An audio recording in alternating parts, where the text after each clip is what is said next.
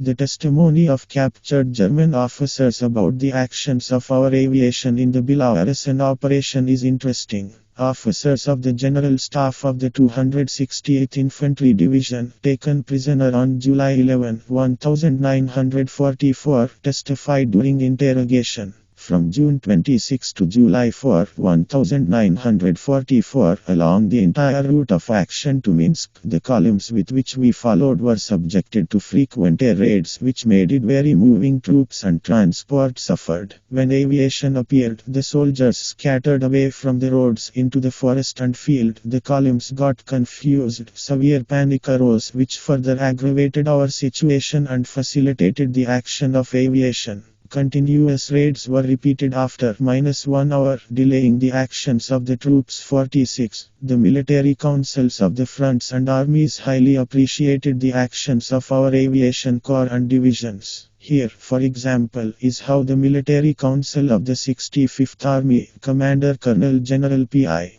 Botov, member of the military council General N.A. Radetsky, Chief of Army Staff General M.V., assessed the actions of the 8th Fighter Bobruisk Red Banner Aviation Corps, Bobkov, fighter aviation of the 8th Fighter Aviation Corps during the period of preparation for breaking through the enemy's defenses, covered the operational concentration of troops with its active actions. During the Bobruisk operation, units of the 8th IAC assisted 65 in breaking through the enemy's defenses, developing success in depth, encircling and destruction of the enemy in the Bobruisk area. The commander of the 8th Air Corps, General A.S. Osipenko, was personally at the command post in close proximity to the 65 command post, which ensured the reliable call of aircraft to the battlefield and their control. The courage and decisiveness of the actions of the personnel of the 8th Air Corps ensured the success of the actions of the ground forces. For their courage and heroism, Military Council 65 expresses gratitude to all personnel. 47. The motherland highly appreciated the military feats of Soviet aviators. 53 pilots and navigators of the 1st, 3rd, 4th, 6th and 16th Air Armies were awarded the title of Hero of the Soviet Union by decree of the Presidium of the Supreme Soviet of the USSR. The actions of the Soviet Air Force in the Belarusian operation introduced a lot of new things into the operational art and tactics of the Air Force. The experience of concentrating the main aviation group on the central sector of the Soviet-German front is very instructive. Here, special attention is paid to the command's efforts to covertly relocate air units and formations initially to airfields located considerable distances from the front line, followed by a subsequent flight to frontline airfields before the start of operations. Of great interest is the organization of interaction between air armies as well as between frontline aviation and long-range aviation. This interaction was organized by representatives of the Supreme Command Aviation Headquarters. It was distinguished by its flexibility in maneuvering aviation forces along the front by transferring air formations from one air army to another, as well as transferring the efforts of the Air Force from one direction to another without changing its base. At the same time, decisions to maneuver by aviation forces were made on the spot by representatives of the Supreme Command Headquarters. The issue of air support and cover for tank, mechanized and cavalry formations was resolved in a somewhat new way. In the interests of the tank army, when entering a breakthrough and developing success in depth, several air corps and individual air divisions operated, the control of which was concentrated in the hands of one of the commanders of the air corps. Centralized aviation control made it possible to quickly switch aviation formations to solve newly emerging combat missions. The actions of fighter aviation were characterized by their use of a free hunt method, not only to destroy enemy aircraft in the air, but to destroy vehicles, railway trains and other small targets. When troops broke through enemy defenses and during other critical stages of the offensive attack, aircraft widely used continuous operations. Continuity was achieved by the actions of groups of attack aircraft according to a developed schedule at short 10-20 minute intervals, as well as by aircraft on duty at airfields and in the air. With the development of our rapid offensive in the center, the Soviet Army, with active air support, inflicted a severe defeat on the enemy on the southern wing of the Soviet-German front and in the Baltic states. During the period from July to November 1944, the Soviet Army cleared Moldova with its capital Chisinau from the invaders, captured the large industrial region of Ploiești and the capital of Romania, Bucharest. In September entered the territory of Bulgaria and completed the liberation of Romania and Bulgaria. Almost the entire territory of the Baltic states from the Nazi invaders reached the Vistula and captured 3 bridgeheads on its left bank. In combat cooperation with Soviet aviation as part of the 2nd, 8th and 17th Air Armies, pilots of Czechoslovak and Romanian units and formations formed and armed with the help of the Soviet Union fought bravely. The 1st Czechoslovak Fighter Regiment began its combat career as part of the 2nd Air Army in July 1944. In September 1944, Czechoslovak pilots relocated to the Zvolen area. There, behind enemy lines, they remained for more than a month, actively supporting the Slovak rebels. Subsequently, the 1st Czechoslovak Mixed Aviation Division was created, armed and trained on the territory of the USSR. Fighting in the same ranks with Soviet aviators, Czechoslovak pilots flew more than 1,400 combat missions until the end of the war and destroyed about 50 fascist aircraft. 48 pilots of the Romanian Air Force took part in completing the defeat of enemy troops and the liberation of Romania. The 1st Romanian Air Corps, in cooperation with the troops of the 2nd Ukrainian Front near Bucharest and Transylvania, from August 24 to October 25, 1944, carried out more than 2,500 sorties and shot down 100 fascist aircraft in air battles. 49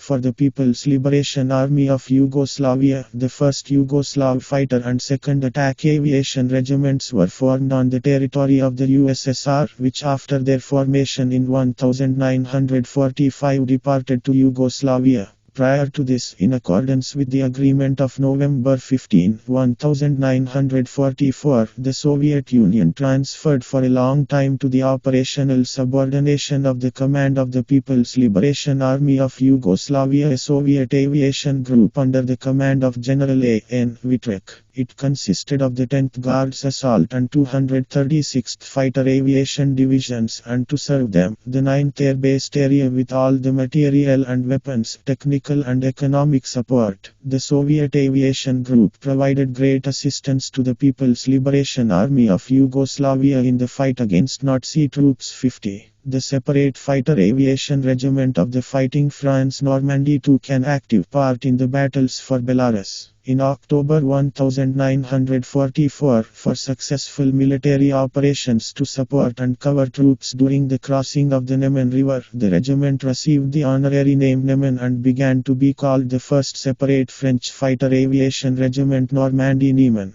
On July 5, 1943, the French Air Squadron was transformed into the 1st Separate Fighter Aviation Regiment of the Fighting France Normandy. Regiment Commander Major Pierre Puiade. From October 28, 1944, Major Louis Delfino. From the Soviet Air Force, Captain I.V. Shurahov was appointed to the regiment as Chief of Staff, and Engineer Captain S.D. Agavalian was appointed Senior Engineer of the regiment. This was due to the fact that French aircraft mechanics were recalled to North Africa in August 1943, and the engineering, technical and staff personnel were replaced by Soviet military personnel. The French regiment received the latest Yak-9 fighters, which had higher performance characteristics compared to the Yak-1 aircraft, higher rate of climb, better maneuverability, speed of almost 600 km per hour. During the summer and autumn of 1944, the pilots of the Air Regiment carried out 78 air battles and shot down 129 enemy aircraft. 51. For the exemplary performance of combat missions of the Soviet command on the front of the fight against the Nazi invaders and the courage shown, the regiment's personnel were awarded many Soviet orders. On September 8, 1944, when the troops of the 3rd Ukrainian Front, with the active assistance of the 17th Air Army, entered the territory of Bulgaria, Bulgarian pilots also joined the fight against the fascist invaders. From September to November 1944, they carried out 4,400 combat sorties. 52. During the operation, the Soviet Air Force provided significant support to the ground forces in solving their assigned tasks. The Communist Party and the Soviet government highly appreciated the activities of the command and headquarters of the Soviet Army Air Force. On August 19, 1944, by decree of the Presidium of the Supreme Soviet of the USSR, the military rank of Air Marshal was awarded to the deputy commanders of the Air Force. G.A. Kozhevnikov, F. Ya. Falali S.A. Khodjnikov, A.V. Nikitin was awarded the rank of Colonel General of Aviation. N.I. Krolenko and N.A. Zarevlev Lieutenant General of Aviation. The same decree awarded the highest military rank of Chief Marshal of Aviation to the Commander of Long-Range Aviation A.E. Golovanov and his deputy N.S. Skripko, Air Marshal. In the summer of 1944, in accordance with an agreement between the governments of the United States and the Soviet Union, shuttle air operations of American aviation were carried out from Soviet airfields. It is known that by the beginning of 1944, the 8th and 15th U.S. Air Armies and British Strategic Aviation were operating in Europe. American aviation was based at airfields in England and Italy and, accompanied by fighters, operated against targets in Germany and its allies mainly during daylight hours. The British Air Force carried out attacks at night. In terms of range, U.S. air escort fighters could not reach targets located in East Germany and the territory of Eastern European countries. In this regard, representatives of the American delegation at a meeting of foreign ministers in Moscow in the fall of 1943 asked the Soviet government to provide them with airfields on the territory of the USSR. The Soviet government reacted positively to this request. The commander of the Soviet Army Air Force received instructions from the Supreme High Command on the preparation of basing, engineering, aviation and logistical support for the U.S. aviation group on the territory of the USSR. For these purposes, as well as to resolve issues related to the combat activities of aviation units of Poland, France and Czechoslovakia from the territory of the USSR, a special department was initially created at the headquarters of the Soviet Army Air Force, and then the Air Force Directorate, head of the department, General S.D. Lewandowicz, which was subordinate directly to the Deputy Commander of the Soviet Army Air Force, General A.V. Nikitin. On February 4, 1944, an order was received from the State Defense Committee, in which the Air Force Command was given fundamental instructions on the procedure for housing and feeding American pilots, supplying air bases with fuel and aerial bombs. 53. It was assumed that up to 360 B-17 Flying Fortress and B-24 Liberator bombers, as well as up to 150-200 escort fighters, would participate in shuttle operations. For American aviation, the Poltava Air Hub was allocated, consisting of the airfields of Poltava, Mirgorod, and Pyatyn.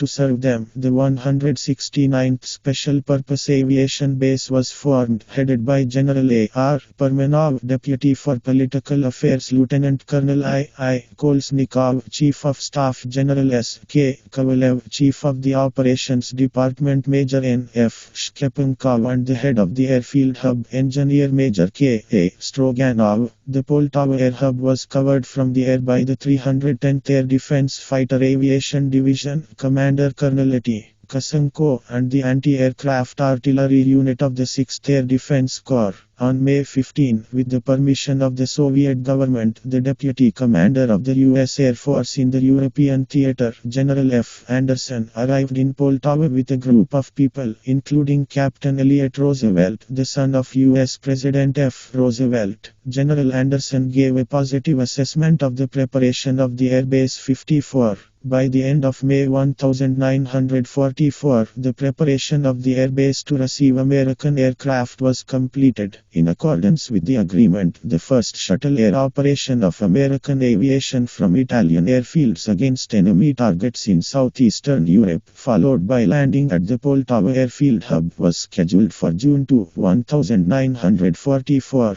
Early in the morning of June 2, up to 750 aircraft of the 15th Air Force, the United States took off from Italian airfields and launched strikes at enemy targets. Some of them returned to their bases, and 128 B-17 bombers, accompanied by 64 P-51 Mustang fighters led by the commander of the 15th Air Army, Lieutenant General K. Ecker, landed at Soviet airfields. At the airfields, as General A.V. Nikitin recalls, the American pilots were given an exceptionally warm welcome. Logistical, special and medical support for the arriving Allied aviation was organized at a high level. Subsequently, shuttle air operations were carried out on June 6 in cooperation with Soviet aviation at targets in the Galati area, with landings at Italian airfields. On July 11, over 1,000 aircraft operated at military targets in Romania and Yugoslavia, with a partial landing after completing a mission to airfields in the Poltava region.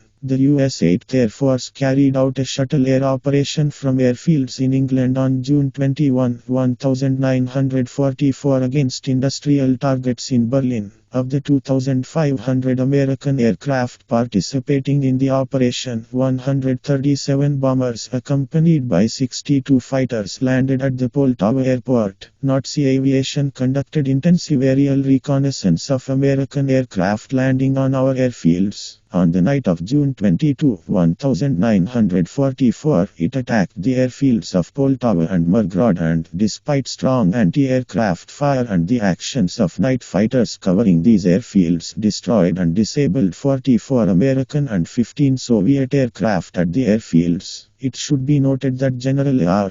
Permanov, on the instructions of the Soviet command, proposed that day that the American command relocate aircraft to other airfields before dark. However, this proposal was rejected. By evening, at the insistence of the Soviet command, American aircraft were dispersed along the boundaries of the occupied airfields, and the majority of the flight personnel were withdrawn from the airfields. All air defense systems have been put on alert. Although these measures reduced the losses of American aircraft from enemy airstrikes, they did not eliminate them. In the second half of July, small groups and single American aircraft landed at the Poltava airport. On July 27, after a strike on enemy targets, 38 P-38 fighter bombers Lightning and 34 P-51 fighters Mustang landed. In September 1944, American aviation carried out shuttle air operations from the Poltava air hub 3 times,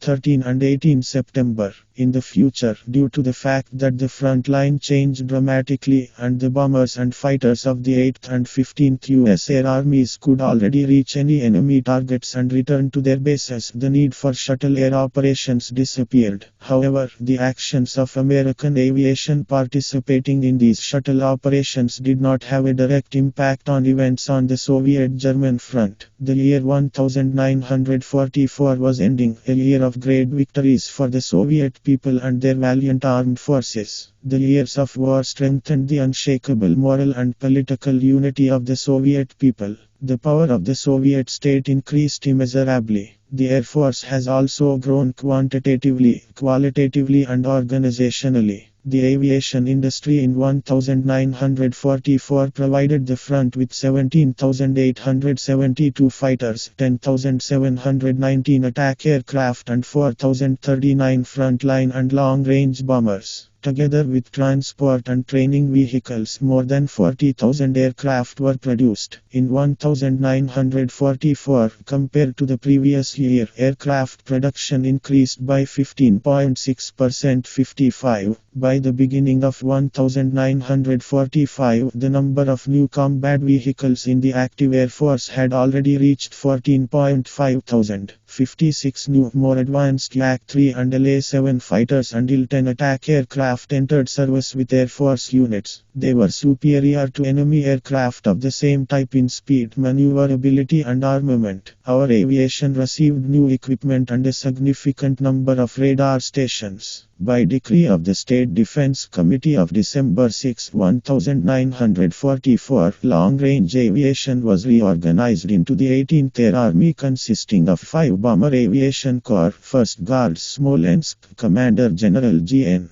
Tupikov, 2nd Guards Bryansk, Commander General E.F. Loganov, 3rd Guards Stalingrad, Commander General V.E. Nestertsev, 4th Gomel, Commander General G.S. Counters, 19th Bomber Commander Colonel M.N. Kalinishkin, and 4 air divisions, 45th Heavy Bomber, Commander Colonel V.I. Lebedev, 56th Fighter, Commander Colonel Edi Babenko, 73rd Auxiliary and 27th Training, and is directly subordinate to the commander of the Soviet Army Air Force. This was due to the need for a wider use of long-range bombers to assist ground forces during the unfolding powerful offensive of the Soviet Army along the entire Soviet-German front. In this regard, the mobility and maneuverability of the Soviet Air Force increased. The organization of control and the conditions for interaction between long-range aviation and air armies of frontline aviation and ground forces have improved. The headquarters of the Soviet Army Air Force, attaching great importance to generalizing the experience of aviation combat operations, on November 18,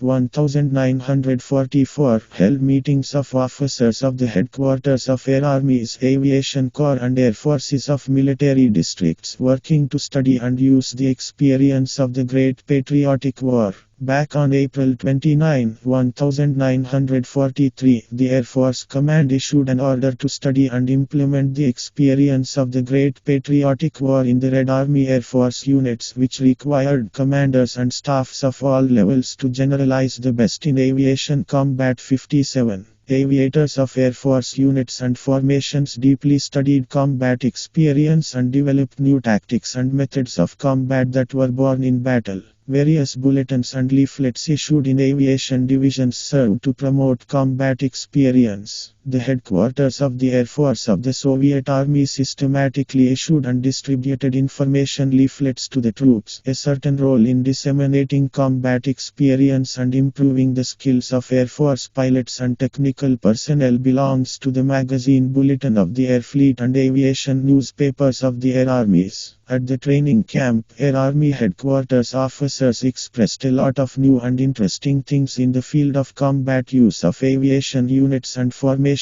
in various types of operations and combat, in organizing and implementing interaction between aviation and troops, in controlling aviation using radio equipment and forward command posts. In his final speech, General N.A. Zarevlev formulated 3 main tasks. The first is to work quickly, to extract the experience of war every day from the combat activities of the Air Force, process it and quickly bring it to subordinate air units. The second is to study the actions of aviation in a short period of time or in one characteristic operation and, on the basis of it, draw conclusions and bring them to parts. The third is to accumulate and preserve materials for future history. The results of the training camp and the main tasks were set out in a directive from the headquarters of the Soviet Army Air Force. 58. The most complete reflection of combat experience was found in the new manuals on combat operations of assault, NSH-44 bomber, NBA-44 fighter, NIA-45 and reconnaissance aircraft, developed in 1944 by the military academies together with the Air Force headquarters under the leadership of the Military Council. RHVoice, summarizing the rich experience of the war, the use of new aircraft that entered service.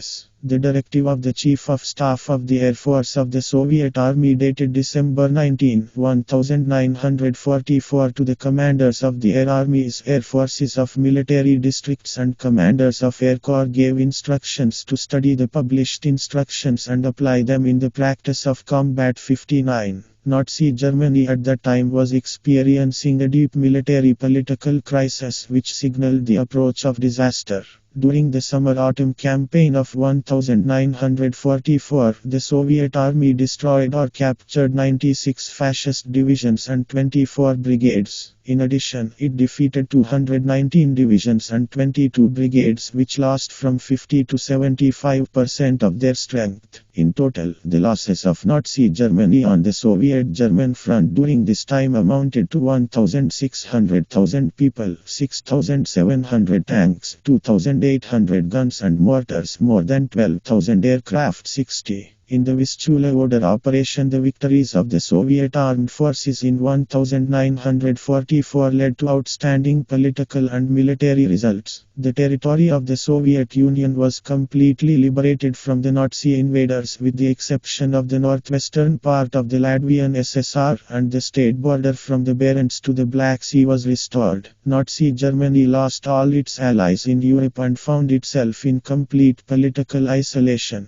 The front approached its borders and in East Prussia crossed them. On the entire Soviet-German front, our air force had strategic air supremacy. In 1945, the Supreme Command Headquarters set the task of completing the defeat of the armed forces of Fascist Germany and assisting the countries of Central and Southeastern Europe in liberating themselves from fascist enslavement and forcing Fascist Germany, together with its allies, to unconditionally surrender. According to the plan of the Supreme High Command, our troops were to simultaneously deliver crushing blows along the entire front, defeat enemy groups in East Prussia, Poland, Czechoslovakia, Hungary, and Austria. The main efforts were concentrated on the Warsaw-Berlin direction. Subsequently, the Soviet army was to occupy Berlin, liberate Prague and victoriously end the war. The idea of the Vistula Order operation was to deliver simultaneous powerful attacks on the enemy in the Poznan and Breslau directions, defeat Army Group A, which was defending on Polish territory, reach the order and provide favorable conditions for delivering the final blow to Berlin. The offensive was planned to begin on January 20, 1945, but Nazi troops put the Anglo-American troops in the Ardennes in a difficult situation. At the request of the British government, the Supreme Command Headquarters decided to accelerate the start of the offensive of the Soviet troops. In the January offensive, Soviet troops had to defeat the enemy in Poland and complete the liberation of the Polish people from Hitler's tyranny. The task of defeating the Nazi occupiers in Poland was entrusted by headquarters to the troops of the 1st Belarusian and 1st Ukrainian fronts. The troops of the left wing of the 2nd Belarusian front were to attack on the right flank, and the troops of the right wing of the 4th Ukrainian front were to attack on the left flank. The troops of the 1st Belarusian front were covered and supported from the air by the 16th Air Army, Commander General S.I. Rudenko, Deputy for Political Affairs General S. Vinogradov, Chief of Staff General P.I. Breko, 1st Ukrainian Front, 2nd Air Army, Commander General S.A. Krasovsky, Deputy for Political Affairs General S.N. Romazanov, Chief of Staff General S. Pronin. The combat strength of the two air armies of frontline aviation included 4,770 combat aircraft. Enemy aviation was significantly inferior to us in quantitative and qualitative terms. Enemy troops covered and supported units of the 6th Air Fleet 61. Up to 450 aircraft operated in front of the troops of the 1st Belarusian front. This was no longer the same enemy with which we had to fight in the first years of the war. Now Soviet aviation was superior to it in all respects. Although the Germans tried to use new single-jet aircraft for the first time in the Vistula region, they did not have any significant impact on the change in the air situation. 62. Aviation units and formations of air armies carefully prepared for the upcoming operation. Particular attention was paid to studying the enemy, commissioning young pilots, and dive bombing against small targets. Many measures were taken to ensure the secrecy of preparations and the surprise of the use of aviation. The arrival of new air formations was kept in deep secrecy, and many of them arrived. The commanders and leaders of aviation groups who went to the front line to study objects of action on the battlefield were dressed in sheepskin coats without shoulder straps or insignia. The Soviet Air Force was supposed to maintain strategic air supremacy and, with concentrated attacks on the enemy, assist the ground forces and navy in carrying out their assigned tasks. The 3rd Fighter Aviation Corps, Commander General E.A. Savitsky, the 9th Attack Aviation Corps, Commander General I.V. Krupski, the 183rd Bomber Aviation Division, Commander Colonel M.A. Sitkin, 242nd Night Bomber Aviation Division, Commander Colonel P.A. Kalanin, 1st Guards Fighter Aviation Division, Commander Colonel V.V. Sukhryabov, 63. False airfields were built, models of aircraft were installed on them, and the movement of airfield and military equipment was simulated. For example, in the 16th Air Army, 818 mock-ups of aircraft and special vehicles were installed at 55 false airfields. Most of the false airfields operated around the clock and were so plausible that they did not raise any doubts among the enemy.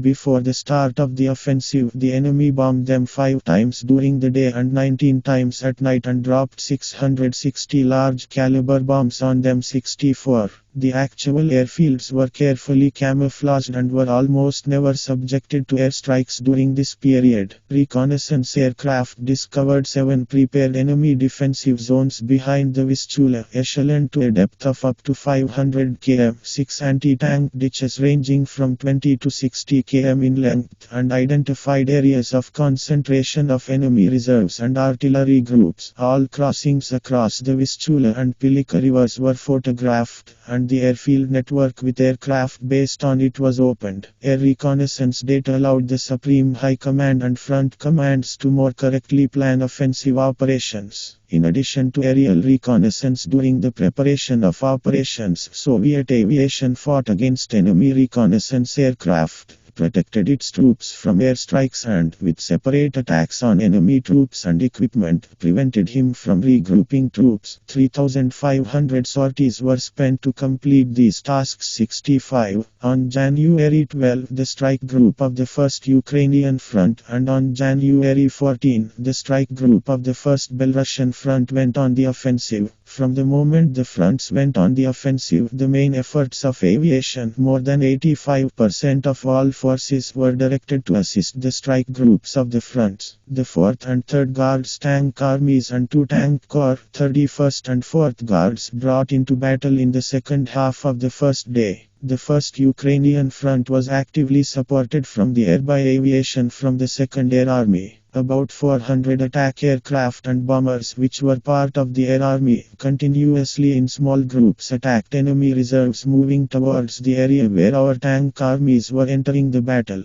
Aviation thwarted the plans of the enemy, who was trying to launch a strong counterattack. The 2nd Air Army, in the interests of the advancing tank armies and corps, carried out about 4,000 combat sorties on January 16 and 17 alone. 66. Assault and bomber aircraft, closely cooperating with combined arms and tank armies, struck the enemy's retreating columns, disorganized their withdrawal to intermediate lines of defense, which contributed to the front forces in defeating the main forces of the German 4th Tank Army and operational reserves located against our troops operating from the Sandomier's bridgehead. Soviet aviation actively assisted the troops in crossing the Nida, Pilika, and Vorta rivers and advancing their forward detachments to the line of Radomsk, Chestovo, and Tarnow. The 16th Air Army, concentrating its efforts on covering and air support for the 1st and 2nd Guards Tank Armies, Tank and Cavalry Corps, began actively assisting them in completing their assigned missions from January 16.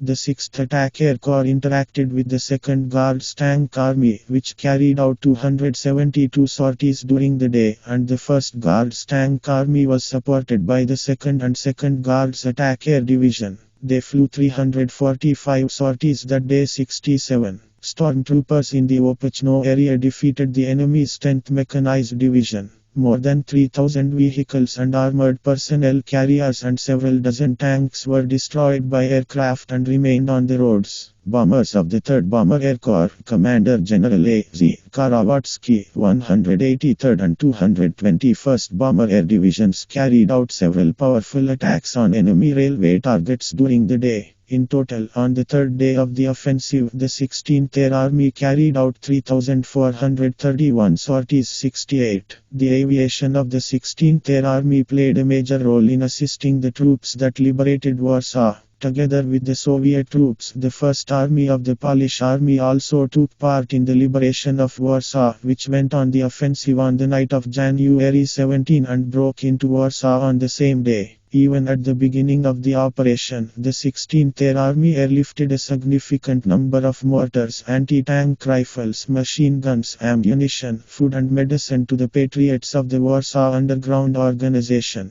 During the 4-day battles of the front forces for the liberation of Warsaw, the 16th Air Army carried out 6,493 combat sorties. In addition, the 4th Polish Mixed Aviation Division carried out about 400 combat aircraft sorties 69. By the end of January 17, the main enemy forces were defeated by the efforts of troops from two fronts and aviation. The capital of Poland, Warsaw, was liberated from the German invaders. With the further advance of the front forces towards the Oder River, our aviation, despite poor meteorological conditions, continued to assist the ground forces in pursuing the retreating enemy. However, the conditions for the operation of Soviet aviation became more difficult with the advance of front troops to the west. The sudden thaw caused severe muddy roads. Field airfields are out of order.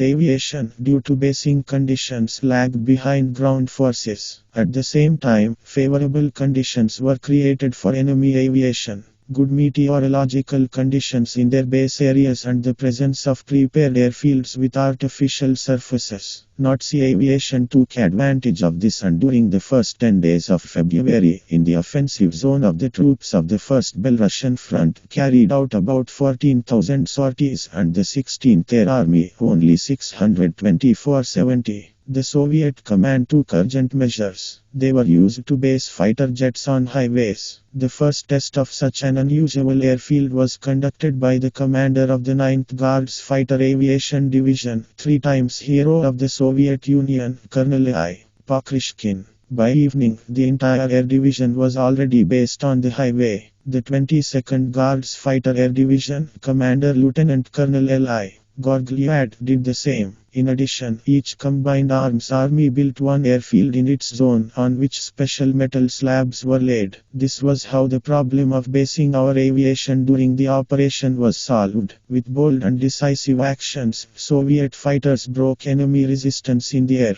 If in the second 10 days of February enemy aviation carried out more than 3,000 sorties, then in the third only 670. During the same time, the 16th Air Army alone carried out more than 10,000 sorties 71. To carry out combat missions during the pursuit period from January 18 to February 3, the 16th and 2nd Air Armies carried out more than 42,000 sorties. The 3rd, 6th and 13th Fighter Air Corps of the RVGK, led by General C. Ya. Savitsky, I.M., Jusov and B.A. Signev were especially distinguished. The formations they led reliably protected ground troops from airstrikes and boldly stormed the enemy on the ground. The 18th Air Army of Long-Range Aviation, in the interests of the troops of the 1st Ukrainian and 1st Belarusian fronts, disrupted the enemy's railway transportation by night actions and prevented the concentration of his reserves. From 17 to 26 January, she carried out more than 600 combat sorties. In the Vistula-Oder operation, Soviet aviation once again showed that it was capable of continuously and effectively supporting and covering advancing troops throughout the entire operation in difficult weather conditions. During the offensive operation from the Vistula to the Oder, units of fighter aviation formations were relocated 7 times and attack aircraft 6. 54,000 combat sorties were carried out by pilots of 2 air armies. Our fighters carried out 1,150 air battles and destroyed 908 enemy aircraft 72. In the East Prussian operation simultaneously with the powerful offensive from the Vistula to the Oder, the Soviet armed forces launched offensive operations in East Prussia and northern Poland. The Supreme High Command headquarters, planning the East Prussian operation, set the Soviet troops the task of cutting off Army Group Center from the rest of the forces of the Nazi army, pressing it to the sea, dismembering it and destroying it piece by piece 73. The solution to this task was entrusted to the troops of the 3rd and 2nd Belarusian fronts with the assistance of the Air Force and the Red Banner Baltic Fleet. The Soviet Aviation Group consisted of the 1st Air Army of the 3rd Belarusian Front, Commander General T. Kryukin, Deputy for Political Affairs General I. G. Litvinenko, since March, General I. T. Chnishev, Chief of Staff General I. M. Belov, and the 4th Air Army of the 2nd Belarusian Front, Commander General K. A. Vershinin, Deputy for Political Affairs General F. Verov, Chief of Staff General A. N. Alexeyev. In total, the two air armies reinforced by the aviation reserves of the Supreme High Command numbered more than 3,000 aircraft 74. In addition, part of the aviation forces of the 3rd Air Army of the 1st Baltic Front and the 18th Air Army was involved. The coordination of the actions of the air armies in the operation was carried out by the representative of the Supreme Command Headquarters for Aviation, Air Marshal F. Ya. Falaliv. The German Army Group Center was supported by the 6th Air Fleet, consisting of 775 aircraft 75. In the upcoming offensive operation, the Supreme Command Headquarters and the front commanders assigned a large role to aviation. In order to achieve surprise in the actions of troops and aviation on the main direction in the 3rd Belarusian Front, false preparations for an offensive were carried out on the left wing of the front. From January 1 to January 10, the 1st Air Army covered a false concentration of troops in the Suwalki area. In this direction, false airfields were created on which mock-ups of 100 attack aircraft and 60 fighters were installed. In the area of the false airfields there were radio stations simulating the work of the headquarters of the Air Army, the Assault Aviation Corps and 3 bomber divisions. Camouflage measures were also carried out in other air armies. On the morning of January 13, 1945, the offensive of the troops of the 3rd Belarusian Front began, and on January 14, the troops of the 2nd Belarusian Front began. On the night before the offensive, the aviation of the 1st Air Army conducted powerful aviation training, flying 740 sorties. On the afternoon of January 14, aviation assisted the troops of the 5th Army in repelling strong enemy counterattacks. On January 15, the 1st and 3rd Air Armies, with a force of 1,320 aircraft, inflicted several powerful successive attacks on the main centers of enemy resistance, as a result of which the front forces advanced up to 10 km and completed the breakthrough of the main defense line. On the 4th day of the operation, 342 bombers of the 1st and 3rd Air Armies launched a massive attack on the strong points of the enemy's 2nd defense line in the area where the 2nd Guards Tank Corps was entering the battle. A second strike by 284 bombers was carried out 3 hours after the first on targets on the 3rd defense line. Aviation support for the combat operations of the Tank Corps was provided by 5 bomber air divisions, 3 attack aircraft divisions and 1 fighter air division. In total, on January 16, the aviation of the two air armies made more than 2,800 sorties 76. By the end of January 18, the troops of the 3rd Belarusian Front, with the active assistance of aviation, had broken through the enemy's defenses on a wide front. To assist the front forces, the 1st and 3rd Air Armies flew 10,350 sorties 77. In the offensive zone of the troops of the 2nd Belarusian Front, the 4th Air Army actively contributed to the entry into battle of 2 tank corps on January 15 and 1 mechanized corps on January 16, and the next day, the entry into battle of the 5th Guards Tank Army. Aviation played a major role in destroying the encircled enemy group in the fortified city of Thorn.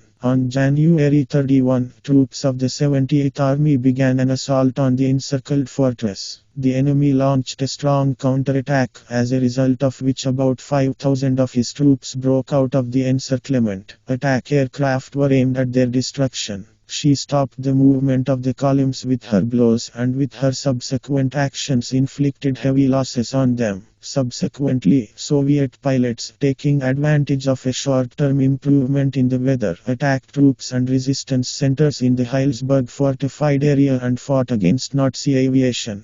From January 19 to February 9, the 4th Air Army flew 8,130 and the 1st Air Army 9,740 sorties 78. The troops of the fronts captured a significant part of the Zemland Peninsula, bypassed Königsberg on three sides and reached the Heilsberg fortified area. The East Prussian group suffered heavy losses and was cut into three parts. On February 10, the second stage of military operations in East Prussia began, the elimination of isolated enemy groups. The implementation of these tasks was entrusted to the troops of the 3rd Belarusian and 1st Baltic fronts. On February 18, 1945, in the Melzak area, the commander of the 3rd Belarusian Front, Army General I.D. Chnyakhovsky, was mortally wounded. By order of the Supreme Command Headquarters dated February 18, 1945, Marshal of the Soviet Union A.M. Vasilevsky was appointed commander of the troops of the 3rd Belarusian Front, who arrived at the front headquarters on February 20. On February 23, the Supreme High Command Headquarters ordered the commander of the Soviet Army Air Force, Air Chief Marshal A.A. Novikov, to also leave for East Prussia to the 3rd Belarusian Front to coordinate the actions of the participating aviation forces. On February 24, A.A. Novikov with the operational group of the headquarters of the Soviet Army Air Force flew to the 3rd Belarusian Front on a military transport plane.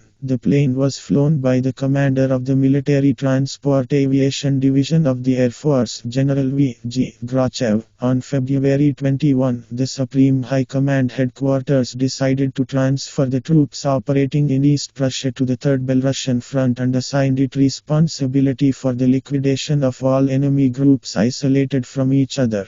In accordance with this decision, the 1st Baltic Front was abolished from 24 hours on February 24, 1945, and its troops, renamed the Zemland Group, were included in the 3rd Belarusian Front. The united 3rd Belarusian Front also included the 3rd Air Army, and the front began to have two Air Armies 79. In the second half of March, front troops, in conditions of spring thaw and continuous fog, dismembered and defeated the Nazis occupying the Heilsberg fortified area. The next task was to defeat the enemy group in Königsberg. The plan for defeating the Königsberg group was to use powerful strikes of troops from the north and south towards each other, with the active support of aviation, to cut through the forces of the garrison and take the city by storm. To pin down the Zemland group of the enemy, an auxiliary attack was planned from the Königsberg area in a westerly direction towards Pillau, Baltisk.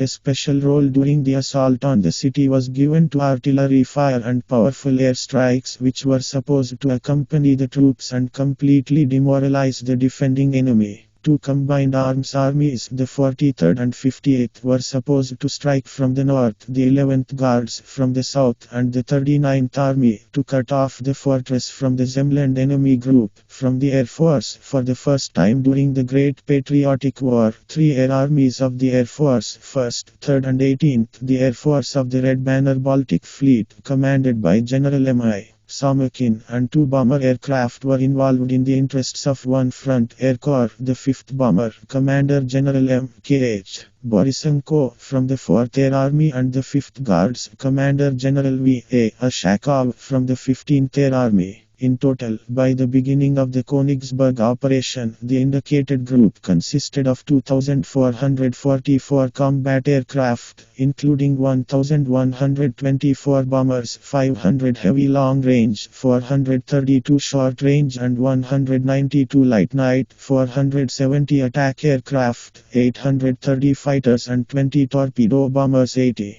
All aircraft, with the exception of 150 Fleet Air Force aircraft aimed at disrupting enemy transport by sea, were intended for action on the land front. During the war, the Soviet command accumulated extensive experience in controlling large masses of aviation in strategic operations of front groups and independent air operations. but their all aviation operations were carried out on a wide front. Here it was necessary to bring into battle more than 2,000 combat aircraft of 5 aviation operational formations on a very narrow sector of the front, since the main goal of the operation was the defeat of the Königsberg Group and the capture of the city and fortress of Königsberg. The enemy attached not only military but also political significance to Königsberg, one of the most important military industrial regions of Germany, the center of East Prussia. It was, as is known, the center of the Prussian military. To defend the city, the enemy recruited about 130,000 people, up to 4,000 guns and mortars, more than 100 tanks and assault guns. 170 combat aircraft were based at the airfields of the Samland Peninsula, Großdersheim, Großhubniken and Neutef. The Nazis created 4 defensive lines around Königsberg and inside it. The first, external contour, consisted of a system of trenches, an anti-tank ditch, a line of battlements, anti-personnel barriers and minefields. The second, internal contour, included pillboxes, bunkers and 15 powerful ancient forts with solid garrisons. The third ran along the outskirts of the city and was a complex of reinforced concrete firing points and buildings prepared for defense. The fourth encircled the central part of the city and consisted of bastions, towers and durable buildings. Königsberg was protected from air attack by 56 anti-aircraft batteries, about 450 guns. The city had large underground warehouses with ammunition and food. It is clear that to defeat such a group and capture Königsberg, a lot of careful preparation was required. Aviation, together with the heavy artillery of the front, had to play a major role here.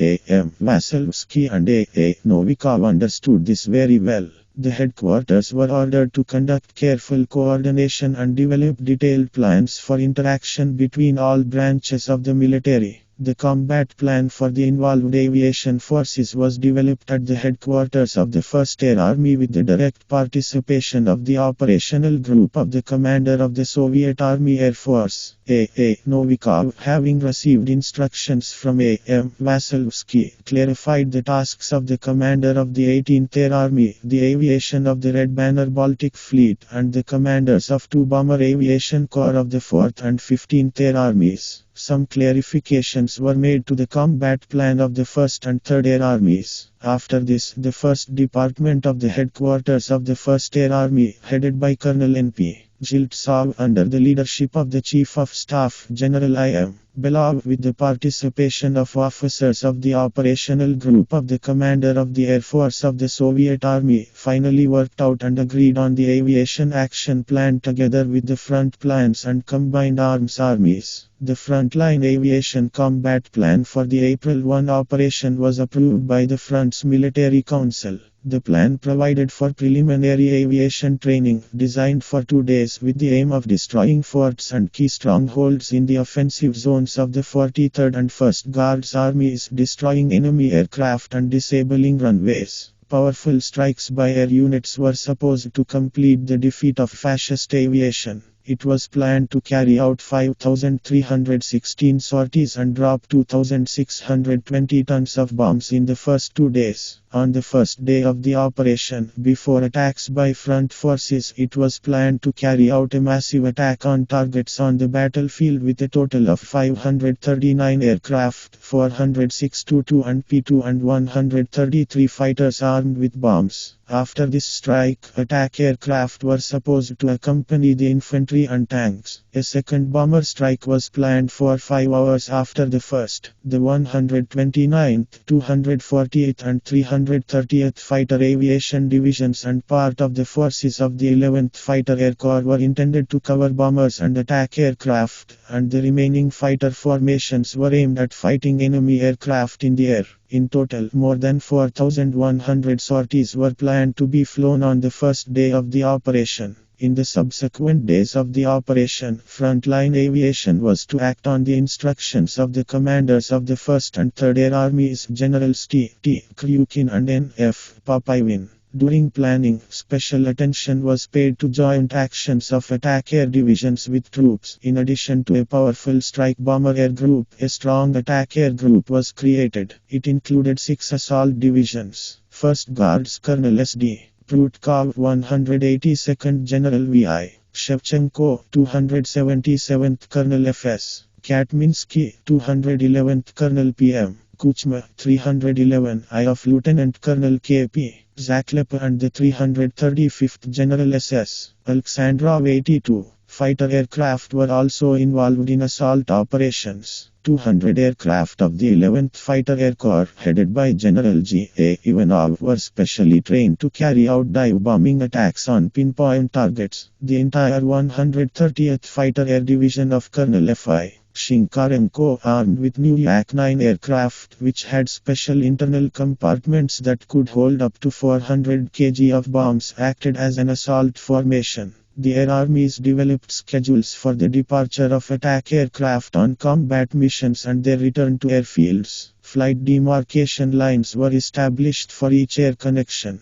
All air divisions had their own routes and altitudes to and from their objectives. For night operations of our aviation, so that the pilots could accurately navigate, it was planned to light fires along the front edge of our troops and mark the center of Königsberg with a crosshair of searchlight beams. 3 days before the start of the operation, the commanders of the Air Corps and Air Divisions received photographic tablets of the city of Königsberg, large-scale diagrams and maps with numbered targets and instructions on the combat use of aviation. On the eve of the operation, aviation officers with portable radio stations were sent to the ground forces to guide our aircraft to enemy targets in the field of visual visibility. Operational groups and aviation representatives were sent to the command posts of the combined arms armies to interact and control the attack aircraft directly interacting with the advancing troops. What role was assigned to aviation in the capture of the city and fortress of Königsberg can be seen from the fact that A.M. Vasilevsky, due to the expected bad weather, postponed the start of the assault from April 5 to the 6th. A.A. Novikov ordered the head of the meteorological service of the Soviet Army Air Force, General V.I. Altovsky, to gather meteorological specialists in Moscow and at 16:00 on April 4 report an updated weather forecast in the Königsberg area for April 5 and 6. On April 6, according to the forecast of the Moscow Air Force Weather Service, satisfactory weather was expected for aviation operations. In fact, it was only flightable on the morning of April 7.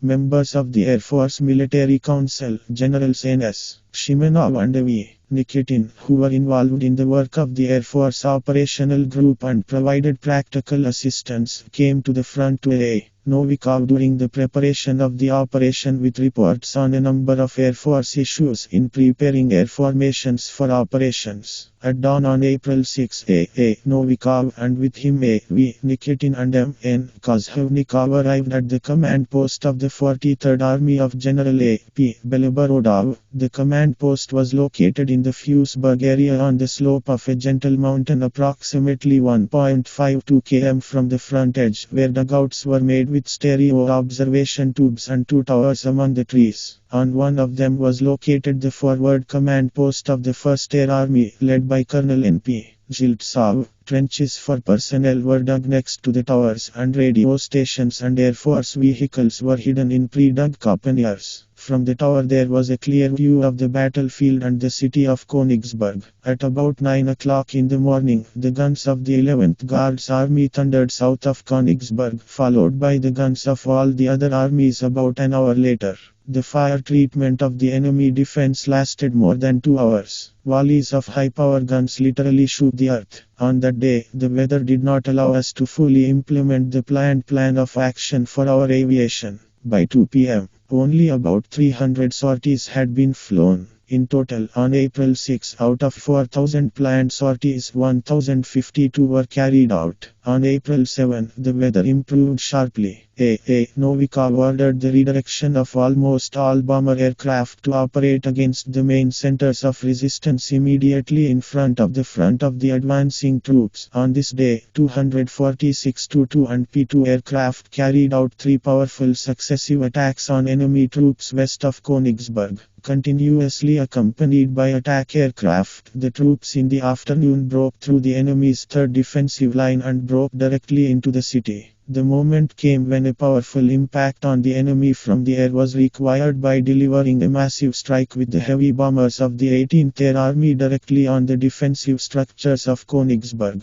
Bringing the main striking force of aviation into battle was not an easy task, since the 18th Air Army was used for the first time in daylight conditions. Before that, she operated mainly at night. Permission for its combat use was received from the General Staff from General I. Antonov. The start of a massive attack by the 18th Air Army was scheduled for 1310 on April 7. To directly cover the heavy bombers, 124 fighters and 108 fighters were allocated from frontline aviation for continuous patrols over the city for the entire period the bombers passed over Königsberg. In addition, 20 minutes before the aircraft of the 18th Air Army approached the city, enemy fighter aircraft airfields were attacked by 118 Il-2 attack aircraft and P-2 bombers. From the command post tower, the approaching planes of the 18th Air Army were clearly visible. 514 heavy bombers delivered a powerful massive attack on the strongholds and forts of Königsberg. The troops had never seen such a powerful strike from our aviation in daylight conditions in good sunny weather. The roar of large caliber bombs exploding in Königsberg did not cease for about an hour. 3,743 bombs with a total weight of 550 tons were dropped on the enemy 83. The whole city was covered in smoke. Many strong points and forts were destroyed. After such a strike, enemy resistance dropped sharply, and our troops began to quickly advance towards the city center. Not a single enemy fighter was able to break through to our bombers, and the attack aircraft disabled the anti-aircraft artillery. The heavy bombers of the 18th Air Force all returned safely to their bases after the strike. Much credit for preparing air formations for the strike and for carrying out the most massive strike by the 18th Air Army belongs to its command, led by Air Chief Marshal A. E. Golovanov. Following this attack, frontline bombers and attack aircraft guardsmen of Generals V. A. Ushakov and M. K. H. Borisenko successfully operated. On the day of April 7, Soviet aviation carried out about 5,000 and on the night of April 8, 2,000 combat sorties. Our Air Force has never carried out such a number of combat sorties in one day in the interests of the offensive of troops on one front. On April 8, the air assault on the fortress continued. Two massive strikes with up to 2,000 aircraft were carried out that day against a German tank group west of Königsberg. By the end of the third day of the operation, aviation and artillery destroyed a large number of fortifications and inflicted serious damage on enemy troops. On April 9, the heroic troops of the 3rd Belarusian Front, with the active support of aviation, stormed the city and fortress of Königsberg. The remnants of the enemy garrison capitulated. In 4 days, Soviet aviation carried out more than 14,000 combat sorties and dropped 4,440 tons of bombs on the enemy. Prisoners of war confirmed the great effectiveness of our airstrikes. Thus, one of the senior officers who was in the fortress as an aviation representative of the German High Command testified that aviation was one of the reasons that forced General Laish to say that there was no point in resisting further. The Königsberg operation was very short in terms of its duration. But by its nature, the number of aviation forces involved, its massive use and effectiveness of actions, it was, as it were, a dress rehearsal for the assault on Berlin, the last fortress of Nazi Germany in the aggressive war it unleashed. The actions of aviation in the Königsberg operation were summarized and a message with results and analysis was placed in the information collection of the Soviet Army Air Force. The Communist Party and the Soviet government highly appreciated the services of the Soviet pilots. After the operation, the ranks of our aviators were replenished with 4 more twice heroes of the Soviet Union: General T. Kryukin, Pilot Commanders E. M. Kongertsev, G. M. Milnikov, G. M. Parshin, Chief Marshal of Aviation A. Novikov, and pilots V. A. Aleksenko, A. I. Kazim, A. N. Prokhorov and N. I. Semko were awarded the title of Hero of the Soviet Union 84. Together with Soviet pilots of the French Fighter Aviation Regiment Normandy, Neman took part in the operation. In January 1945 alone, the regiment carried out over 500 combat sorties and destroyed about 60 enemy aircraft in the air and at airfields. 24 officers of the aviation regiment were awarded Orders of the Soviet Union. During the period from March 23, 1943 to May 2, 1945, the French regiment Normandy covered the battle path from Kaluga to Königsberg. The pilots flew 5,062 combat missions, conducted 869 air battles and shot down 266 German aircraft. 80 pilots were awarded the Order of the Soviet Union and 4 of them, M. Albert, R. D. L. A. Paipu, M.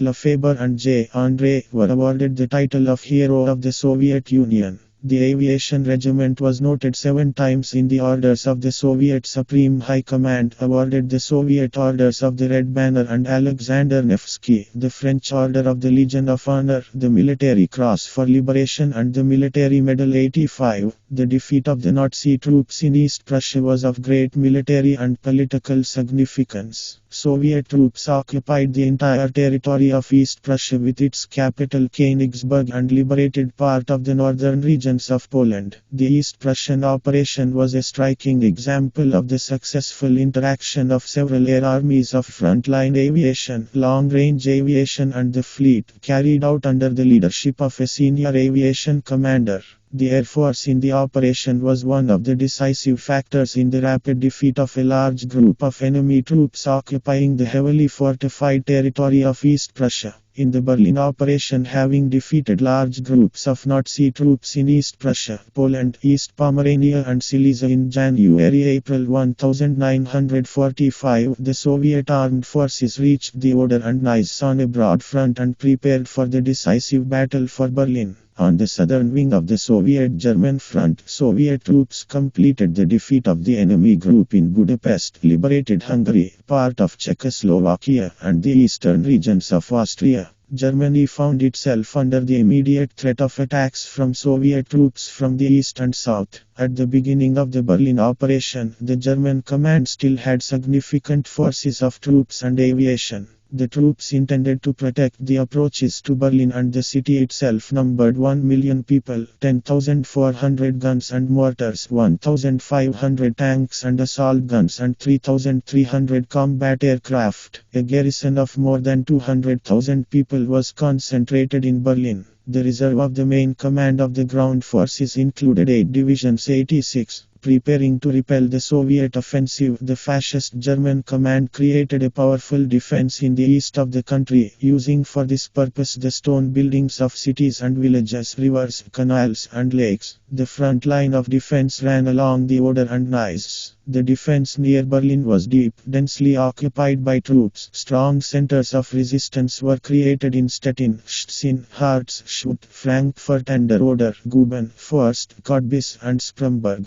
The most powerful defense was against the Kastrin bridgehead, occupied by Soviet troops. In Berlin alone there were more than 400 permanent reinforced concrete structures. The fascist German aviation was preparing for stubborn resistance, which consisted of up to 70% of fighters, including up to 120 Mi-262 jets and projectile aircraft 87. The Soviet Supreme High Command concentrated a strong group of troops and aviation in the Berlin direction. Soviet troops outnumbered the enemy in men by 2.5 times, in artillery by 4 times, in tanks and self-propelled artillery by 4.1 times, in aviation by 2.3 times 88. The strategic concept of the operation was to crush enemy defenses in a number of directions with powerful strikes from the troops of the 2nd and 1st Belarusian and 1st Ukrainian fronts with the assistance of the Air Force in the zone from Stettin to Penzik, and to dismember the Berlin grouping into several isolated parts and subsequently encircling and destroying it. After capturing Berlin, the advancing troops of the fronts were supposed to reach the Elbe on the 12th-15th day of the operation on a wide front where they would unite with Anglo-American troops, force Germany to capitulate and end the war in Europe. 89.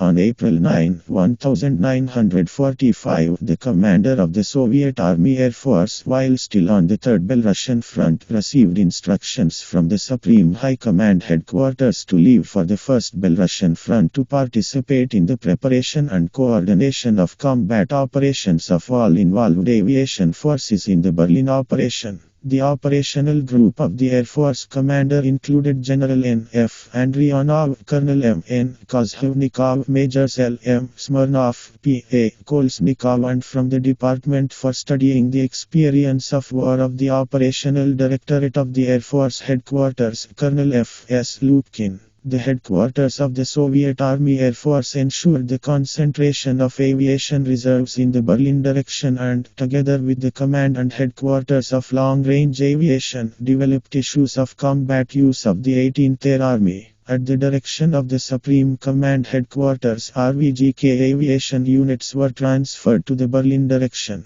Thus, the 16th Air Army concentrated the 6th Bomber Air Corps, Commander General I.P. Skok, the 1st Guards Fighter Air Corps, Commander General E.M. Biletsky, the 113th and 138th Bomber Divisions, 248th Fighter Air Division, Commanders Colonel M.S. Finajinov and Hero of the Soviet Union Colonel A.I. Pushkin and General G.V. Zymin. The Soviet aviation group consisted of 3, 4th, 16th and 2nd Air Armies of frontline aviation, commanded by Generals K.A. Vershinin, S.I., Rudenko, S.A., Krasovsky and the 18th Air Army Long-Range Aviation Air Chief Marshal A.E. Golovanov. There were 50 aviation formations in the 2nd and 16th Air Armies, of which 32 were assigned from the Supreme High Command Reserve. The 4th Air Army consisted of 15 aviation formations, including 6 attached from the Supreme High Command Reserve. At the beginning of the operation, the 16th Air Army of the First Belarusian Front had 28 aviation divisions and 7 separate aviation regiments. The Army had 3,033 operational combat aircraft, 533 day and 151 night bombers, 687 attack aircraft, 1,548 fighters, 114 reconnaissance and spotter aircraft. At the beginning of the Berlin operation, the 16th Air Army was the largest in our Air Force. 90. Together with the soldiers of the 1st and 2nd Armies of the Polish Army, the 1st Polish Mixed Aviation Corps and the 4th Polish Mixed Aviation Division took part in the operation.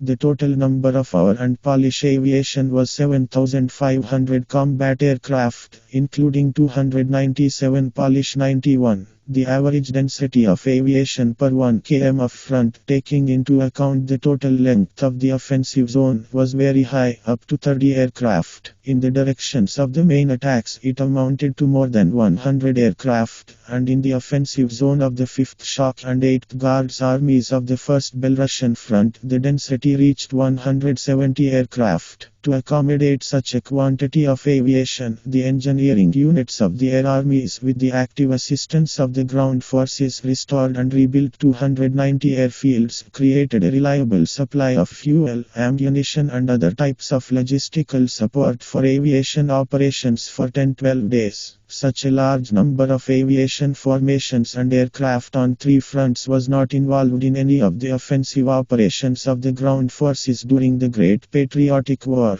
For the purposeful and highly effective operational use of all aviation forces in an operation, coordination of their efforts was required. Coordination of the time and sequence of massive strikes, determination of their action zones as well as airfields for landing air units after completing a combat mission in the zones of neighboring fronts. All these issues were resolved by the Air Force commander as a representative of the Supreme Command headquarters together with the commanders of the front forces and air armies directly in the combat area. Front aviation was assigned the following tasks: to firmly maintain operational supremacy in the air, reliably cover troops and rear front facilities from attacks by enemy aircraft, conduct aviation training and support ground forces when breaking through the enemy's tactical defense zone, assist the troops of the 2nd Belarusian and 1st Ukrainian fronts in crossing the Oder, Nis and Spree rivers, ensure the entry of tank armies into battle,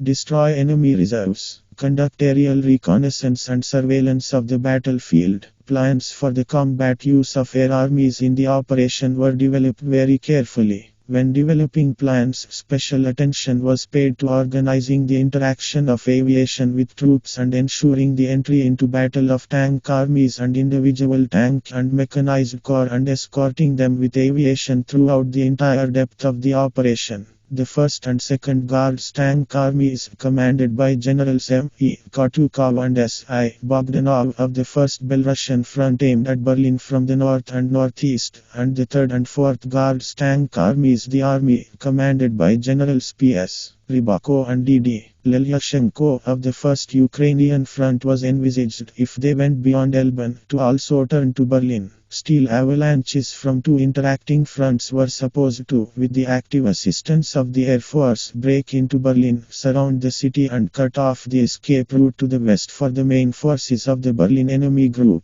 The plans provided for the allocation of up to 75% of the aviation of the 16th and 2nd Air Armies to support the tank armies. In the direction of the main attack of the troops of the 1st Belarusian Front, launched from a bridgehead on the Oder River, west of Kostrin, the main forces of the Air Army in the amount of 2,453 aircraft were allocated to support 2 combined arms and 2 tank armies, while the northern and southern auxiliary groups were supported by air for only 1 air division. According to the plan for the combat use of aviation of the 2nd Air Army, on the first day of the operation, April 16, it was planned to launch 4 massive strikes against the enemy with forces of 800, 570, 420 and 370 aircraft, and in the intervals between strikes small groups of aircraft of all types of aviation were to operate 92. The organization of combat operations of the 4th Air Army also had its own characteristics. Due to the location of the artillery of the 2nd Belarusian Front on the eastern bank of the Oder, the suppression and destruction of enemy targets located in the depths was assigned to aviation, mainly attack aircraft. Since the bomber group of the 4th Air Army was not powerful enough, it was planned to carry out more than 4,000 sorties on the first day of the offensive. The 18th Air Army was also carefully preparing for the operation, which, before the start of the offensive in the dark, was supposed to deliver the first massive strike on the main strongholds of the second line of defense in the direction of the main attack of the troops of the 1st Belarusian Front, and then during the offensive inflict a number more powerful air strikes. The commanders of the Soviet Army Air Forces, together with the front commands, paid a lot of attention to organizing the interaction of aviation with troops. The commanders and headquarters of the air armies were required to develop detailed plans for interaction with each tank and combined arms army. During the preparation, reports from the commanders of the air armies and commanders of air units were repeatedly heard. Amendments and corrections were made. The commanders' attention was drawn to the possibility of strong opposition in the air from the enemy. It was known that the enemy aviation group, which supported Army Group Vistula and partly Center, included formations of the 6th Air Fleet and the Reich Air Fleet, the basis of which was the air defense aviation of the Berlin zone. At the airfields of Berlin, the Nazis had both Me-262 jet aircraft and Mistral missiles 93. Enemy troops covered about 200 anti-aircraft batteries and 600 anti-aircraft guns were concentrated directly for the defense of Berlin 94. The near end of the war, which was felt by the entire flight crew, and our overall great superiority in aviation forces could give rise to relaxation and complacency. Therefore, it was necessary to carry out a lot of explanatory work with all personnel and mobilize them to perform the assigned tasks perfectly. This task was carried out with great success by political workers of the Air Armies Party and Komsomol organizations. They brought to the consciousness of every pilot, navigator, radio operator, technician, engineer, staff and logistics officer the great tasks that had to be solved in the upcoming battle with an even stronger enemy who resisted with a frenzy of hopelessness, who brought so many tears and grief to the Soviet people and the peoples of the enslaved countries. On the night of April 16, A. Novikov went to the observation post of the 8th Guards Army, where the front leadership was located, headed by Marshal of the Soviet Union G.K. Zhukov, a member of the Military Council, General K.F. Telegin, and the command of this army led by General V.I. Chkov. On April 16, at 3 a.m. Berlin time, a powerful, unprecedented artillery preparation began. Thousands of shell and mine explosions shook the air. It was light from the flashes of gunfire.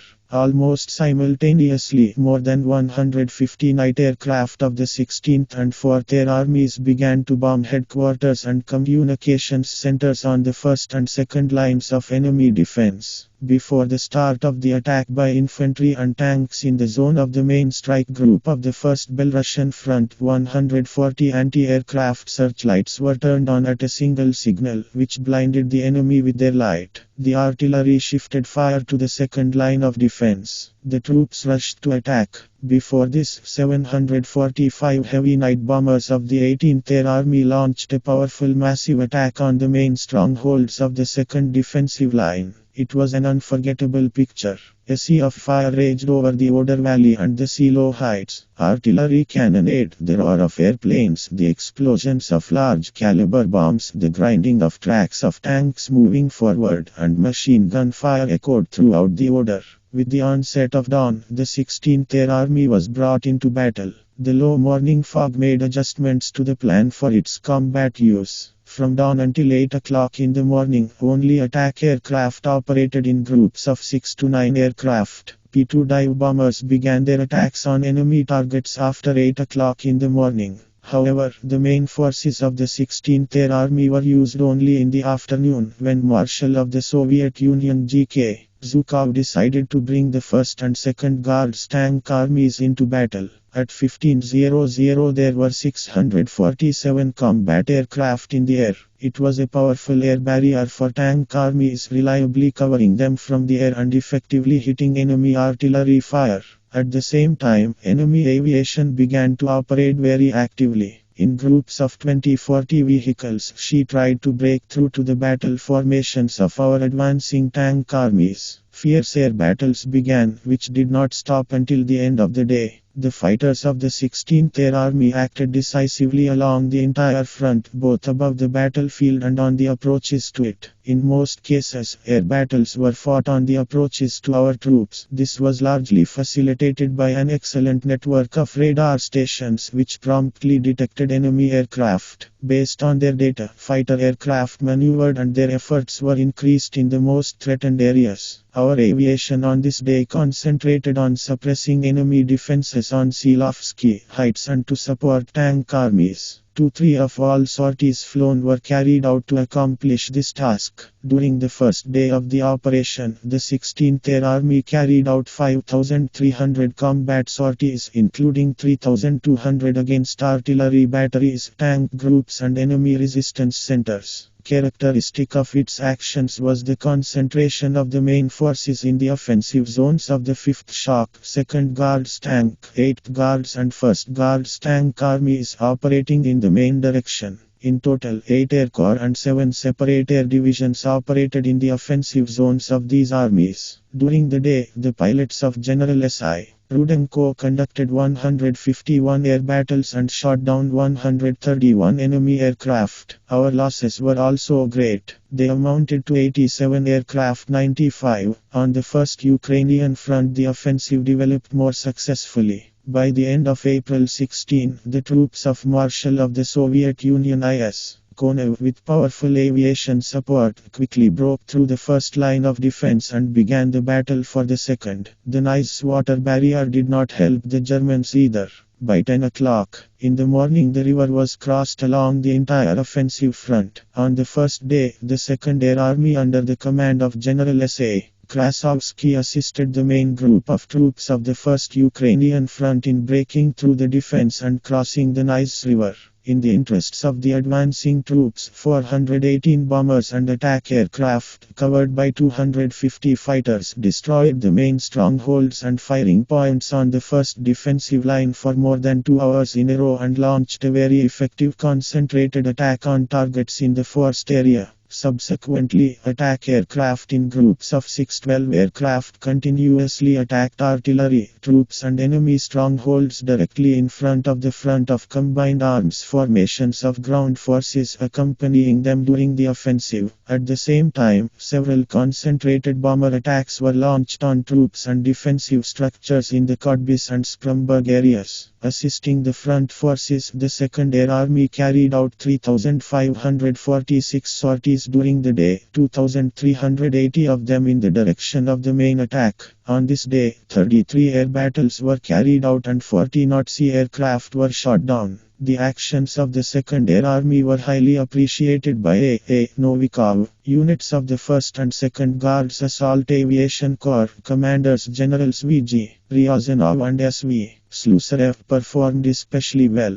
It was they who, with powerful blows, silenced the enemy guns in front of the advancing troops and thereby helped them quickly capture the enemy's defense centers on the first line. In total, in the first 24 hours, the Soviet Air Force, in the interests of the troops of the 1st Belarusian and 1st Ukrainian fronts, carried out over 10,500 combat sorties. On the night of April 17, the 18th Air Army continued to bomb enemy targets on the Silo Heights with its main forces. 759 sorties were flown and 931 tons of bombs were dropped. Subsequently, during the operation, the 18th Air Army carried out several massive night strikes, closely linked with the actions of the tank armies of the 1st Belarusian and 1st Ukrainian fronts. Its third strike was carried out on the night of April 18 by 214 aircraft against reserves and strongholds northeast and east of Berlin. The fourth strike, on the night of April 21, 529 bombers against troops and facilities located in Berlin.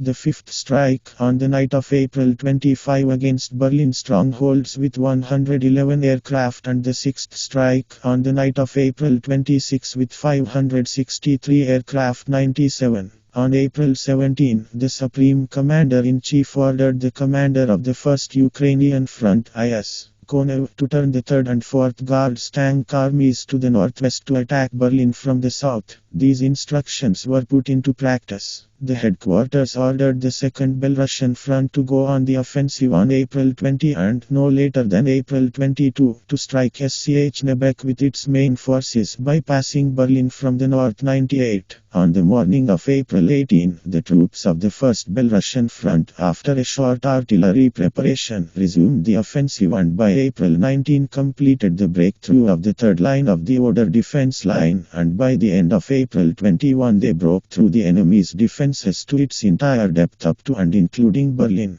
During all days of the operation, the air armies of the fronts actively supported the advancing troops with their powerful strikes by daytime bombers and the continuous actions of attack aircraft. Clearly organized interaction of Air Corps and individual air divisions with tank and combined arms armies, and the constant presence of air armies and air representatives of air formations with means in the last operational groups communications made it possible to timely target bombers and attack aircraft at enemy targets and precisely at the time determined by the combined arms commanders. For example, on April 18, dive bombers of the 16th Air Army very effectively dealt with the approaching German reserves in the area of Biedsdorf and Munchberg. The 16th Air Army of the 1st Belarusian Front, when troops broke through the Oder defensive line from April 16 to 19, provided air support and firmly maintained air supremacy. During the 4 days of the operation, she carried out 16,880 combat sorties. The Second Air Army of the First Ukrainian Front, when troops broke through the defensive line along the Nis River, carried out 7,517 sorties from April 16 to 18.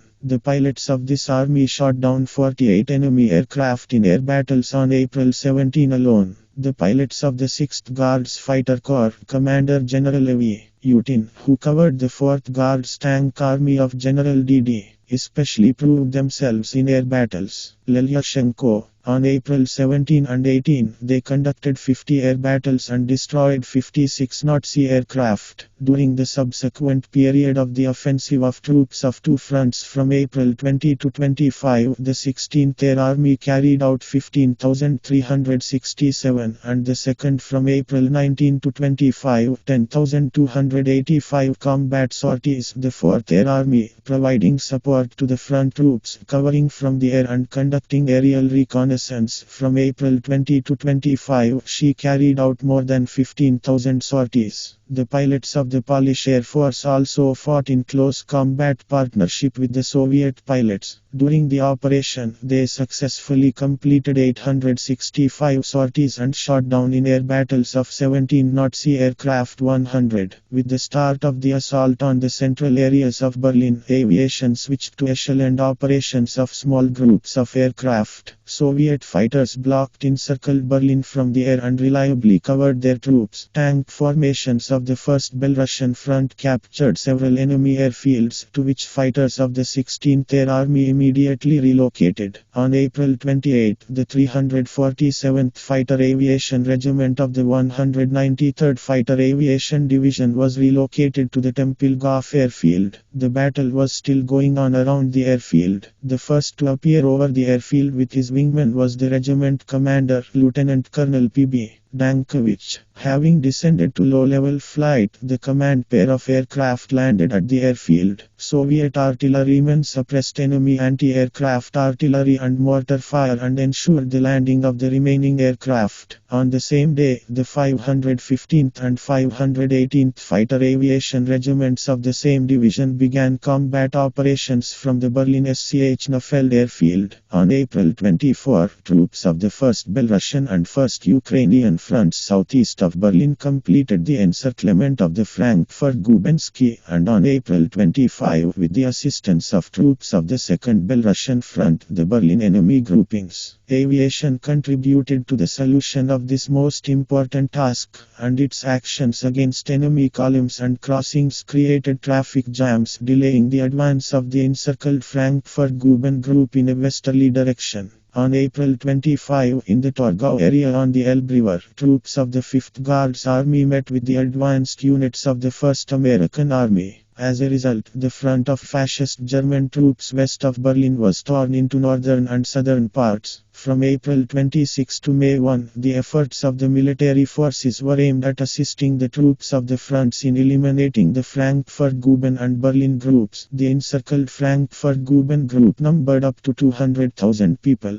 Three combined arms armies, 3rd, 69th and 33rd of the 1st Belarusian Front and 28th and 3rd Guards, combined arms armies of the 1st Ukrainian Front, and about 1,000 took part in its liquidation. Aircraft of the 16th and 2nd Air Armies. To destroy this grouping in the interests of the front troops, the 2nd and 16th Air Armies carried out 7,244 sorties. Continuous air surveillance of the encircled enemy allowed the front command to timely strengthen the weak points of the inner front of the encirclement and make extensive use of concentrated attacks from our bombers and attack aircraft. Fighters were used to defeat the encircled group. Aviation played a major role in supporting the troops operating on the external front of the encirclement. Attack aircraft actively opposed the advance of the German 12th Army, which was trying to connect with the Frankfurt-Guben group from the west. The enemy's attempts to break out of the encirclement failed. The last group of Nazis was liquidated on May 1 in the Belitz area. The encircled Berlin group consisted of the remnants of 6 divisions of the 9th German Army and a large number of special forces with a total number of 200,000 people. 101. The assault on Berlin began with massive attacks by bomber aircraft of the 16th, 2nd and 18th Air Armies, after which on April 26 the troops of the fronts began an offensive from all sides towards the city center.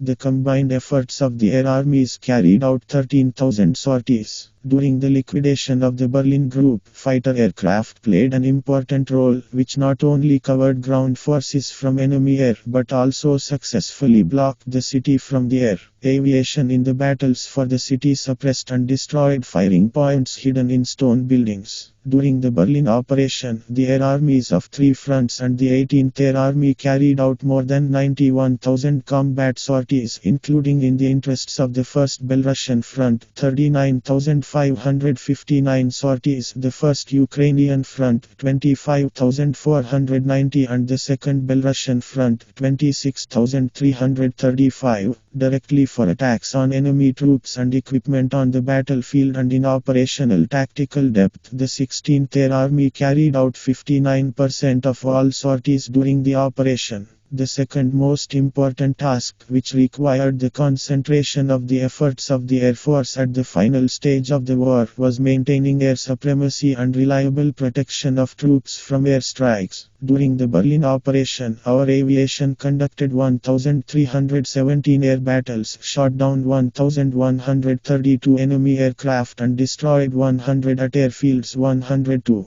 The victory of our aviation was not easy. In air battles and from anti-aircraft artillery fire, it lost 527 aircraft 103. This indicates great tension in her actions. Soviet aviation had complete initiative in the air and reliably covered troops and rear facilities on three fronts. Working closely with the ground forces, the Air Force helped them in the battle for Berlin to finally defeat the armed forces of Nazi Germany. The war ended with the gigantic Battle of Berlin, said L.I. Brezhnev at a ceremonial meeting dedicated to the 20th anniversary of the victory of the Soviet people in the Great Patriotic War. The Ring of Fire literally crushed the remnants of the once powerful army of the Third Reich. The Nazis resisted with the despair of the doomed, but the enemy was crushed and destroyed. The Soviet flag, the red banner of victory, soared over the lair of fascism 104. Early in the morning of May 1, the victory banner fluttered over the Reichstag building. On May 1, pilots of the 2nd Air Army made an unusual flight over Berlin. The fighter guards, at the direction of the command, made two red banners. On one of them was written "Victory", on the reverse side "Glory to the Soviet soldiers who hoisted the victory banner over Berlin", and on the other "Long live May 1st". During the day, brave guard pilots Captain V.K. Novoselov and Major N.A. Malinovsky, accompanied by 16 fighters under the command of twice hero of the Soviet Union, Colonel Levi Vorozhkin, as part of Heroes of the Soviet Union VN, Buyanov IP, Levkin, PI, Peskov and other famous pilots appeared above the Reichstag and dropped red flags by parachute. These banners, visible from the ground at a great distance, seemed to announce the complete victory of the Soviet armed forces on land, at sea and in the air. By the end of May 2, Berlin was completely occupied by Soviet troops. The troops of the 2nd Belarusian front attacked Rostock, defeated the 3rd German Tank Army, reached the Baltic Sea coast and at the line of Wismar, Schwerin and the Elbe River came into contact with the 2nd British Army. On May 8, 1945, in the Berlin suburb of Karlshorst, an act of unconditional surrender of Nazi Germany was signed. The fall of Berlin and the subsequent unconditional surrender of Nazi Germany is the most important result of the Berlin operation. In the Berlin operation, Soviet aviation once again demonstrated its invincible power. The flight crew brilliantly passed the test of increased combat maturity, and the command of the Soviet Army Air Force, the commanders of the air armies, and the commanders of formations and units showed the ability to organize and control aviation in difficult conditions. The Communist Party and the Soviet government highly appreciated the combat actions of the Air Force personnel. 43 aviation units and formations were given the honorary names Berlin and Brandenburg. Thousands of pilots, navigators, air gunners, technicians, political workers, staff officers and logistics workers received orders and medals. Those who most distinguished themselves in battle were awarded the high title of Hero of the Soviet Union. Major I.N. Kozhevnikov, a participant in the Berlin operation, was awarded the third Gold Star of the Hero of the Soviet Union. In the order of the Supreme Commander-in-Chief No. 359 of May 2, 1945, in connection with the completion of the defeat of the Berlin Group and the capture of the German capital, Berlin, by the troops of the 1st Belarusian and 1st Ukrainian fronts. The pilots of the Chief Marshal of Aviation A. Novikov, Chief Marshal of Aviation A. E. Golovanov, Generals S. I. Rudenko, S. A. Krasovsky, E. Ya. Savitsky, E. M. Biletsky, G. N. Tulikov, E. F. Loganov, G. S. Shechikova, V. E. Nestortseva, V. G. Ryazanova, A. V. Utina, B. K. Tokarev, I. V. Krupsky, A. Z. Karavatsky, I. P. Skok, B. A. Sibnva, I. M.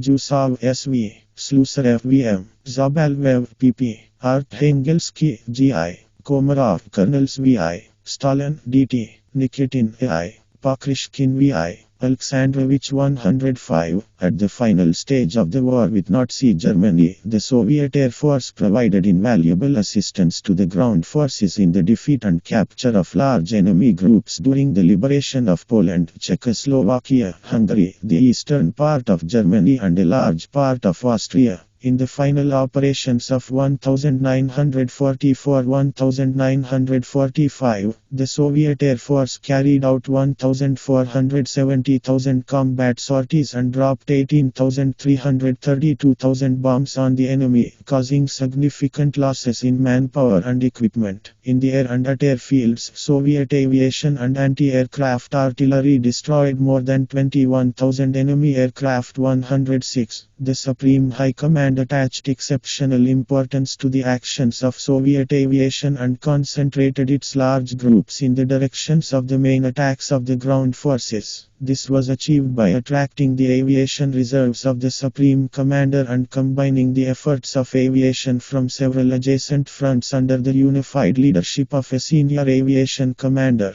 With the most active support of Soviet pilots in 1944, the Nazi army groups North, Center, Northern Ukraine, Southern Ukraine were defeated. The enemy's strategic groupings operating on the Soviet-German front were subjected to even more crushing airstrikes during the offensive operations of 1945. During the operations, the Soviet Air Force firmly held the strategic initiative in the air, had great striking force and huge reserves, surpassed the enemy in the art of maneuvering formations and formations, their management in the skill and moral qualities of the personnel. Victories on the war fronts raised the soldiers' sense of pride in their great fatherland, strengthened their faith in the power of our military equipment, and inspired them to new exploits. Perseverance and courage, love for the motherland were cultivated in the process of battles and battles. The command, political bodies, party and Komsomol organizations steadily increased the level of party political work, tempered the morale of the aviators, instilled in them deep faith in the victorious outcome of the war, and cultivated a fiery love for the socialist motherland and hatred of the enemy. The Soviet Air Force in the third period of the Great Patriotic War with Nazi Germany, in close cooperation with other branches of the armed forces, successfully solved all the tasks assigned to them. The war in Europe is over.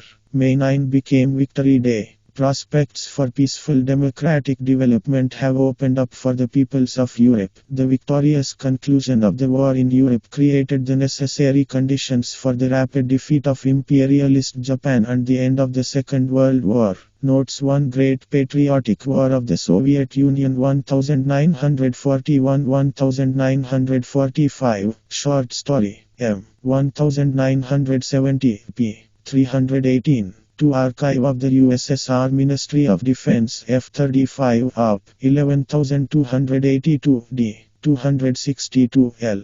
35 No. 502 pp. 165-167. 3 IBED Op. 11321 No. 93 L. 39. For Archive of the USSR Ministry of Defense F. 35 Op. 11250 Building 101 L. 1 Op. 73889 D. 1 L1 5 IBED No. 91 pp. 7186 F. 92 up, 78,122 no, 7 no, 466, 6 Archive of the USSR Ministry of Defense F, 35 up, 11,284 no, 1,169 pp, 57,102, 7 IBED up, 11,250 no, 100 pp, 128, 182 d, 91 L, 195, 8 IBED up, 11,285 no, 954 pp, 3031, 9 Archive of the USSR Ministry of Defense F, 35 up, 11,285 no, 954 pp, 3337 10 IBED up, 11,275 no, 1,221 pp, 18, 11 on October 20, 1943 by decision of the State Defense Committee the fronts were renamed Central to the Belarusian, Kalininsky to the 1st Baltic, Baltic to the 2nd Baltic, Voronezh to the 1st Ukrainian, Stepnoy to the 2nd Ukrainian Southwestern into the 3rd Ukrainian, Southern into the 4th Ukrainian. The numbers of the air armies included in the indicated fronts remained the same. 12 Aviation and Cosmonautics of the USSR, M. 1968 p. 177. 13 Archive of the USSR Ministry of Defense F. 302 up, 4196 d. 63 L. 58. 14 History of the Great Patriotic War of the Soviet Union 1941-1945 Vol.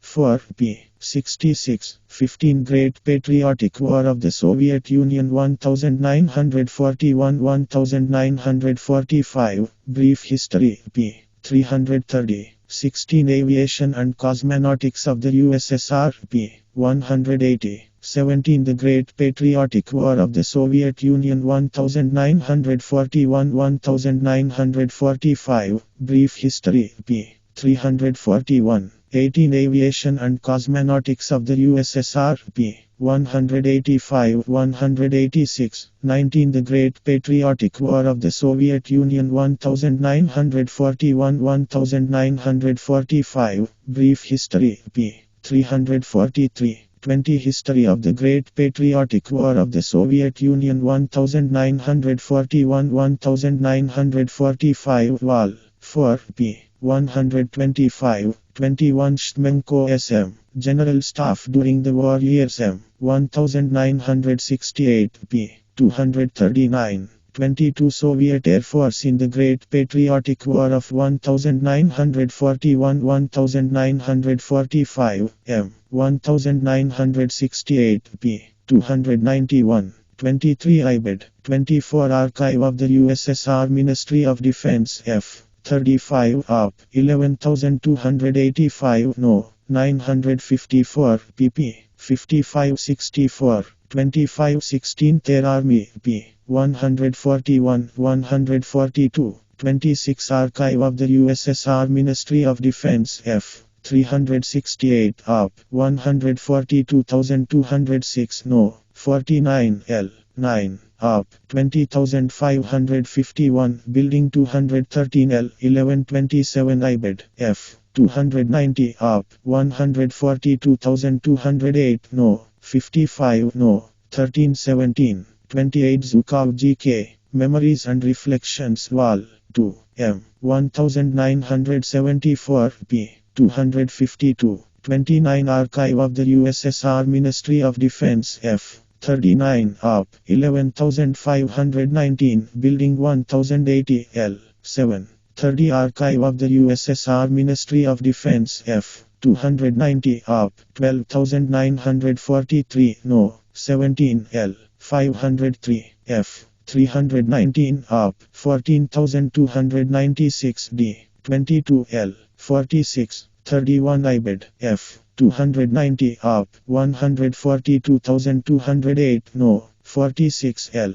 33. 32 IBED. 33 Archive of the USSR Ministry of Defense F. 290 up, 12,943 no, 8 pp. 226, 251, 283, 34 IBID, F. 35 up, 283,348, Building 6 L58 35 Archive of the USSR Ministry of Defense F. 368 up, 15,054 No. 11 L. 581, 36 Military Historical Journal 1971 No. 2 p. 26, 37 Archive of the USSR Ministry of Defense F. 368 up, 142,206 No. 49 L. 41, 38 Zhukov GK, Memories and Reflections Wall 2 p. 256, 39 Archive of the USSR Ministry of Defense F. 368 up, 142,206 No.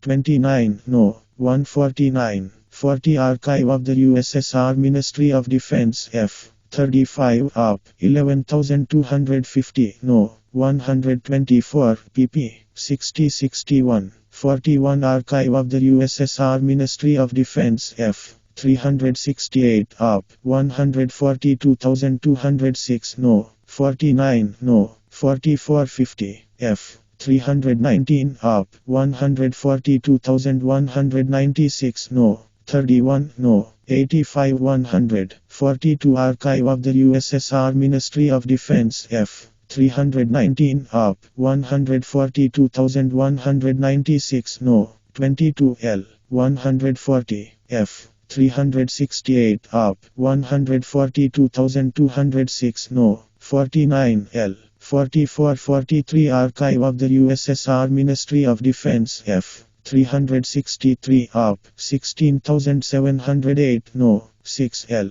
258, 44 Aviation and Cosmonautics of the USSR P. 192, 45 Archive of the USSR Ministry of Defense F. 216 up, 392,279 No. 4 No. 244, 294, 46 Archive of the USSR Ministry of Defense F. 35 up, 11,250 No. 124 L. 34, 47 IBID L. 6, 48 Aviation and Cosmonautics of the USSR P. 200, 49 IBID P. 203, 50 Archive of the USSR Ministry of Defense F. 35 up, 11,275 House 93 L22, 51 Aviation and Cosmonautics of the USSR P. 163, 52 IBID P. 204, 53 Military Historical Journal 1975 No. 11 p. 42, 54 Military Historical Journal 1975 No. 11 p. 43, 55 Military Historical Journal 1975 No. 7 p. 74, 56 The Great Patriotic War of the Soviet Union 1941-1945, Brief History p. 579, 57 Archive of the USSR Ministry of Defense F. 35 up, 11,250 No. 68 No. 36, 58 Archive of the USSR Ministry of Defense F. 35 up, 11,285 No. 754 pp.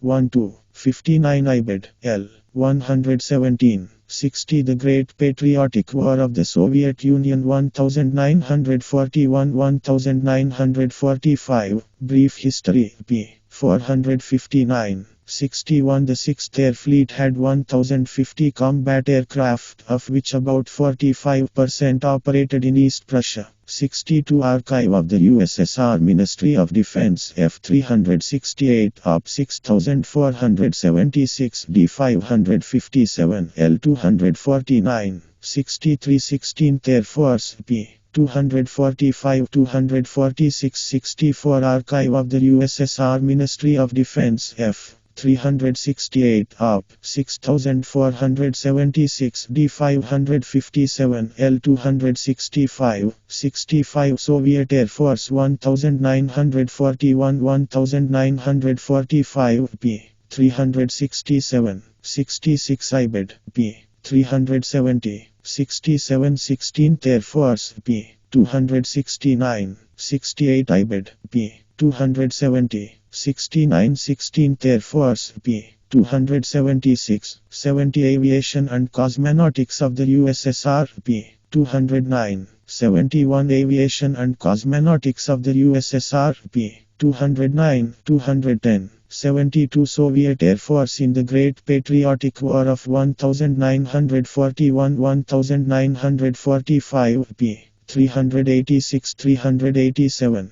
73 The Great Patriotic War of the Soviet Union 1941-1945 Brief History p. 471 74 Soviet Air Force in the Great Patriotic War 1941-1945 p. 350 75 IBED p. 350 76 Soviet Air Forces in the Great Patriotic War of 1941-1945 p. 353 77 IBED 78 IBED p. 355 356 79 Vasilevsky AM The Work of a Whole Life M 1973 p. 487 80 May 9 1945 M 1970 p. 275 81 Archive of the USSR Ministry of Defense F 241 Up 2593 D 988 LL 202 207 82 Military Historical Journal 1968 No 9 p. 73 May 9 1945 p. 277 83 May 9 1945 from 288 84 May 9 1945 p. 292 85 Aviation and Cosmonautics of the USSR p. 103 Soviet Air Force in the Great Patriotic War of 1941-1945 p. 364 86 The Great Patriotic War of the Soviet Union 1941-1945 Brief History p. 491 87 Soviet Air Force in the Great Patriotic War of 1941-1945 p. 388 88 The Liberation Mission of the Soviet Armed Forces in the Second World War M 1974 p. 368 89 IBED p. 366 367 90 16th Air Force p. 322 91 Soviet Air Force in the Great Patriotic War of 1941-1945 p. 389 92 May 9 1945 p. 297 93 May 9 1945 p. 299 94 Archive of the USSR Ministry of Defense F 368 Up 21863 No 13 L 2 95 May 9 1945 from 311 96 May 9 1945 p. 311 97 Aviation and Cosmonautics of the USSR p. 217 98 Liberation Mission of the Soviet Armed Forces in the Second World War from 373 99 History of the USSR 1975 No 3 p. 43 116 Ter p. 381 101 The Liberation Mission of the Soviet Armed Forces in the Second World War from 380 102 Soviet Air Force in the Great Patriotic War of 1941-1945 p. 412 103 History of the Great Patriotic War of the Soviet Union 1941-1945 Vol. 5 p. 290 104 Brezhnev L.I. Lenin's Course, Speeches and Articles Vol. 1, M. 1970, p. 127. 105 Orders of the Supreme Commander-in-Chief during the Great Patriotic War of the Soviet Union, M. 1975, p. 494-496 106 Soviet Air Force 1941-1945 p. 415 In the Great Patriotic War, v. In the Far East, the situation by the summer of 1945 after the surrender of Nazi Germany, peace came to Europe. However, in the Far East, the Second World War was still ongoing. Imperialist Japan, having rejected the ultimatum of the United States, England and China of July 29, 1945 to surrender, continued to conduct military operations, hoping to avoid complete defeat and achieve a compromise peace beneficial to itself. The Soviet Union could not be indifferent to the military events taking place near its far eastern borders. For many decades, Japanese imperialism was a constant source of aggression in Asia, an ally of Hitler's Germany and the worst enemy of our motherland. In 1940, the Japanese government signed the Tripartite War Pact with Nazi Germany and Italy, which was directly directed against the USSR. The Japanese imperialists concentrated a large Kwantong army in Manchuria and waited for 3 years for the moment to attack. And only the heroic struggle of the Soviet people and their armed forces against the fascist occupiers, their major victories in the battles of Moscow, Stalingrad and Kursk, cooled the warlike ardor of the Japanese militarists and kept them from attacking our motherland. Nevertheless, in this difficult time for the USSR, the Kwantong army pinned down in the Far East more than 40 divisions of ground forces, large aviation and naval forces which the Soviet armed forces desperately needed in the war against Nazi Germany. The Soviet Union, faithful to its allied duty to implement the decisions adopted in February 1945 at the Yalta Conference, denounced its neutrality treaty with Japan on April 5. This was a serious warning to Japan, but it did not take it into account. Its rulers, having a ground army of almost 5 million and large naval and air forces, hoped to prolong the war, split the anti-fascist coalition through diplomatic tricks, avoid complete defeat and achieve a favorable compromise agreement. For as Army General S.M. Shchmenko writes in his memoirs, there was nothing left but to intensify preparations for the fulfillment of Allied obligations. 1.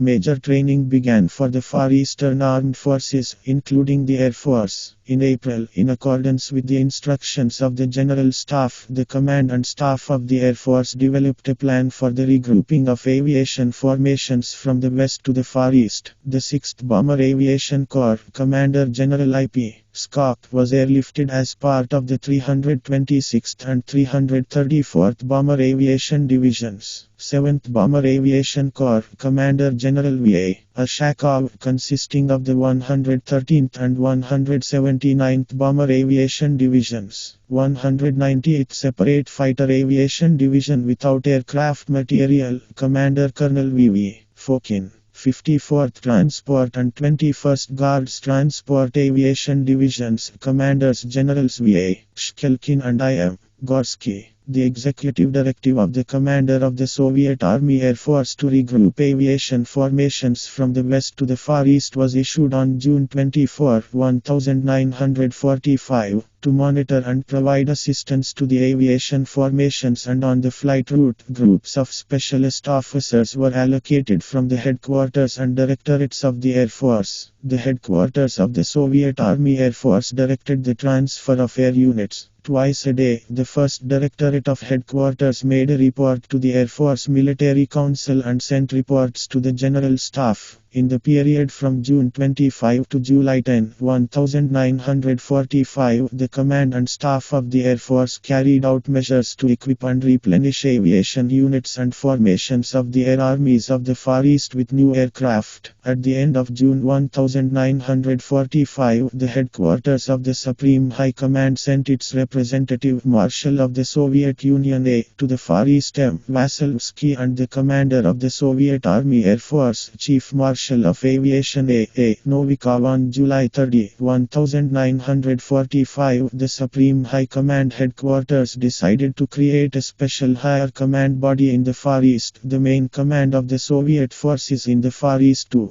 Marshal of the Soviet Union A.M. Vasilevsky was appointed Commander-in-Chief. General I.V. Shaikan was a member of the Military Council, and General S.P. Ivanov was appointed Chief of Staff. Coordination of the actions of the Pacific Fleet and the Red Banner Hammer military flotilla with the troops of the fronts was entrusted to Fleet Admiral N.G. Kuznetsov, and coordination of the actions of all involved aviation forces and interaction with the ground forces and fleet was entrusted to Chief Marshal of Aviation A.A. Novikov. The field headquarters of the Commander of the Air Force of the Soviet Army from the headquarters and directorates of the Air Force included generals and officers N. P. Dogayev B. V. Sterligov V. N. Uspensky N. F. Andrionov M. N. Kozhevnikov P. F. Korotkov I.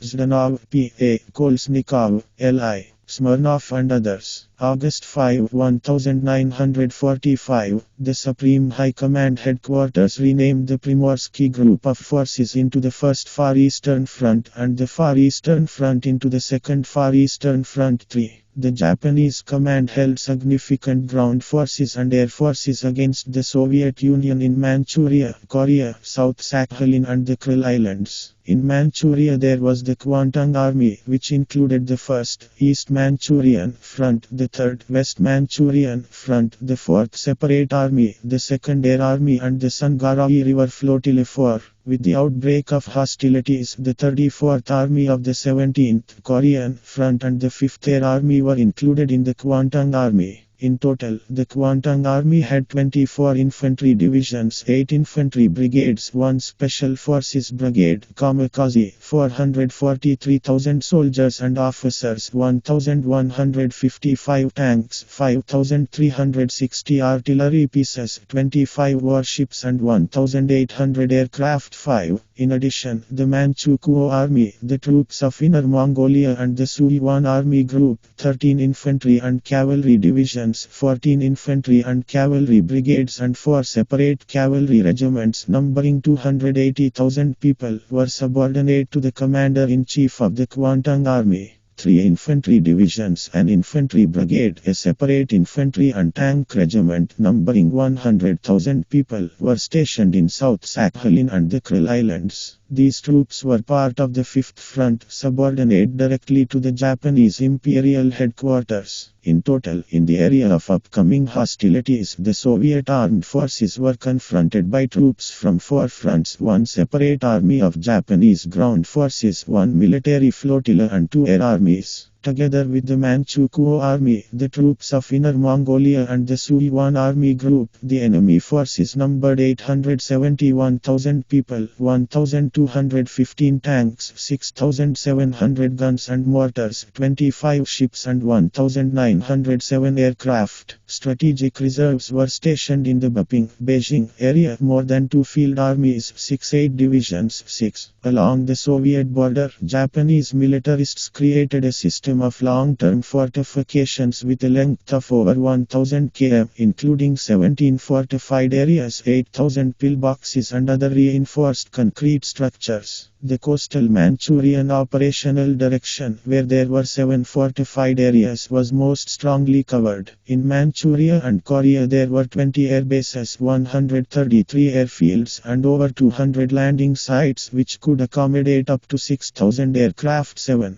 The main forces of the Kwantung Army were concentrated on the Manchurian plain. In the border zone, in fortified areas, there were about 1/3 of the army's troops. The Japanese command hoped to use counterattacks from the main forces to stop the Soviet troops and force them to go on the defensive, after which a broad counteroffensive was planned to invade the territory of the Soviet Far East. The headquarters of the Soviet Supreme High Command, planning military operations in the Far East, attracted troops of the Transbaikal, 1st Far Eastern and 2nd Far Eastern Fronts, the Pacific Navy and the Amur River Flotilla to achieve the goals of the campaign. to strengthen the troops of the Far East. From May 6 to July, two frontline commands, the 5th, 39th, 53rd Combined Arms and 6th Guards Tank Armies, totaling 27 divisions, 12 brigades and a number of separate formations, were transferred from the west by rail, and special units and a lot of military equipment. 8. By the beginning of hostilities, the three fronts, taking into account the grouping of troops drawn from the Mongolian People's Revolutionary Army, had 11 combined arms, 1 tank and 3 air armies. They consisted of 80 divisions, including 6 cavalry, 2 tank, 2 motorized rifle, 4 tank and mechanized corps, 6 rifle and 40 tank and mechanized brigades. The group consisted of 1,578,000 people, more than 26,000 guns and mortars. The Pacific Navy had 427 warships. The Amur River Flotilla had 83 ships. Air defense cover for the concentration of troops was provided by 3 air defense armies. The Soviet-Mongolian troops outnumbered the enemy troops in men by 2 times, in guns by 4 times, in tanks and self-propelled artillery guns by 4 times, and in aircraft by 2.5 times 9-10. The Soviet Air Force grouping in the Far East included the 12th Air Army of the Trans-Baikal Front, Commander Marshal of Aviation S.A. Kozhevnikov, Deputy Commander for Political Affairs General S.A. Palyanov, Chief of Staff General N.G. Seleznev, 9th Air Army 1st Far Eastern Front, Commander General I.M. Sokolov, Deputy Commander for Political Affairs General F.N. Korobrik, Chief of Staff General A.V. Stepanov, 10th Air Army of the 2nd Far Eastern Front, Commander General P.F. Zhagarev, Deputy Commander for Political Affairs Colonel S.K. Fedorov, Chief of Staff General S.A. Lavrik, 19th Bomber Aviation Corps of the 18th Air Army, Commander General N.A. Volkov, Pacific Military Air Forces Marine Fleet, Commander General P.N. Lemeshko. Table 6. Table 6. Composition of the Soviet Air Force in the Far East at the beginning of hostilities. Air Army, Air Corps, Air Divisions, Individual Regiments, Combat Aircraft, Bad Shadnad Sad Total 9th 1 Tank 323 84 1137 10th 1 SAC 123282 1260 12th 2 Back 623 213 to 1324 Total 10 692 29 8 3721 Military Historical Journal 1975 Ms 8 p. 66. The 19th Long Range Bomber Aviation Corps was operationally subordinated to the 9th Air Force. The Pacific Fleet Aviation consisted of more than 1,500 aircraft. Great Patriotic War of the Soviet Union 1941-1945. Brief History p. 544. Preparation for combat operations in the Far East. The Supreme High Command Headquarters, planning the Far Eastern Campaign, set the armed forces of the Far East the task of defeating the Kuomintang Army as the main striking force of imperialist Japan, forcing the Japanese government to capitulate and thereby eliminating the source of aggression in the Far East. The idea of the Soviet command was to use the forces of 3 fronts to break through the system of enemy fortified areas in several sectors and developing an offensive in converging directions towards Harbin, Changchun, Mukden, encircle the main forces of the enemy, dismember them and destroy them in parts. In accordance with this plan, the Trans-Baikal Front received the task of delivering the main blow with the forces of the 17th, 39th and 53rd Combined Arms Armies and the 6th Guards Tank Army in the general direction of Changchun, defeating the opposing enemy, overcoming the Greater Khingan and, uniting with troops of the 1st Far Eastern Front, cut off the retreat routes of Japanese troops from Manchuria. An auxiliary attack was carried out by the 36th Army on Haler and a cavalry mechanized group of Soviet Mongolian troops on Kolgan-Dolonur. The 1st Far Eastern Front had the task of using the forces of the 1st Red Banner, 5th and 25th Armies and the 10th Mechanized Corps to attack Gairin, Changchun, Harbin, break through the fortification system, defeat the opposing enemy troops, unite with the troops of the Trans-Baikal Front and surround the Kuomintang Army. Auxiliary attacks were carried out by the 35th Army on Boli and the 25th Army on Wangking. The Second Far Eastern Front received the task of attacking Harbin with the forces of the 15th Army and the 5th Rifle Corps, part of the forces on Kikahar, and conducting defense along the Amur Line, on Sakhalin and along the coast of the Tatar Strait. The Pacific Fleet was supposed to disrupt the enemy's sea communications, land troops and, in cooperation with the troops of the First Far Eastern Front, capture the ports of North Korea as well as ensure its sea communications in the Sea of Japan and the Tartary Strait. The following combat missions were assigned to the Far East Air Force: to gain air supremacy and reliably protect the main groupings of front troops from airstrikes, by attacks on railway facilities, trains and convoys, to disrupt the maneuver of enemy reserves, assist ground forces in breaking through the system of fortified areas and developing success in depth, by actions on headquarters and communications centers, disrupt command and control of troops, systematically conduct aerial reconnaissance. The combat operations of the air armies were planned in the form of an air offensive, taking into account the specific conditions in which the ground forces had to solve combat missions. In the 12th Air Army, 95% of all Air Army forces were allocated to support and cover the troops of the Trans-Baikal Front advancing in the main direction.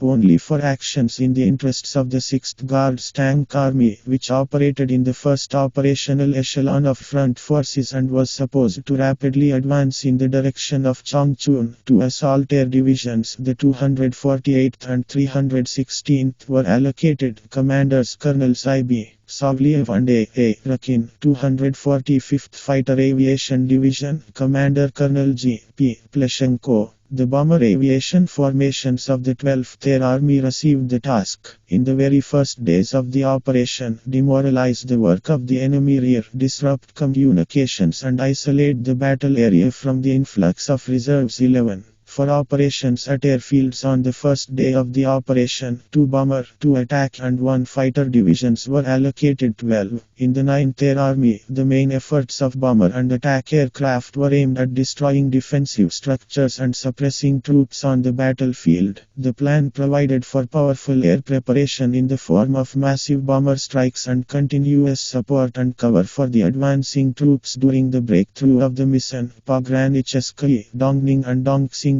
fortified areas. 13. The aviation efforts of the 10th Air Army were concentrated on supporting the front forces during the crossing of the Amur River and the offensive in the Sangari direction. The commander of the Soviet Army Air Force and the generals and officers who arrived with him carried out a lot of preparatory work in the air armies, in aviation formations and units, and at airfields. They were not only interested in the progress of preparations for combat operations but also delved into the issues of life and everyday life of the personnel, and in conversations with commanders and flight personnel, they conveyed the combat experience of our aviation gained in the fight against the Nazi invaders. For aviation units permanently stationed in the Far East, the preparatory period lasted 3 months, and for those arriving from European territory, from 15 to 30 days. During this time, the air armies were replenished with new aircraft and flight technical personnel, and carried out measures to camouflage airfields and control points, which played an important role in the successful completion of combat missions during the defeat of the Kuomintang Army.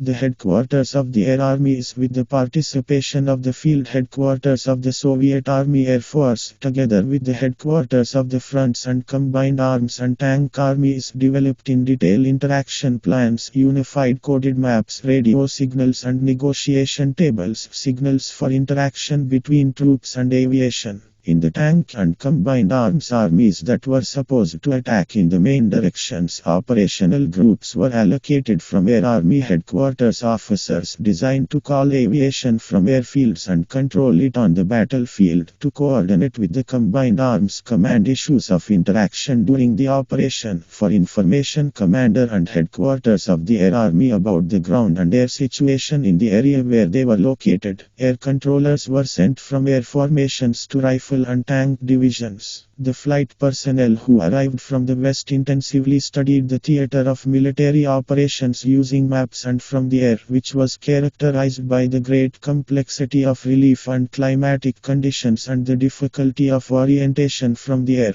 In order to facilitate aircraft navigation in the front zone, the air armies, with the help of the ground forces, created a network of control and identification signs located along the state border and on large roads, and also used numerous air equipment, radio direction finders, light beacons, drive radio stations, etc., which the day before combat operations were moved to forward airfields. The commander of the Soviet Army Air Forces strengthened the air armies with aviation and technical formations and units arriving from the west. The commanders of the front troops provided great assistance to aviation with troop units and engineering equipment for the construction of new airfields during combat operations. To ensure airfield maneuver following the advancing troops, the commanders of the air armies allocated aviation technical airfield service battalions to the reserve, which were concentrated near the state border in early August. As a result of hard work, air logistics units were well prepared for the strategic operation.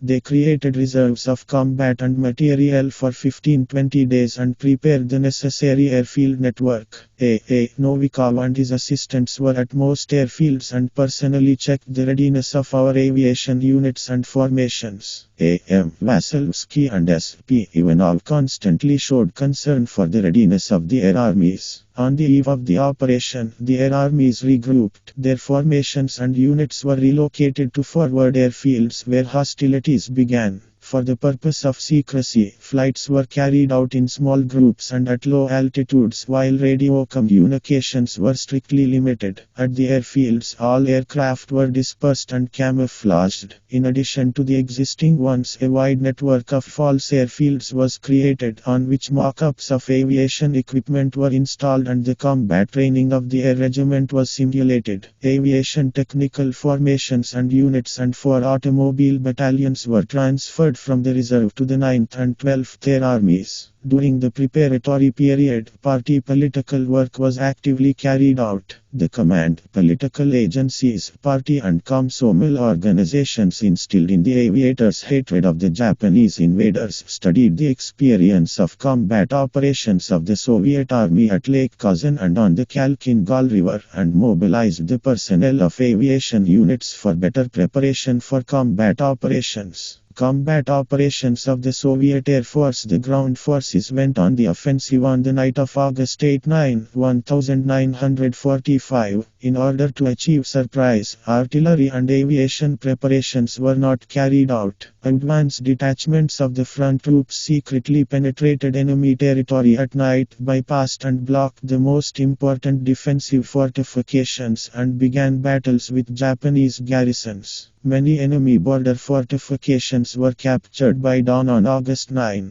That same night, 76 cruise on Il-4 aircraft of the 19th Heavy Bomber Corps attacked the railway stations of Harbin and Changchun. On the afternoon of August 9, frontline aviation launched combat operations against enemy troops and equipment on the battlefield and in enemy concentration areas, as well as against railway stations and strongholds of Halar, Salan, Haishuitan, Wakagu, Hutu, against watercraft on the Songwa River and enemy airfields, Halar and Thessaloniki. From the very first day of the operation, aerial reconnaissance was intensively conducted. To carry it out, not only reconnaissance units and subunits were involved, but also up to 30% of the bomber and attack aviation forces. Aerial reconnaissance was carried out in directions and areas bands through visual observation and photography. Intelligence data was immediately transmitted from the aircraft via radio, which ensured a quick response of the Soviet command to all changes in the situation. The high intensity of aerial reconnaissance was also determined by the need to uncover many objects about which the Soviet command did not have data in peacetime. On the first day, the pilots of the 253rd Assault Aviation Division, Commander Lieutenant Colonel K.T. Cedric, performed particularly successfully. They attacked and sank a steamship, a barge, 3 sailing ships and 3 armored boats. Pilots of the 254th Fighter Aviation Division, Commander Colonel N.A. Sileyev, acting in a freehand manner, set fire to a ship in the Zinchangin area and destroyed several boats with Japanese soldiers. Despite unfavorable meteorological conditions during the first day of hostilities, aviation from the three air armies carried out about 2,000 combat sorties. With the introduction of the main forces of the ground forces into battle, the aviation of the air armies, along with actions against military targets of industrial centers in operational depth, continued to actively operate in tactical depth on the battlefield. In fortified areas, resistance centers, troops and equipment of the Japanese supporting our advancing troops, bomber aircraft during these days carried out a number of attacks on enemy railway junctions. Haler, Harbin, Chanchan, Mudonjiang, the Haler and Katu fortified areas, as well as watercraft on the Sangari River. Attack aircraft. In echelon strikes of Il-2 groups of 412 aircraft and pairs of hunters destroyed enemy troops and equipment on the battlefield, mainly in areas of defense breakthrough in the Sangari, Salan, Haler and Mudonjiang directions, i.e. in the main directions of action ground forces. Fighter aviation provided direct cover for advancing troops on the battlefield and in concentration areas. In addition, fighters were also used to perform assault and reconnaissance missions. In small groups and pairs, they acted against enemy troops on highways and dirt roads, along railway trains, at stations and stages, mainly in the directions of active military operations in the regions of Haler, Salan, Sanyu, Mudonjiang, Hutu, Jayamusai, Mulin, and conducted close reconnaissance for attacks on railway junctions, fortified areas, and concentrations of troops. As a rule, 60-70 bombers were allocated, which carried out concentrated attacks on these objects. For example, on August 11, according to aerial reconnaissance, a large concentration of enemy troops was established in the Mulin area. More than 60 P-2 aircraft were sent to carry out a concentrated attack on them. Despite bad weather, they made their way to the target and successfully attacked it, dropping the bomb load precisely on the target. As a result, the enemy suffered serious damage. On the eve of this day, bombers of the 34th Bomber Aviation Division on P-2 aircraft, Commander General M.N. Kalinashkin, carried out concentrated attacks in several groups in the Katu fortified area, carrying out 120 sorties. The troops of the 35th Army, supported from the air, broke the Japanese resistance and on the same day broke into the city of Hutu-14. Attack aircraft operated effectively. On August 12, our troops advancing in the Kikahar direction were stopped at the Sanyu point by strong artillery fire and counterattacks by enemy troops. The pilots of the 96th Assault Aviation Division, Commander Lieutenant Colonel I.A. Kokarjin, came to the rescue. They made several approaches to the target, and the Japanese raised white flags expressing their readiness to surrender. When performing missions, the flight crew showed courage and heroism. The commander of the 75th Assault Aviation Regiment, Major S.A. Chnik, together with the flight commander, Lieutenant Yarchenko, flew out on a free hunt and discovered an enemy armored train. While attacking the target, the leader's plane was hit by anti-aircraft artillery fire, and the pilot made an emergency landing on enemy territory. Having landed nearby, Yarchenko took the commander aboard his plane and returned to his airfield 15. Providing direct support to the ground forces aviation in difficult weather conditions during the first 3 days of the operation inflicted serious damage on the enemy in manpower and equipment. With her active actions, she helped our advancing troops successfully break through the enemy's defenses, overcome and capture his fortified areas, in particular Manchu Jalainer, Haler, Katu and Dunin, and also assisted the troops from the air as they advanced deep into enemy territory. As a result of coordinated attacks from the ground and from the air, Soviet troops advanced on the Transbaikal front from 50 to 140 km on the very first day of the offensive. On the first and second Far Eastern fronts, from 5 to 20 km. In the following days, the pace of advance of ground troops was even faster. The Japanese, stunned by these attacks, began to withdraw their troops into the depths of Manchuria, offering resistance mainly in fortified areas and individual resistance centers. The commander of the Soviet Army Air Force with a small operational group of the field headquarters was at the forward control points of the 12th and 9th Air Armies and directly influenced the combat operations of aviation. At the second stage of the operation, in connection with the successful breakthrough of the enemy's defenses and overcoming his fortifications to the entire tactical depth, the ground forces continued fighting with the goal of finally suppressing pockets of enemy resistance and pursuing him. During this period, aviation continued to carry out bombing and assault strikes on individual resistance centers, strongholds and railway junctions, preventing the enemy from occupying intermediate defensive lines. The 6th Guards Tank Army was rapidly moving forward. Its actions were continuously supported by the aviation of the 248th and 316th Attack Aircraft, Commanders Colonels I.B. Savliev and A. Rakin, and the 245th Fighter Air Division, Commander Colonel G.P. Pleshenko.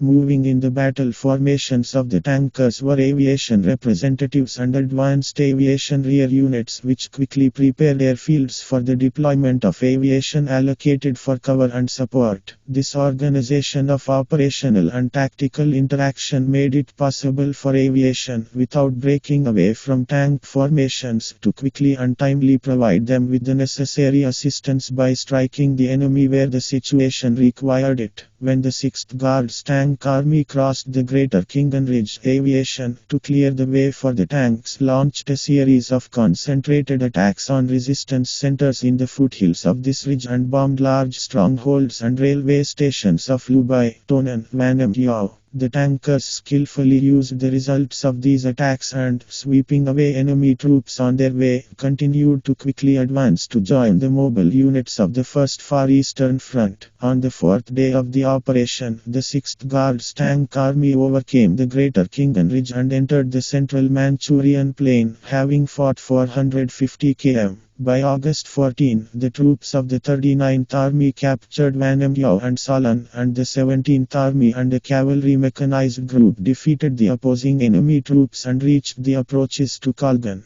Aviation helped the tankers by delivering fuel across the Greater Khingan Ridge. In the conditions of a rapid offensive, tank divisions were significantly separated from supply bases. Transport aviation came to the rescue, delivering about 2,000 tons of fuel and 186 tons of ammunition by air. On average, 9,100 Li-2 transport aircraft were used daily to deliver cargo to units and formations of the 6th Guards Tank Army. Our infantry also enjoyed active air support. In the sector of the 1st Far Eastern Front, the enemy, trying to prevent our troops from cutting off the withdrawal routes of their troops from the Baoking, Jayamusai region, concentrated significant forces in the area of the city of Mudanjiang, which put up stubborn resistance, repeatedly launching a counterattack. Aviation of all branches of the 9th Air Army was sent to suppress this resistance. Throughout the day, bombers and attack aircraft in large groups carried out concentrated bombing and assault strikes against enemy troops in the specified area and city. The flight crew showed exceptional courage and ability to operate in difficult conditions. For example, a group of P-2 bombers, Group Commander of the 59th BAP, Lieutenant Colonel Plotnikov, flew out to bomb enemy troops at the station and in the city of Mudanjiang. On the route to the targets, she encountered difficult weather conditions. The cloud height was no more than 100 m. The group commander decided to bypass the unfavorable weather front from the north and carry out the combat mission at all costs. Having dropped to 50 m, the group walked about 100 km in difficult weather conditions and reached an area of good weather.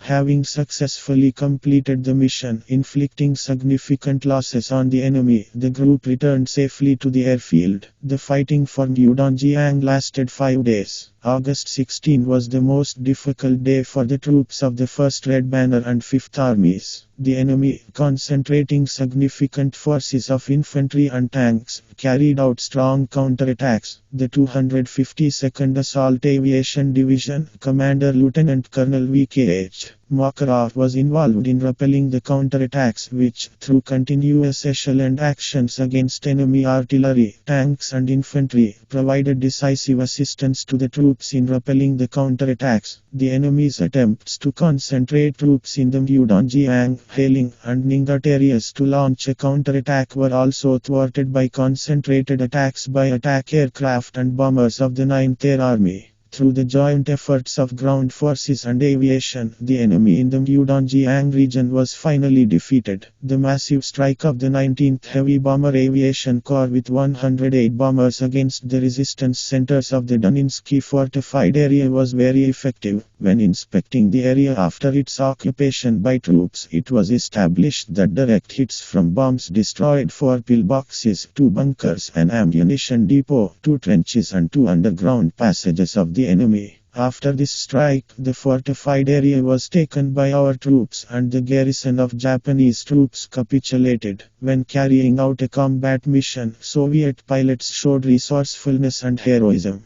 On August 14, a pair of Il-2s leading Lieutenant Garanin carried out the task of searching and attacking small and scattered enemy groups remaining in our rear and carrying out systematic attacks on the Dongning airfield, which impeded the work of the Airfield Engineering Battalion in preparing the airfield and relocating air units to it. Not finding the enemy, Lieutenant Garanin decided to land at this airfield and clarify the situation.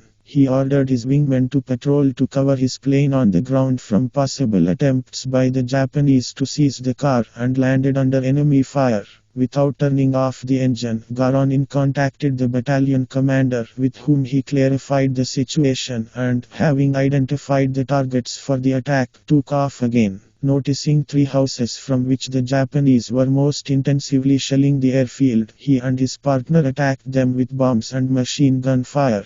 As a result, all 3 houses were partially destroyed and set on fire. Some of the Japanese were killed, the rest fled. Thanks to the initiative, courage and decisive actions of Lieutenant Garanin, the combat mission was completed. As a result of the joint actions of ground troops and aviation, enemy resistance both in the area of Mudonjiang and in other points, in particular in the areas of Kalgan, Sanu and Boli, was broken. The Japanese, having suffered heavy losses, were forced to abandon all these points. During the second stage of the operation, aviation had to overcome exceptionally unfavorable meteorological conditions which sharply limited its combat activities. Despite this, aviation did not stop its assistance to ground troops in their advancement. Having successfully completed the first and second stages of the offensive, Soviet troops continued to relentlessly pursue the enemy deep into Manchuria and on the islands. On August 18, the Japanese began to stop organized resistance and began to capitulate. Only in isolated areas did they continue to resist in small scattered groups. In connection with the rapid advance of ground troops, stretched communications, insufficient and low possibility of highways and dirt roads, the issue of providing troops, including air units, with ammunition, fuel and food became very urgent. At the same time, the tasks facing our troops to quickly capture important administrative, political and industrial centers of the enemy required extensive landing operations. All this at the third stage of the offensive posed new tasks for the Soviet Air Force. It was necessary to deliver by air a large amount of ammunition, food and fuel to support the operations of ground forces deep behind enemy lines. It was necessary to land small airborne forces with simultaneous combat and material support for their actions. To carry out these tasks at the direction of the commander of the Soviet Army Air Force, the aviation of the 54th Transport and 21st Guards Transport Aviation Divisions was widely used, while combat aviation continued to assist frontline troops in destroying individual pockets of enemy resistance. Transport aviation, under the cover of fighters, carried out significant work in transporting cargo and landing airborne troops. Airborne groups of troops were landed at airfields and points in Harbin, Gairin, Yangtze, Wonsan, Shenzhen, Hamhung, Kangko, Pyongyang, Haejiao, Changchun, Shenyang, Mukden, Dalian, Deren, Lushan, Port Arthur.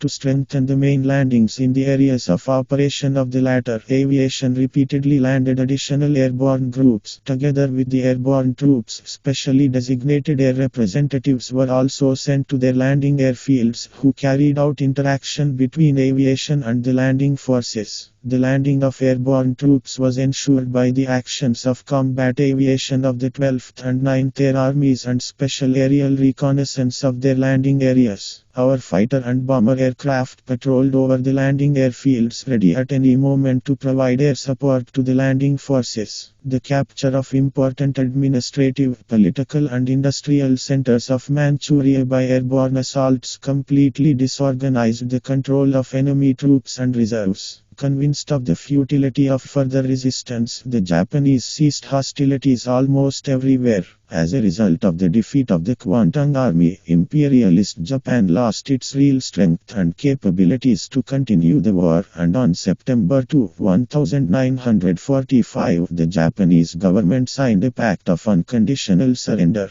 As soon as it became known about the surrender of Japan, and troops usually learn about such unforgettable moments before the order is announced, so many joyful words and congratulations were said, and salutes were fired from cannons, machine guns, rifles and pistols. And how could one not rejoice, because not only the Great Patriotic War, but also the Second World War ended victoriously. The peoples of the whole world, with a feeling of sincere gratitude to the Soviet state and its armed forces, saw peace on earth, which they had strived for with all their souls for 6 long years. The Air Force of the Far East, despite the significant uniqueness of the theater of operations and the complexity of the tasks facing them, using the rich experience of the war with Nazi Germany, managed to provide effective assistance to the ground forces in the defeat of the Kuomintang army. They flew more than 22,000 sorties. In the hands of the Soviet command, our Air Force was a powerful and most maneuverable means of armed struggle.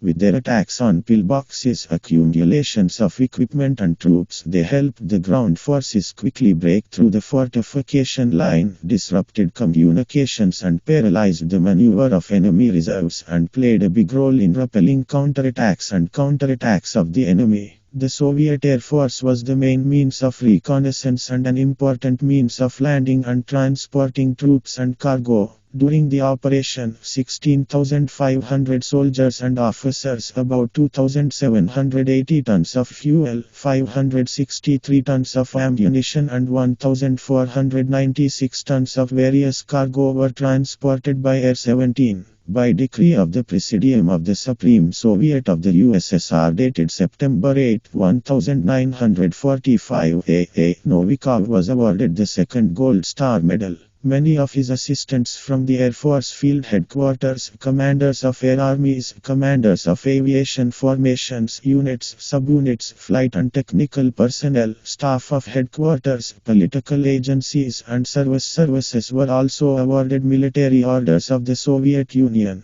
The most important result of the campaign carried out by the Soviet armed forces in the Far East was the defeat of the almost million-strong Kuomintang army, the unconditional surrender of Japan, and the elimination of the source of aggression in the East. Our victory in the Far East dashed the hopes of the Japanese imperialists for a favorable outcome of the war in the Pacific and thwarted the plans of aggressive US circles who were trying to gain a foothold on the Asian continent. The victory of the Soviet armed forces contributed to the powerful rise of the national liberation movement in Asian countries and created the preconditions for the victory of the People's Revolution in China, North Korea and Vietnam. Throughout the Asian continent, the forces of democracy and progress have strengthened, while the positions of imperialism and reaction have weakened. All bridgeheads and military bases created by the Japanese imperialists to attack the USSR were eliminated, and the security of our Far Eastern borders was ensured. The Soviet Army carried out the liberation mission in the Far East with honor.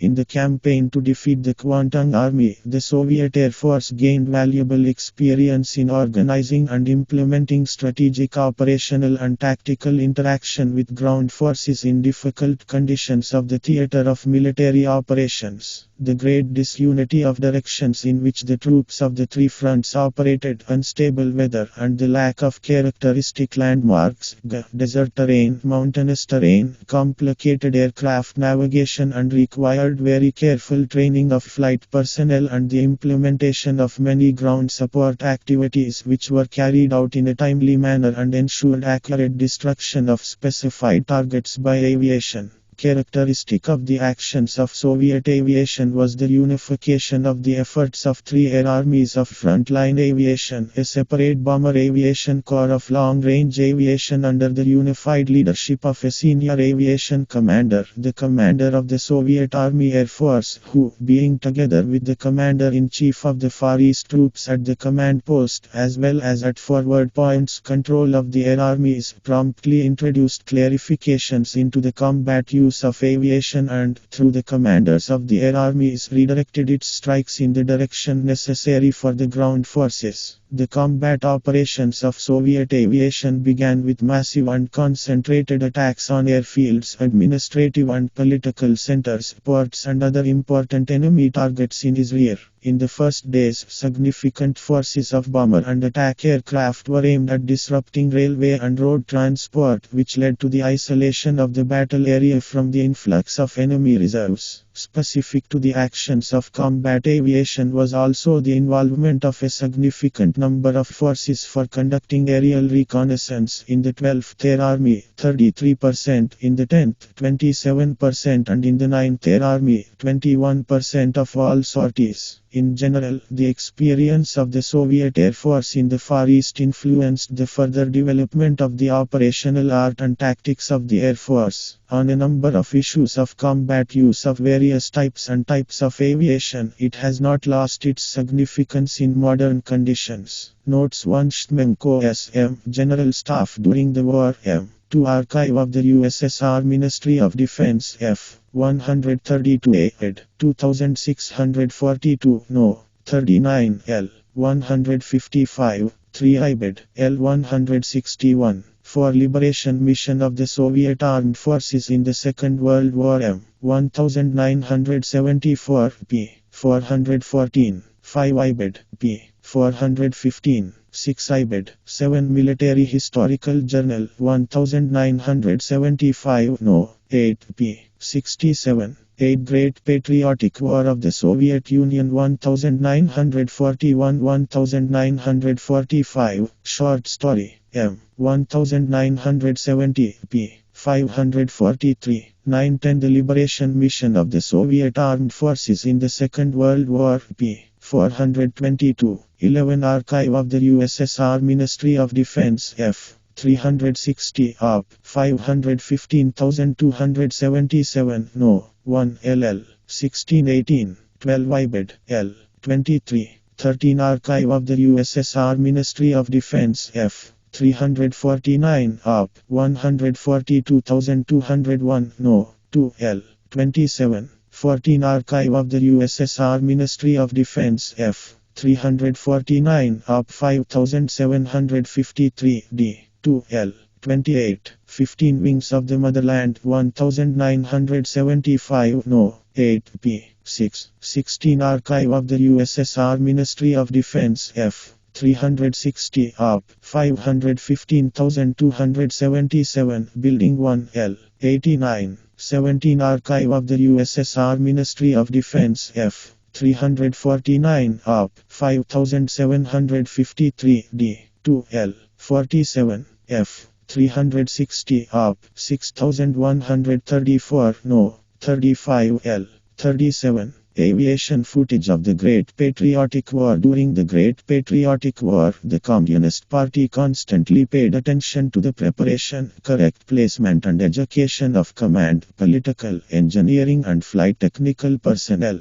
The Communist Party, the Supreme High Command, the General Staff and the Military Council of the Air Force took into account that the combat effectiveness of all types and branches of aviation depends on the presence of a sufficient number of mature, well-trained leadership personnel devoted to the ideas of communism. The Central Committee of the party constantly kept in its field of view the selection and placement of aviation personnel of the highest and senior categories. All appointments from the commander of an aviation division and higher on the recommendation of the command and the military council of the Air Force of the Soviet Army were approved by the Central Committee of the All-Union Communist Party of Bolsheviks. The main criteria for assessing a person during the difficult years of the war were military skill and organizational abilities, selfless devotion to the socialist motherland and the Communist Party, and high moral and fighting qualities. By the end of the war, almost all command posts in the Soviet Air Force were occupied by members and candidates of the All-Union Communist Party, Bolsheviks. The Air Force Military Council played an important role in the selection and placement of mid-level personnel.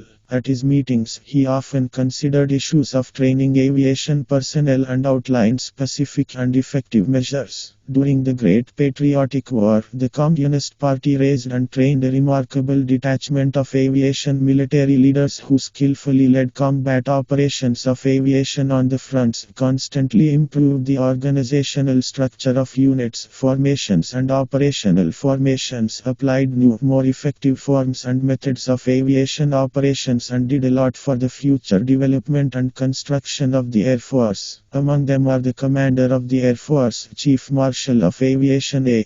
Novikov, the Commander of Long Range Aviation, Chief Marshal of Aviation A. E. Golovanov, Deputy Commanders of the Soviet Army Air Force and Long Range Aviation, Air Marshals G. A. Vorozhkin F. Ya. Falaliv S.A. Kudyakov N.S. Skripko, Colonel General of Aviation A. V. Nikitin. Commanders of the Air Armies, Chief Marshal of Aviation K.A. Vershinin, Air Marshals S.A. Krasovsky S.I. Rudenko V.A. Sudets, Generals S.K. Goryanov M.M. Gromov V.N. Zdanov I.P. Zarevlev N.F. Naumenko F.P. Polinin N.F. Papayvin S.D. Rybalkenko I.M. Sokolov T.T. Kryukin 1-2. The commanders of the air armies have different biographies. They took different roads to lead the operational formations of the Air Force during the Great Patriotic War. Many of them were still participants in the Civil War and the fight against interventionists and served in the ground forces. But they were all attracted to aviation, in which they saw a lot of new, interesting, promising things and perfectly understood the ever-increasing role of the Soviet Air Force in the defense of the socialist state. All of them had one common characteristic feature: boundless love for the motherland and devotion to the Communist Party, which raised and educated them and to their people.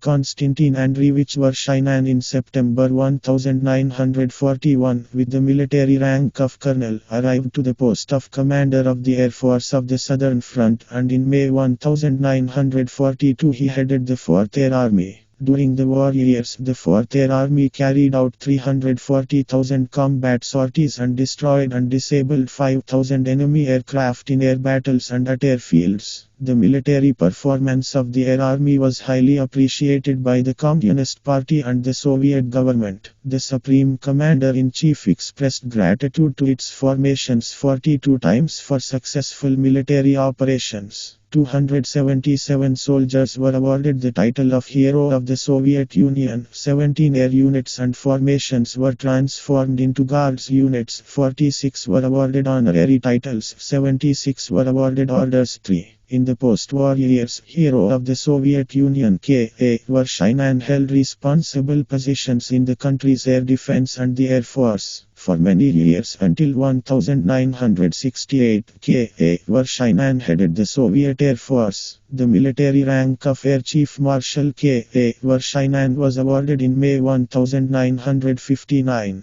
Stepan Akimovich Krasovsky began the war as an aviation major general as commander of the Air Force of the 56th Army. In January 1942, he became commander of the Bryansk Front Air Force and 4 months later, commander of the 2nd Air Army. From October 1942 to March 1943, S.A. Krasovsky headed the 17th Air Force and then, until the end of the war, the 2nd Air Army. During the war, pilots of the 2nd Air Army flew about 348,000 combat sorties, conducted 6,000 air battles, destroyed 7,000 Nazi aircraft, Its military merits were noted 37 times in the orders of the Supreme Commander-in-Chief. 65 aviation regiments, divisions, the Army Corps were transformed into Guards. 125 units and formations received an honorary name in honor of the liberated cities. More than 200 Army pilots became heroes of the Soviet Union.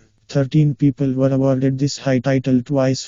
In the post-war years, hero of the Soviet Union S.A. Krasovsky was for a long time the head of the Air Force Academy. U.A. Gagarin trained hundreds of officers and generals with higher military education for the Soviet Air Force. Sergei Ignatievich Rudenko entered the war on July 15, 1941 as commander of the 31st Mixed Aviation Division. On September 28, 1942, General S.I. Rudenko became commander of the 16th Air Army. During the war years, the 16th Air Army flew 288,000 combat sorties. The pilots of this army destroyed about 6,000 Nazi aircraft in air battles and at airfields. For the exemplary performance of combat missions of the command on the front of the fight against the Nazi invaders and the courage and heroism displayed, 200 pilots and navigators were awarded the title of Hero of the Soviet Union. In the orders of the Supreme Commander-in-Chief, distinguished formations and units of the 16th Air Army were mentioned 47 times. More than 27,000 aviators were awarded orders and medals for military distinction. Many formations and units were converted into Guards. 64 were awarded honorary titles. 5. In the post-war years, Hero of the Soviet Union S.I. Rudenko was the chief of the main staff of the Soviet Air Force, first deputy commander-in-chief of the Air Force and deputy head of the Air Force Academy. U.A. Gagarin. Vladimir Alexandrovich Sudets began the war as commander of the 4th Aviation Corps of Long-Range Bomber Aviation of the High Command, then commanded the Air Force of the Volga Military District, the 1st Bomber Aviation Corps, and, from March 1943 until the end of the war, the 17th Air Army. During the war, the 17th Air Army carried out over 200,000 combat sorties and raised such air aces as twice Heroes of the Soviet Union V.A. Zaitsev M.V. Kuznetsov A.I. Koldunov N.M. Skamarkov G.F. Sivkov and others. The Air Army was noted 34 times in the orders of the Supreme Commander-in-Chief. 6. In the post-war years, Hero of the Soviet Union V.A. Sudets held responsible positions in the country's Air Force and Air Defense, was the Chief of the Air Force General Staff and the Commander-in-Chief of the country's Air Defense Forces. 7. General P.F. Zhagarev commanded the 10th Air Army during the war with imperialist Japan. In April 1946, Pavel Fedorovich Zhagarev was appointed to the post of First Deputy Commander-in-Chief of the Air Force, then commanded long-range aviation, and from September 1949 to January 1957 headed the Soviet Air Force. 8. Invaluable assistance to the commanders in leading the troops was provided by the headquarters of the Air Armies under the leadership of Generals N. P. Abramov A. N. Alexeyev I. M. Belov P. I. Breko N. P. Dogeyev N. M. Korsakov F. I. Kacheva N. V. Permenova A. S. Pronina A. A. Sakovnina B. F. Sveshnikova N. G. Selezneva S. P. Sinyakova V. V. Storezhenko K. Italtsova A. Z. Ustinova A. V. Stepanova S. A. Lavrika V. I. Izetova and N. L. Stepanova. 9.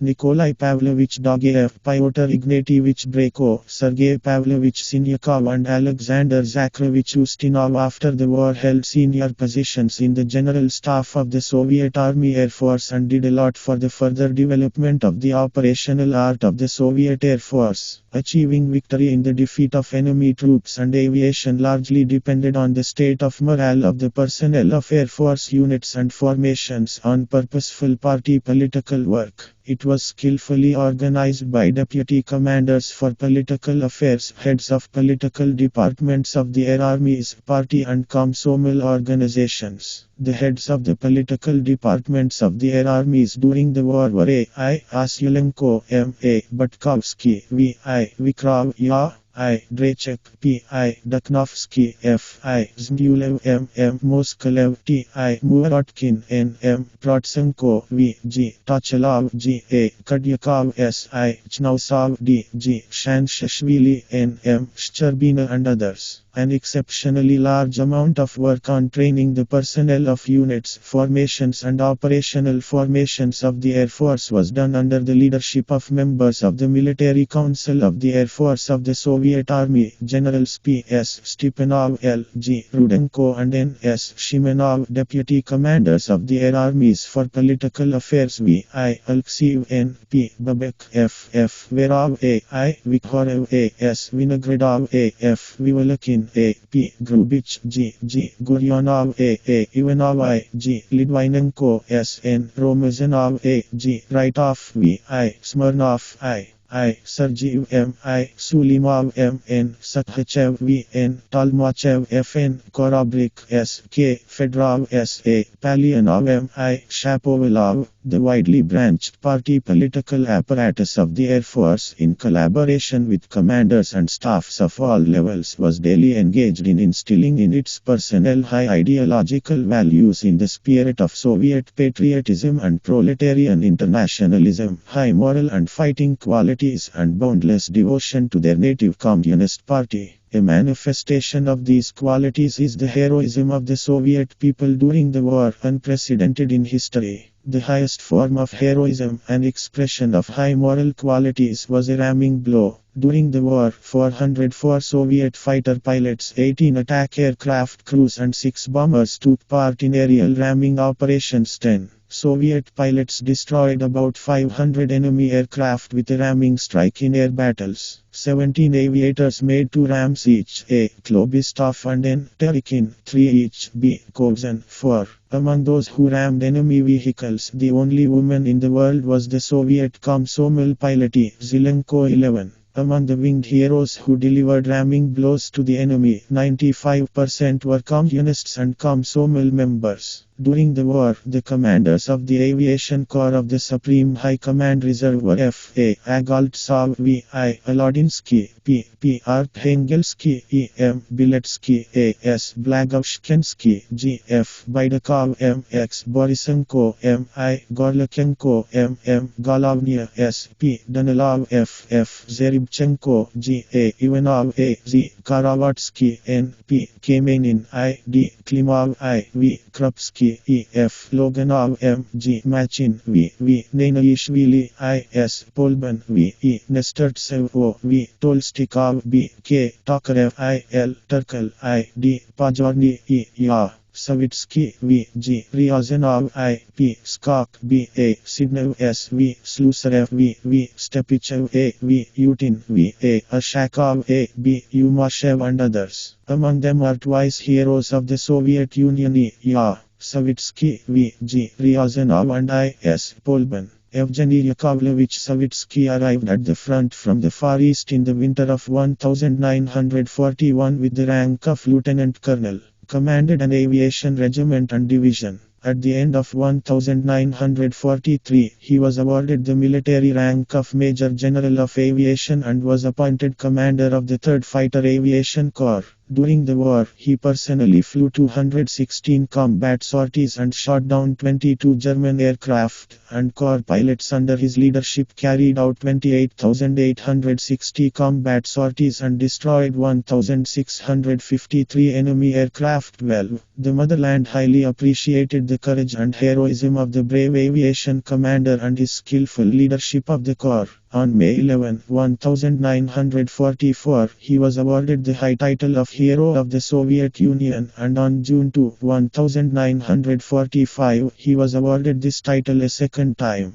During the 2 years of the war, from April 1943 to May 1945, 32 heroes of the Soviet Union were trained in the Corps 13. Now E.Ya. Savitsky is an air marshal. During the Great Patriotic War, Vasily Georgievich Ryazanov commanded the 1st Guards Assault Aviation Corps. The corps became famous during the war for its precise, powerful bombing strikes against the enemy. Corps pilots flew 58,270 combat missions during the war. V.G. Ryazanov was one of the first to organize the control of combat operations of attack aircraft from the forward command post of the Combined Arms and Tank Armies, i.e. He applied a new method of controlling attack aircraft over the battlefield. There were 94 heroes of the Soviet Union and 7 twice heroes of the Soviet Union in the Corps. For outstanding military services to the motherland, General V.G. Ryazanov was awarded the title of Hero of the Soviet Union on February 22, 1944, and on June 18, 1945 he was awarded the second Gold Star Medal 14. A talented leader, innovator and fearless pilot was the commander of the 6th Guards Bomber Aviation Corps until 1944, 2nd Guards Ivan Semenovich Polban. In March 1943, Colonel, from October 20, Major General of Aviation I.S. Polban was appointed commander of the Aviation Corps. Various innovations in the use of the P-2 dive bomber are associated with his frontline activities. I.S. Polban was the first in bomber aviation to master the method of sniper dive bombing against small targets and taught it to subordinate regiments and divisions. On November 23, 1942, the brave pilot and renowned commander was awarded the high title of Hero of the Soviet Union, and on April 6, 1945, he was posthumously awarded the second Gold Star Medal 15. The division commanders who grew out of the commanders of units, squadrons and regiments include V.I. Davidkov, M.P. Noga, S.I. Nichaiporenko, V.A. Sandalov, P.I. Kryakov, F.P. Kartler, A.I. Pakrishkin and many others. Air Division Commanders K.A. Katichev, V.V. Smirnov, V.V. Zelentsov, I.D. Antoshkin, F.I. Dabish and many others showed themselves to be mature leaders of combat operations.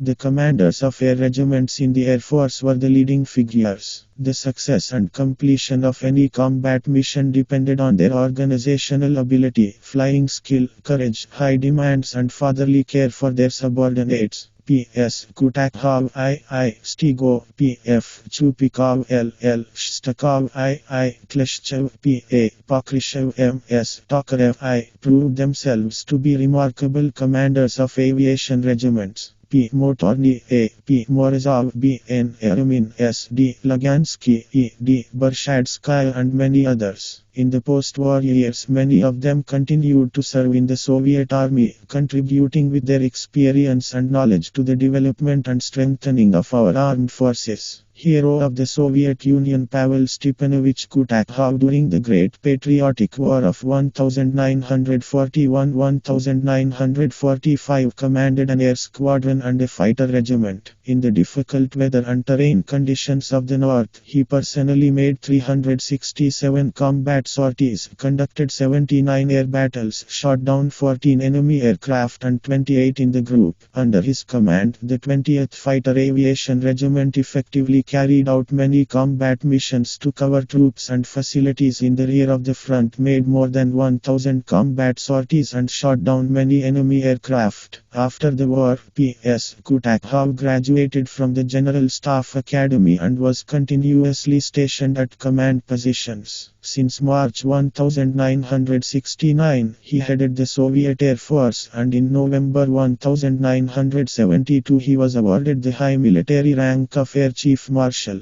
During the war, Ivan Ivanovich Stigo commanded an aviation unit, an air squadron, and from December 1943 until the end of the war, the 893rd Assault Aviation Regiment conducted 95 combat sorties. In April 1975, he was awarded the high military rank of Air Marshal and is currently the Deputy Commander-in-Chief of the Soviet Army Air Force. During the war, Hero of the Soviet Union Pavel Fedorovich Chupikov commanded the 19th Fighter Aviation Regiment, which participated in almost all major operations of the third period of the war, was transformed into the 176th Guards Regiment and was awarded the Order of Alexander Nevsky. During the war years, the regiment's pilots flew about 9,000 combat sorties, conducted 750 air battles and destroyed 445 enemy aircraft. P.F. Chupikov personally completed about 400 combat missions, and in 77 air battles he shot down 14 and in the group 6 enemy aircraft. Now PF. Chupikov is Colonel General of Aviation. Hero of the Soviet Union. I.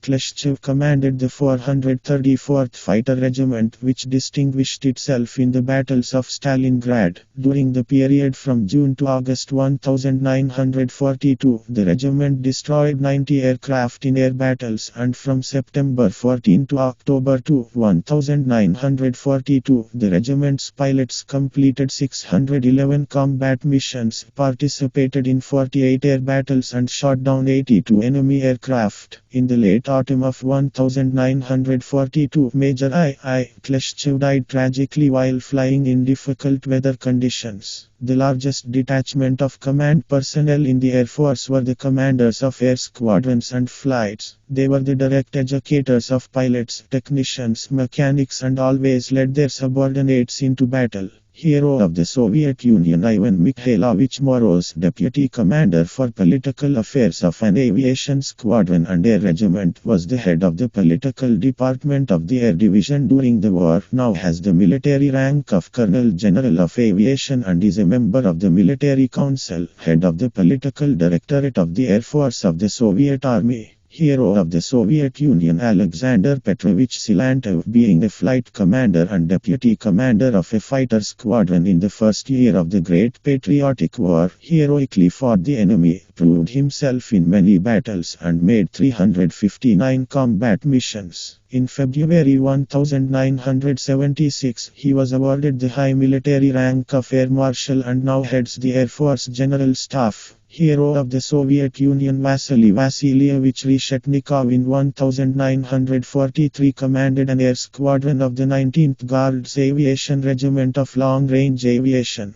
During the war years he made 307 combat missions on Il-4 aircraft. Nowadays VV. Reshetnikov is a Colonel General of Aviation and heads a powerful type of aviation, long-range missile carrying 16. Among the squadron commanders who glorified themselves during the war were 3 times Hero of the Soviet Union I.N. Kozhevnikov and twice Hero of the Soviet Union N.M. Skomarkov A.N. Efimov A.Ya. Brandis I.F. Pavlov. Fighter pilot Ivan Nikitovich Kozhevnikov made 326 combat missions during the war, participated in 120 air battles and personally shot down 62 enemy aircraft 17. Currently, I.N. Kozhevnikov is Colonel General of Aviation. N.M. Skomarkov made 605 combat missions, conducted 130 air battles and shot down 46 fascist aircraft 18. Now he is a Colonel General of Aviation. Attack pilot Alexander Nikolaevich Efimov, in August 1942, after graduating from a military pilot school, arrived at the Attack Aviation Regiment of the Western Front. A.N. Efimov made his first combat flight from one of the airfields near Moscow, and on the Kursk Bulge in 1943 he became known as a fearless attack pilot, an outstanding master of attacking enemy troops. He made his last 222nd combat flight on May 8, 1945. 19 in 1975, he was awarded the high rank of Air Marshal and is now the first Deputy Commander-in-Chief of the Soviet Army Air Force. The timely and successful completion of combat missions depended on the dedicated work of the Air Force engineering and technical staff. This titanic work was carried out under the leadership of the Chief Engineer of the Air Force A.K. Repin and Air Army Engineers A.V. A.G. I.I. Bondarenko A.V. Vinokurov Z.A. I.F. V.N. Kablikov K.P. Moiseev I.V. Markov P.A. Neveny N.I. Plotnikov I.P. Osipenko P.V. Rodimova A.G. Rudenko V.I. Rebrova A.V. Shepelev and others. 20 During the war, immeasurably great work was done by the personnel of the units and institutions of the Air Force Rear, which was headed by Generals N.A. Sokolov Sokolinok M.P. Konstantinov F.I. Zharov L.G. Rudenko N. G. Lovtsov V.N. Uspensky P.V. Karatev I.X. Lyubimov P.P. Vranov V.N. Vlasov A.S. Kryov P.G. Kazakov A.I. Mezintsev F.P. Maltsev N.M. Stepanov P.M. Stupin P.M. Taranenko S.N. Nipenko V.I. Ryabtsev etc. 21 medical personnel of the Soviet Air Force under the leadership of Generals L. G. Radgaus and P. Popov, heads of the medical service of the air armies, saved the lives of thousands of pilots, navigators, radio operators, and technicians. The motherland highly appreciated the military duty of its winged sons and daughters. Over 200,000 of them were awarded orders and medals. 2,420 awarded the high title of Hero of the Soviet Union. 65 pilots were awarded the high title twice, including 6 famous long-range aviation pilots: A.I. Molodchny, V.N. Osipov, P.A. Taran, E.P. Fedorov, V.V. Senko, S.I. Kretov, and the world-famous Soviet air fighters A.I. Pokrishkin and I.N. Kozhevnikov 3 times. The high award, the title of Hero of the Soviet Union, was awarded to 29 Soviet military pilots, including A.L. Zubkova, E.A. Nikulina, E.I. Nozel, E.M. Rudneva, O.A. Sanfirova, N.N. Fedyutenko, M.P. Chekhneva. During the war years, 288 aviation formations, units and divisions of frontline and long-range aviation were transformed into guards. 897 were awarded military orders, 708 received their own names. 319 times the orders of the Supreme Commander-in-Chief. Noted the most distinguished formations and units of the Air Force in battle. 22. Notes 1 to History of the USSR 1975 No. 3 p. 44. 3/4 Air Army in the Great Patriotic War M. 1968 p. 9. 4 2nd Air Army in Battles for the Motherland M. 1965 p. 29. The military rank of Air Marshal S.A. Krasovsky was awarded in 1959. 5 16th Air Force M. 1973 p. 5 391.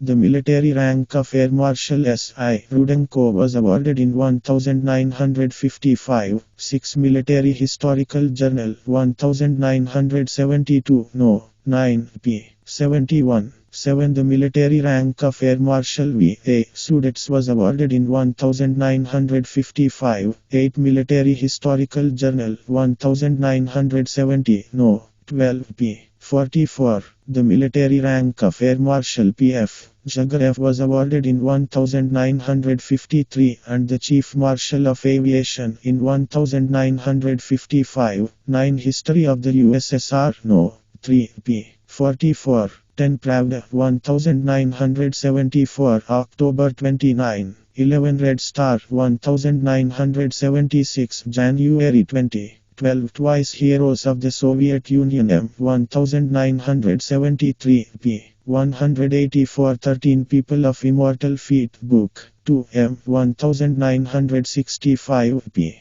254. 14 Twice Heroes of the Soviet Union from 182. 15 Ibed p. 164. 16 Red Star 1976 March 2017 Military Historical Journal 1975 No. 5 p. 116. 18 Twice Heroes of the Soviet Union p. 194. 19 Twice Heroes of the Soviet Union p. 78. 20 Soviet Air Force in the Great Patriotic War of 1941-1945 M. 1968 p. 421. 21 Military Historical Journal 1973 No. 5 p. 35 22 Soviet Air Force in the Great Patriotic War of 1941-1945 p. 447 448 Aviation and Cosmonautics of the USSR M. 1968 p. 229 230. Conclusion The Great Patriotic War ended with the world historical victory of the Soviet Union. It was achieved by the Soviet people and their armed forces under the leadership of the Communist Party. The great leader, organizer and commander of the Soviet people in this war was our glorious Communist Party. Our party directed all its organizational genius, all the strength of the mighty community of peoples of the USSR, all the people's energy accumulated over the years, perseverance, endurance and powerful will towards a single goal, to defeat of fascism won. The war showed the advantages of the economic and political organization of socialist society, its ideology. The Soviet Union was able to withstand the blow of a superior enemy in the most difficult conditions, rebuild its economy on a war footing, and create a material base that ensured its subsequent victory. During the war, our army was equipped with the latest equipment, which in many respects was superior to the enemy's equipment. Evidence of this is the indicators of weapons production in the USSR and Germany for all types. In terms of aviation technology, the Soviet military industry produced 108,028 combat aircraft for the period from July 1, 1941 to June 30, 1945, and Germany produced 78,900 for the period 1941-1944 too. The work of teams led by outstanding Soviet aircraft designers A.N. Tupolev, N.N. Polikarpov S.V. Ilyushin A.S. Yakovlev S.A. Lavachkin V.M. Petlyakov A.I. Mikoyan P.O. Sukhim A.A. Mikulin A.D. Shvitsov V.Ya. Klimov and others created new types of aircraft: MiG-3, Yak-3, Yak-9, La-5, La-7 fighters, Il-2, Il-10 attack aircraft and 2 bombers, P-2 and P-8. Most of these aircraft were not only not inferior in their combat qualities to the best aircraft of German aviation, but in some respects they were superior to them. From 1942 until the end of the war, there was a continuous increase in the power of the Soviet Air Force. If the aviation of the active army at the beginning of the war included 1,540 aircraft of new types, then by December 1941 there were 2,495, by May 1942, 3,160, by November 1942, 3,088, by July 1943, 8,290, by January 1944, 8,500, by June 1944, 800, and by January 1945, 14,500 combat aircraft 3. At the same time, the forces of Nazi aviation continuously decreased after the Battle of Stalingrad. By November 1942, on the Soviet-German front, the Nazis had 3,500 new combat aircraft. By July 1943, 2,980. By June 1944, 2,800. And by January 1945, 1,960 aircraft. 4. Simultaneously with the quantitative growth of the Soviet Air Force, the ratio between old and new types of aircraft changed. By November 1, 1942, only 73 old type aircraft remained in the Air Force. They were located mainly in long-range aviation, in night bomber aviation, on inactive fronts and in training units. In 1943, modernized La-5 fighters with more powerful Sh-82FN engines entered service with the Soviet Air Force, which surpassed all German fighters in flight speed and climb rate, including the newest FV-190 aircraft. In the same year, 1943, serial production of new Yak-9 fighters with a flight range of 1,500 km has begun. Il-2 attack aircraft began to be produced by the aviation industry with 2 cockpits for the pilot and the air gunner, which increased the defense capability of this aircraft from attacks by enemy fighters. All Il-2 aircraft were armed with 23 mm and 37 mm cannons. The P-2 frontline bomber was equipped with new, more powerful M105PF engines, additional gas tanks, and 12.7 mm heavy machine guns instead of 7.62 mm. In 1944, our aviation units and active army formations received new fighters Yak-3 and La-7 and a more advanced design Yak-9, Il-10 attack aircraft and a modernized R-2 long-range bomber.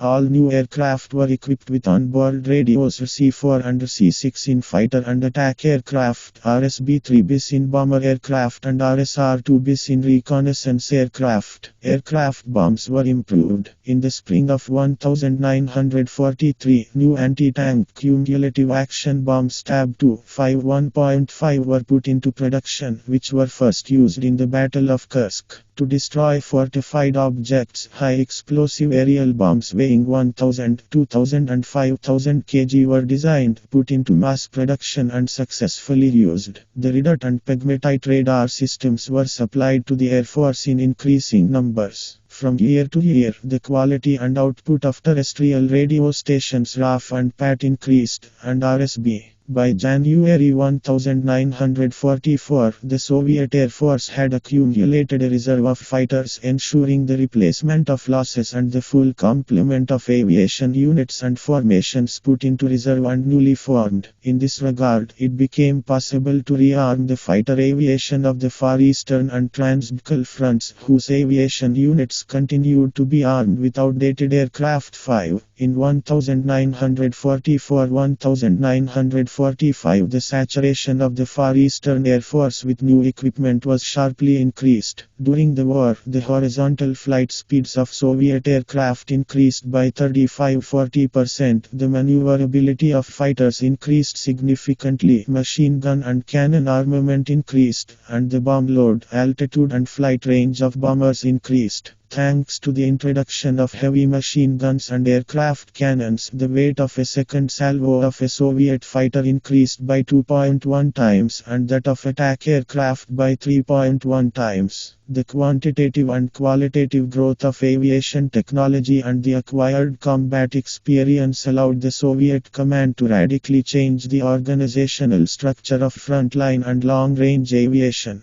In May-November 1942, instead of frontal air forces and combined arms armies, 13 air armies of frontal aviation were created on the Soviet-German front. In 1942, 4 more air armies were formed in the Far East. The creation of air armies as large aviation operational formations was a new direction in the construction of the Soviet Air Force. It gave the front command the opportunity to mass the efforts of all aviation forces in the main directions of action of the ground forces and the headquarters of the Supreme High Command and the command of the Air Force of the Soviet Army, to use the forces of several air armies of adjacent fronts in the interests of solving major operational tasks in one strategic direction and centrally manage them to one senior aviation to the boss. The rapid growth of aircraft manufacturing provided a solution to the problem of creating large aviation reserves, aviation corps and individual aviation divisions of the RVGK. By the end of 1943, 18 aviation corps were already operating on the fronts and 2 air corps were in reserve at the Supreme Command headquarters. In total, during the war years, 30 homogeneous air corps and 27 separate air divisions of the RVGK were formed. 6. The aviation corps and divisions of the RVGK were in the hands of the headquarters, a powerful means of strengthening the air armies of the fronts. Due to the strengthening of aviation corps, the number of combat aircraft changed dramatically. During major operations, the aircraft of the aviation corps and divisions of the RVGK accounted for 50 to 55% of all front aviation.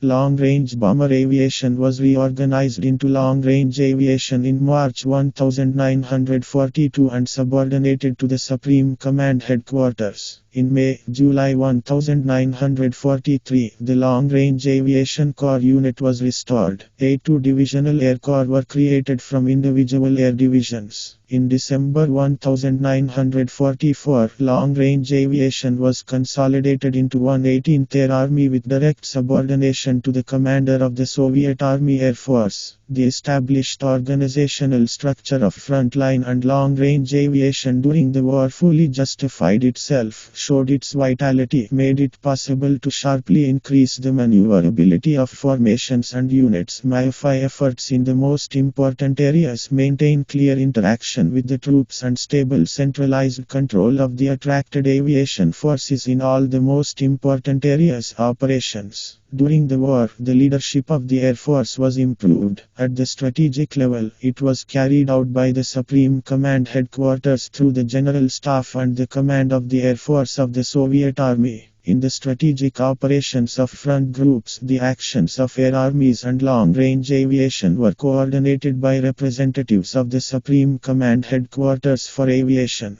They ensured the necessary centralization of control, concentration of aviation efforts to solve the most important tasks, timely maneuver of air formations and high efficiency of their actions during operations. During the Great Patriotic War, the Command, the Military Council and the headquarters of the Air Force of the Soviet Army did an exceptionally great job of directing the combat operations of the Air Force. To improve the organizational structure of aviation operational formations and units, on the implementation of interaction with the ground forces and the Navy, on training aviation reserves, on timely aviation technical supplies, management of airfield construction, training and retraining of flight personnel, generalization and implementation of combat experience in operations of all types and branches of aviation. During the Great Patriotic War, the Soviet Air Force carried out about 4 million sorties. A high assessment of the actions of the Air Force was given by the Supreme Commander-in-Chief in Order No. 51 of August 1945. In the Great Patriotic War of the Soviet people against Nazi Germany, our aviation honorably fulfilled its duty to the motherland. The glorious falcons of our fatherland were defeated in fierce air battles. Wanted German aviation, which ensured freedom of action for the Red Army and saved the population of our country from enemy air bombing.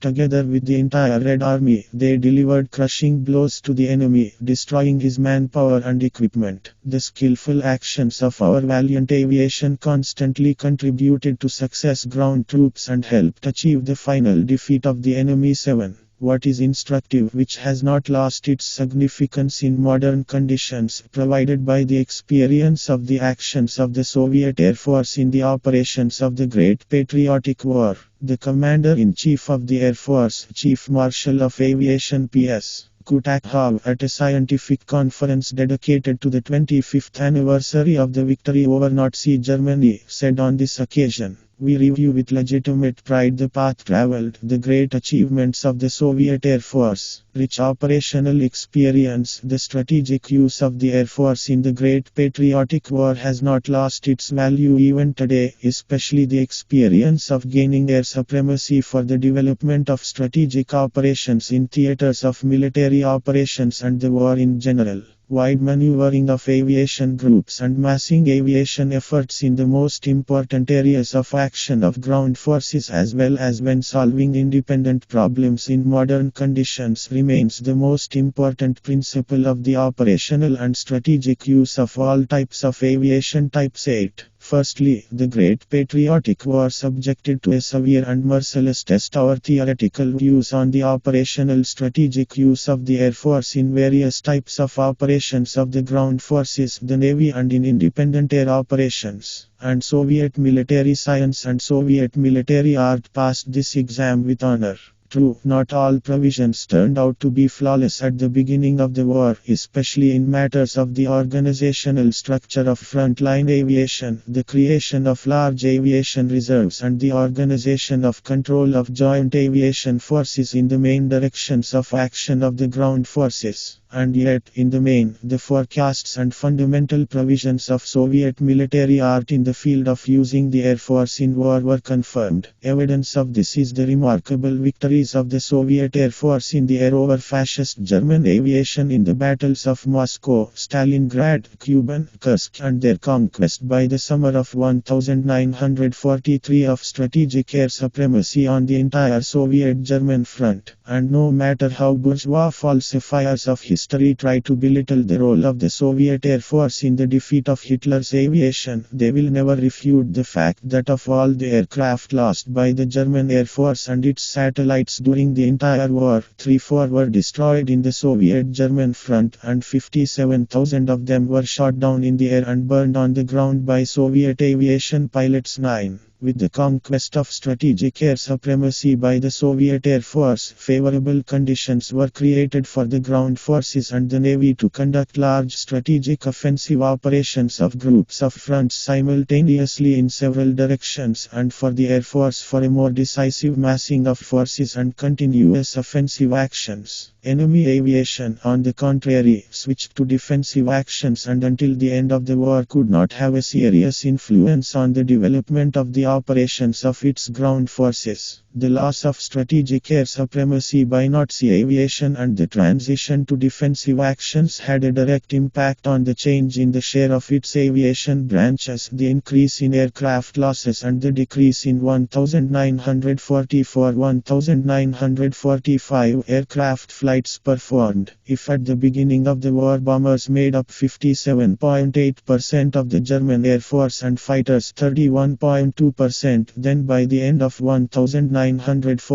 the share of German bombers decreased by 4 times and fighters more than doubled and amounted to 68%. 10. Enemy air losses increased while Soviet air losses decreased. In 1941, for every plane we lost, there were an average of 32 sorties. In 1943, 72, and in 1945, 165 sorties. The enemy in 1942 had 25.5 aircraft flights per destroyed aircraft. In 1943, already 22.5, and in 1945, only 11 aircraft flights. The Soviet Air Force increased the average monthly number of its sorties from year to year, while the German Air Force decreased them. If in 1942 Hitler's aviation carried out on average about 41,000 aircraft flights monthly on the Soviet-German front, then in 1943, 39.3 thousand, and in 1945, slightly more than 15.5 thousand, i.e., 2.6 times less 11. The war fully confirmed the fundamental provisions of pre-war Soviet military art about two forms of fighting for air supremacy. The daily fight against Nazi aviation within the framework of front-line defensive and offensive operations of the ground forces and air operations of the Air Force to defeat enemy aviation groups. At the same time, air operations were carried out by Air Force forces in the interests of the entire armed struggle. In April 1943 in the Cuban, from May 6 to 8 and from June 8 to 10, 1943 on the central sector of the Soviet-German front, and by aviation forces of one or three adjacent fronts in the interests of only one front, strategic direction, as was the case, for example, in June 1941 during operations at airfields in Finland and northern Norway, in October and November 1941 in the Moscow direction, and in October 1942 in Stalingrad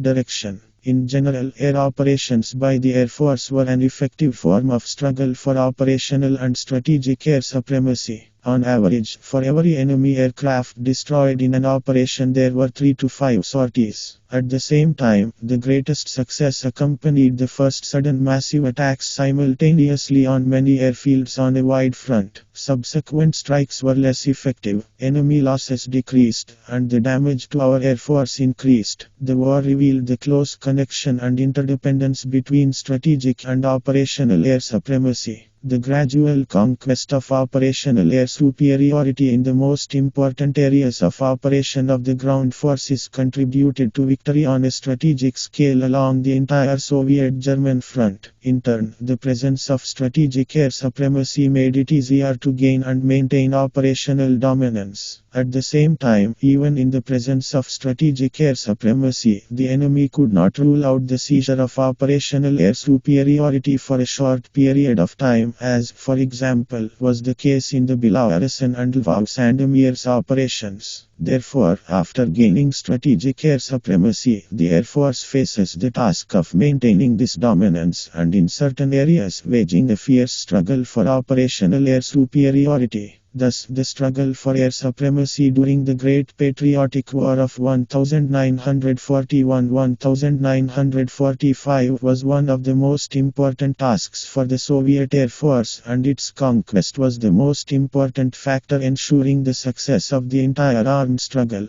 It was an objective necessity from the moment the military operations began until the last days of the war. Secondly, many provisions of our pre-war charters, instructions and theoretical views on the joint actions of the Soviet Air Force with the ground forces were practically reflected during the Great Patriotic War, and at the same time new, more advanced forms and methods of action of various types and branches of aviation arose. The Soviet Air Force spent 46.5% of combat sorties 12 to support ground forces from the air in offensive and defensive operations. Aviation cleared the way for infantry and tanks, helped them quickly break through defenses, quickly pursue the enemy, encircle and destroy his groups, cross rivers and capture and hold important bridgeheads. During the war, the Soviet operational art of the Air Force was enriched with a new form of combat use of frontline aviation in joint actions with troops, called the air offensive. It arose in 1942 in connection with the need to provide continuous air support for advancing troops. Initially, the air offensive was limited to aviation missions when troops broke through the front of the main defense line. Since the summer of 1943, i.e., when the Soviet Air Force gained strategic air supremacy, it began to be carried out to the full depth of the frontline offensive operation, and in terms of its scale and the forces involved, it acquired an operational character.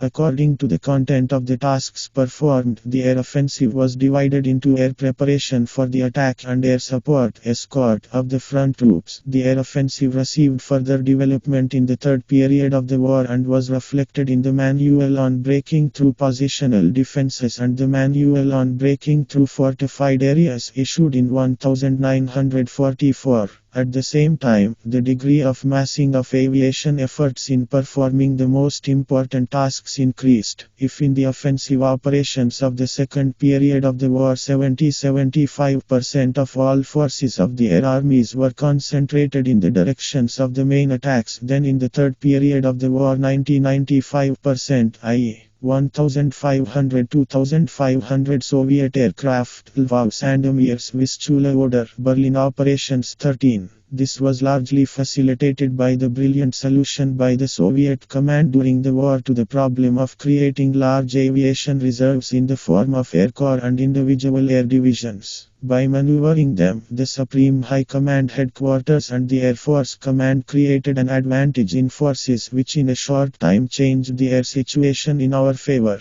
1,200 of our aircraft took part in the counter-offensive near Moscow, 1,400 at Stalingrad, 5,300 in the counter-offensive at Kursk, more than 6,000 in the Belarusian operation, and 7,500 combat aircraft in the Berlin operation. During the war, forms of using frontline aviation were found to ensure the entry into battle, breakthrough of cavalry mechanized groups and tank armies and their actions in operational depth. The entry into battle of the KMG and tank armies was ensured by the main aviation forces of the front air army, and for their direct support of actions in depth, 1 or 2 assault aviation divisions were usually allocated, sometimes an assault aviation corps. In a number of cases, the introduction of a tank army into battle was preceded by a short but powerful aviation preparation with the aim of suppressing and destroying resistance nodes, strongholds and anti-tank defense systems. Oriol, Belarusian and Lvov Sandomir's operations. Attack aircraft began escorting the tank army from the moment it entered the battle and did not stop until the army completed its mission.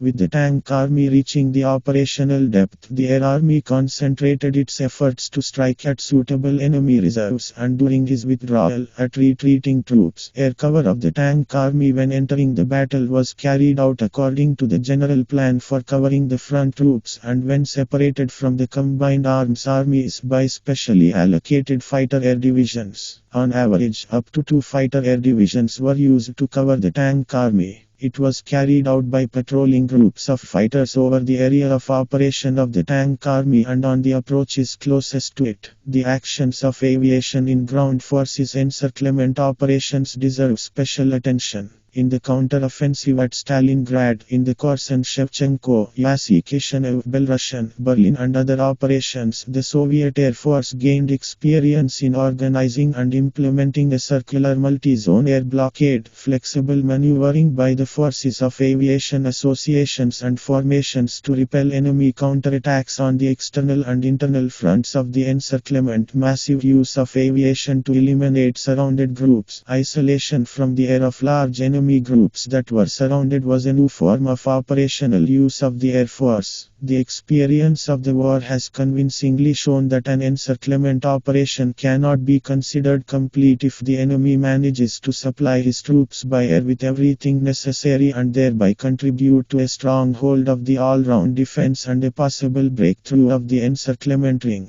Carrying out an air blockade deprived the enemy of this opportunity and created favorable conditions for our ground forces to quickly defeat the encircled groups. The successful implementation of an air blockade depended on the following basic conditions: the presence of operational air superiority in a given sector of the front, allocation of the required number of forces of various types of aviation and air defense systems to combat transport aviation, organizing clear and continuous interaction between formations and units of various branches of aviation and branches of the armed forces, ground forces, air force, air defense forces of the country, creation of a unified WNOS system. From centralization of command and control of all forces carrying out the air blockade. During the war, the Air Force also successfully solved the task of aerial reconnaissance, carried out by special reconnaissance aviation regiments and all branches of aviation.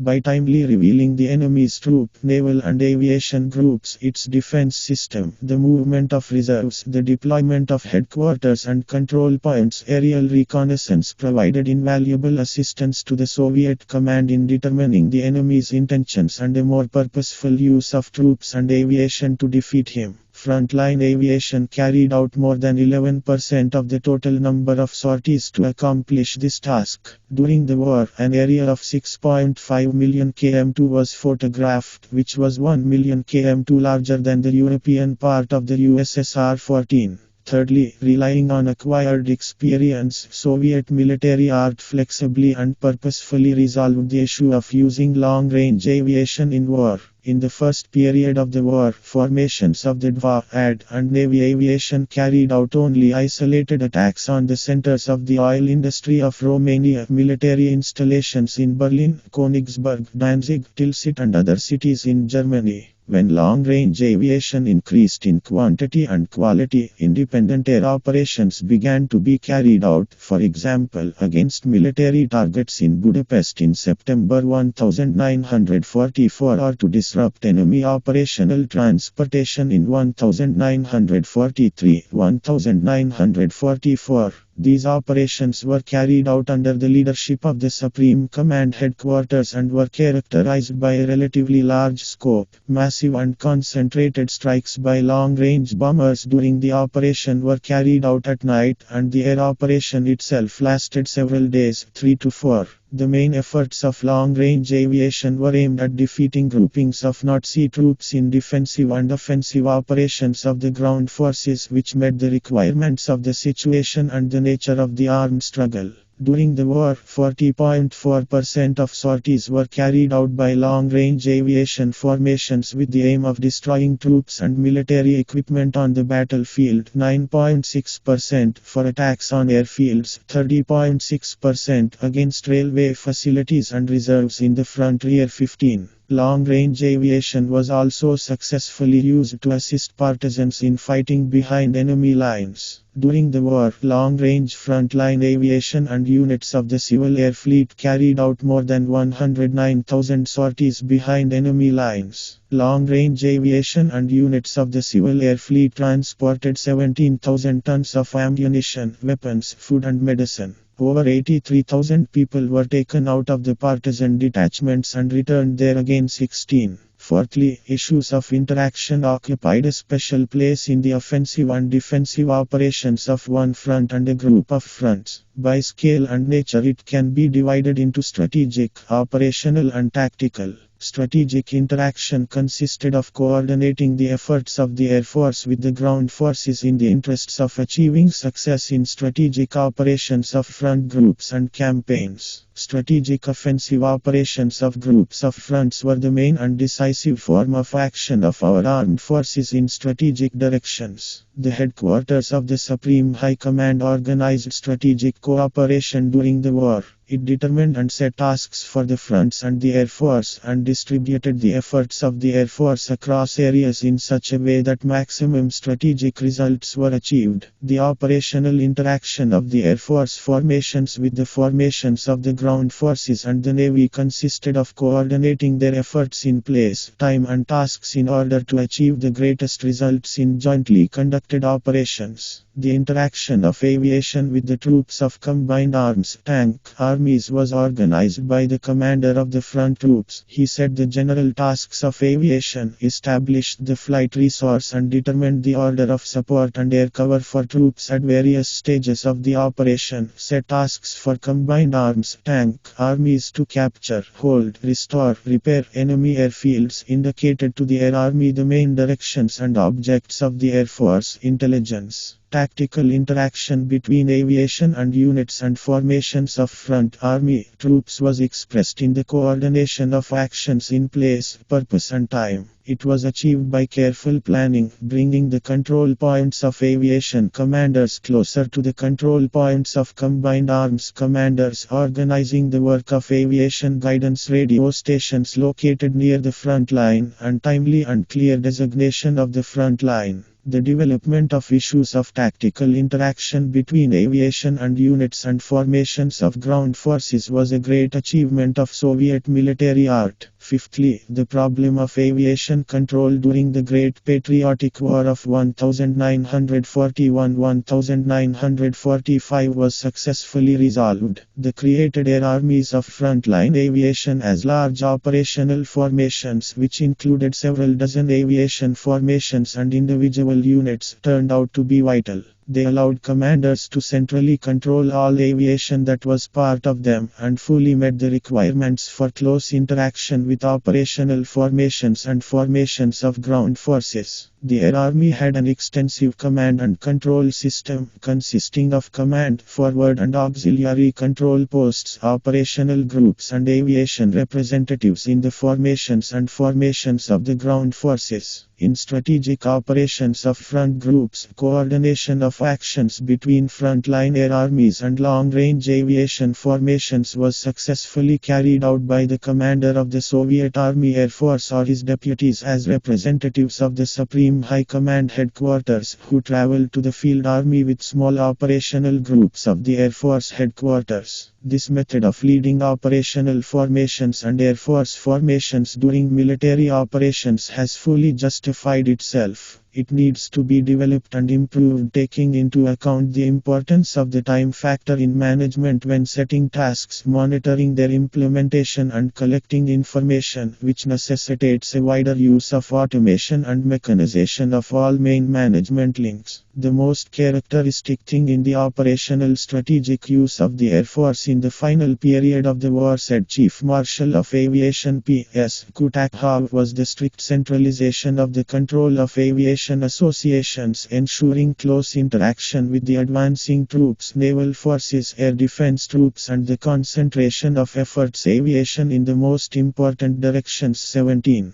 The rich experience gained by the Soviet Air Force in the Great Patriotic War has not yet been fully studied. It should be further studied and taken into account in modern conditions, especially in matters of organizing and implementing the struggle for strategic air supremacy, massing the efforts of aviation in the main directions of action of the ground forces, organizing the interaction of the Air Force with the ground forces and the Navy, and managing several operational associations of the Air Force as a senior aviation commander. Marshal of the Soviet Union A. Greco, in his final speech at the scientific conference dedicated to the 30th anniversary of the victory of the Soviet people and their armed forces in the Great Patriotic War of 1941-1945, indicated, "For the Soviet armed forces, the war was the greatest school of combat experience which has become our invaluable asset, national wealth. This experience was obtained with the blood of Soviet soldiers, the efforts of the entire people, and we have no right to either lose or forget it. It still largely retains its significance, is a reliable foundation for the development of military theory, improvement of combat and political training of troops, creative assimilation of the experience of the Great Patriotic War, taking into account the modern material and technical base of the Soviet armed forces. Their qualitative growth makes it possible to better and faster develop military affairs, foresee the nature of a future war and increase the combat power of the Army and Navy." 18. The harsh years of the Great Patriotic War fully confirmed the brilliant conclusions of V.I. Lenin about the decisive role of the leadership of the Communist Party in achieving victory both in the rear and at the front. The party's combat headquarters was its central committee. At the fronts and in the rear, in territory temporarily occupied by the enemy, the Communist Party acted as a single fighting, mobilizing and directing force. By personal example and heartfelt words, the Communists strengthened the morale of all Soviet people and led them to military and labor feats. In the post-war period, the Communist Party of the Soviet Union steadily followed Lenin's course. All these years, said General Secretary of the KPSU Central Committee L.I. Brezhnev at the XXV Congress of the KPSU, the party has paid due attention to strengthening the defense capability of our country and improving the armed forces. We can report to the Congress that we have done a lot in this area. Equipment has improved, the armed forces have received modern weapons and military equipment, the quality of combat training and the ideological training of personnel have improved. In general, comrades, the Soviet people can be sure that the fruits of their creative labor are under reliable protection.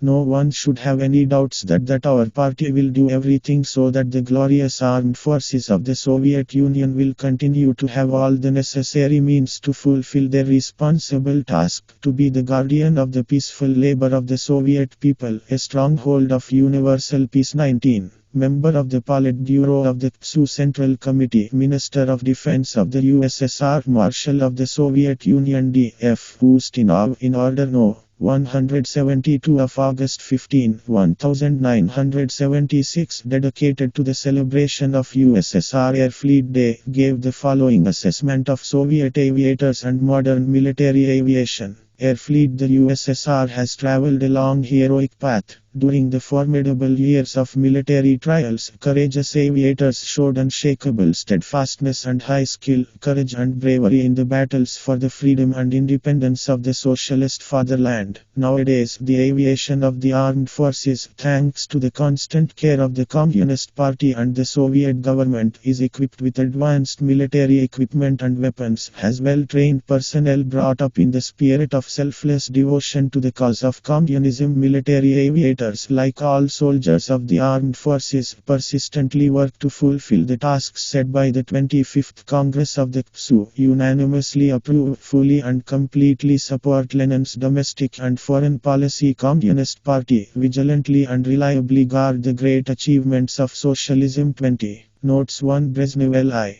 Lenin's course, speeches and articles. Vol. 1. M. 1970, p. 129. 2. Great Patriotic War of the Soviet Union 1941-1945, Brief History, p. 571. 3. The Great Patriotic War of the Soviet Union 1941-1945, Brief History, p. 579. 4. IBID, p. 579. 5. Archive of the USSR Ministry of Defense, F. 35 up, 11250, Building 101 L. 1. 6. Military Historical Journal 1976 No. 10 p. 32. 7 Stalin IV. About the Great Patriotic War of the Soviet Union M. 1953 p. 201. 8 World Historical Victory of the Soviet People 1941-1945 m. 1971 p. 49.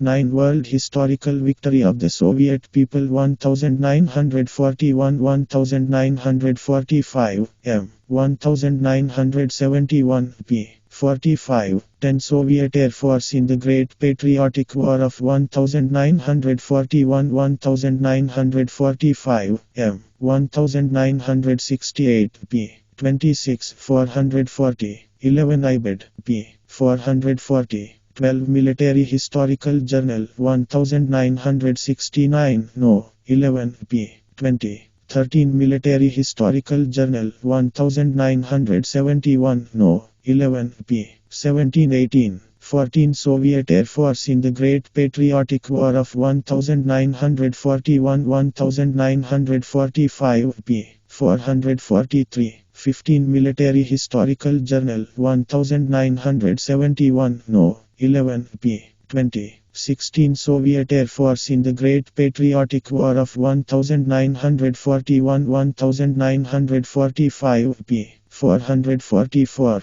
17 Great Victory of the Soviet People 1941-1945 m. 1976 p. 244. 18 Red Star 1975 April 19. 19 Brezhnev Li. Report of the Central Committee of the KSU and the immediate tasks of the party in the field of domestic and foreign policy. Report to the XXV Congress of the KSU on February 24, 1976 m. 1976 p. 100. 20 Red Star 1976 August 15. Application. The leadership of the Soviet Army Air Force during the Great Patriotic War of 1941-1945. Position. Military rank, surname and initials. Time in office. Air Force Command. Head of the Main Directorate of the Air Force since 6/29/41. Air Force Commander. Deputy People's Commissar of Defense of the USSR. Lieutenant General of Aviation Zhagor FPF. Colonel General of Aviation from 17.3.1943. Marshal of Aviation from 21.2.1944. Chief Marshal of Aviation Novikov A. 22.6 1941, 11.4 1942, 11.4 1942 until the end of the war. Deputy Head of the Main Directorate of the Air Force for Political Affairs from 29.6 1941. Member of the Military Council of the Air Force. Corps Commissar from October 1941. Army Commissar of the second rank. P.S. Stepanov. Lieutenant General of Aviation from 4.2 1944. Colonel General of Aviation Shimenov N.S. 29.6 1941, 8.8 1942, 17.3 1943 until the end of the war. Chief of Staff of the Air Force Major General of Aviation Valedin P.S. 22.6 1941, 29.6 1941 Chief of Staff of the Air Force Major General of Aviation Vorozhkin G.A. Major General of Aviation Kodyakov S.A. Colonel General of Aviation Falaliv F.Ya. Colonel General of Aviation from August 19, 1944. Air Marshal S.A. Kodyakov August 1941, April 1942, April 1942, July 1942, July 1942, May 1943, May 1943 until the end of the war. Commander of Long Range Aviation Major General of Aviation from 1942. Lieutenant General of Aviation from 1943. Colonel General of Aviation, then Marshal of Aviation from 19.8.1944. Chief Marshal of Aviation Golovanov 5.3 1942 6.12.1944 Deputy Commander for Political Affairs Divisional Commissar from 6.12.1942 Major General of Aviation from 18.9.1943 Lieutenant General of Aviation from 19.8.1944 Colonel General of Aviation G. March 21, 1942 December 6, 1944 Chief of Staff Lieutenant General of Aviation M.I. Shivalev Lieutenant General of Aviation Permanov N.V. 5.3.1942 June 1944 July 1944 December 6, 1944 Air Armies Command 1st Air Army Commander Lieutenant General of Aviation Kozhevnikov T.F. Major General of Aviation from 17.3.1943 Lieutenant General of Aviation Kozhevnikov S.A. Lieutenant General of Aviation Gromov M.M. Colonel General of Aviation T.T. Kryukin 5.5.1942 17.7.1942 17.7 1942 26.5 1943 26.5 1943 minus 2.7 1944 2.7 1944 until the end of the war Military Commissar from October 9 1942 Deputy Commander for Political Affairs Brigade Commissar from December 20 1942 Colonel from April 9 1943 Aviation Major General I.G. Litvinenko Major General of Aviation Chnishev T. 5.5 1942 23.3 1945 23.3 1945 until the end of the war Chief of Staff Colonel from March 1943 Major General of Aviation Pronin S. Major General of Aviation Belov I.M. 5.5 1942 9.8 1944 12.2 1945 until the end of the war 2nd Air Army Commander Major General of Aviation Krasovsky S.A. Colonel from 10/17 1942 Major General of Aviation Smirnov K.N.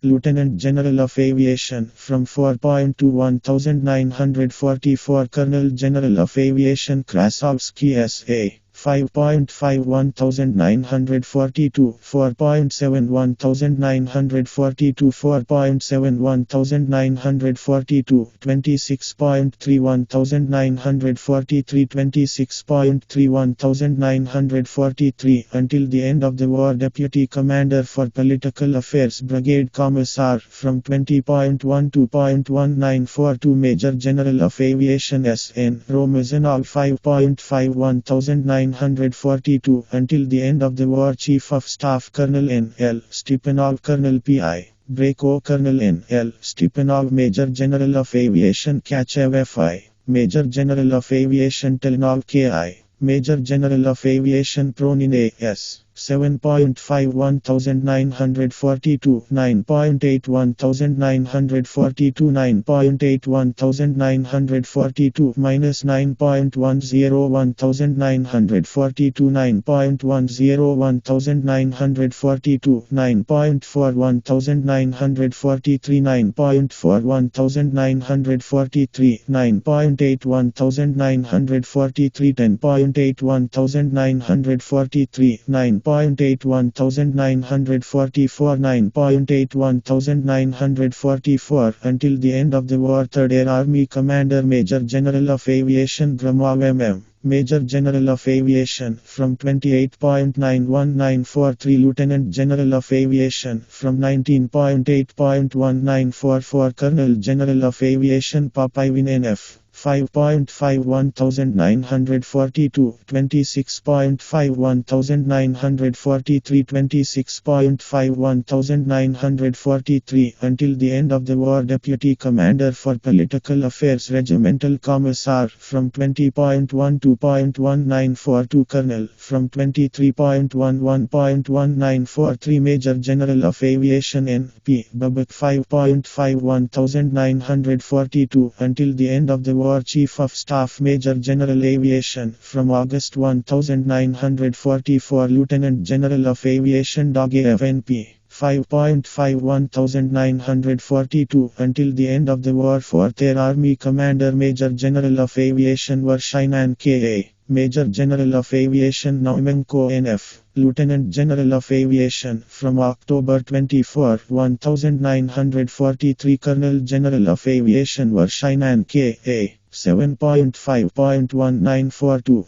8.9.1942, 8.9.1942, 1.5.1943, 1.5.1943 until the end of the war Deputy Commander for Political Affairs Divisional Commissar, from 20.12.1942 Major General of Aviation Alexei V.I. Major General of Aviation, from 19.8.1944 Lieutenant General of Aviation Verov F.F. 7.5.1942, 14.4.1943, 14.4.1943 until the end of the war Chief of Staff Major General of Aviation Ustinov A. 3. Major General of Aviation Alexei V.N. 7.5.1942 minus 11.71944 11.7.1944 until the end of the war 5th Air Army Commander Lieutenant General of Aviation, from 25.3.1944 Colonel General of Aviation Goryanov S.K.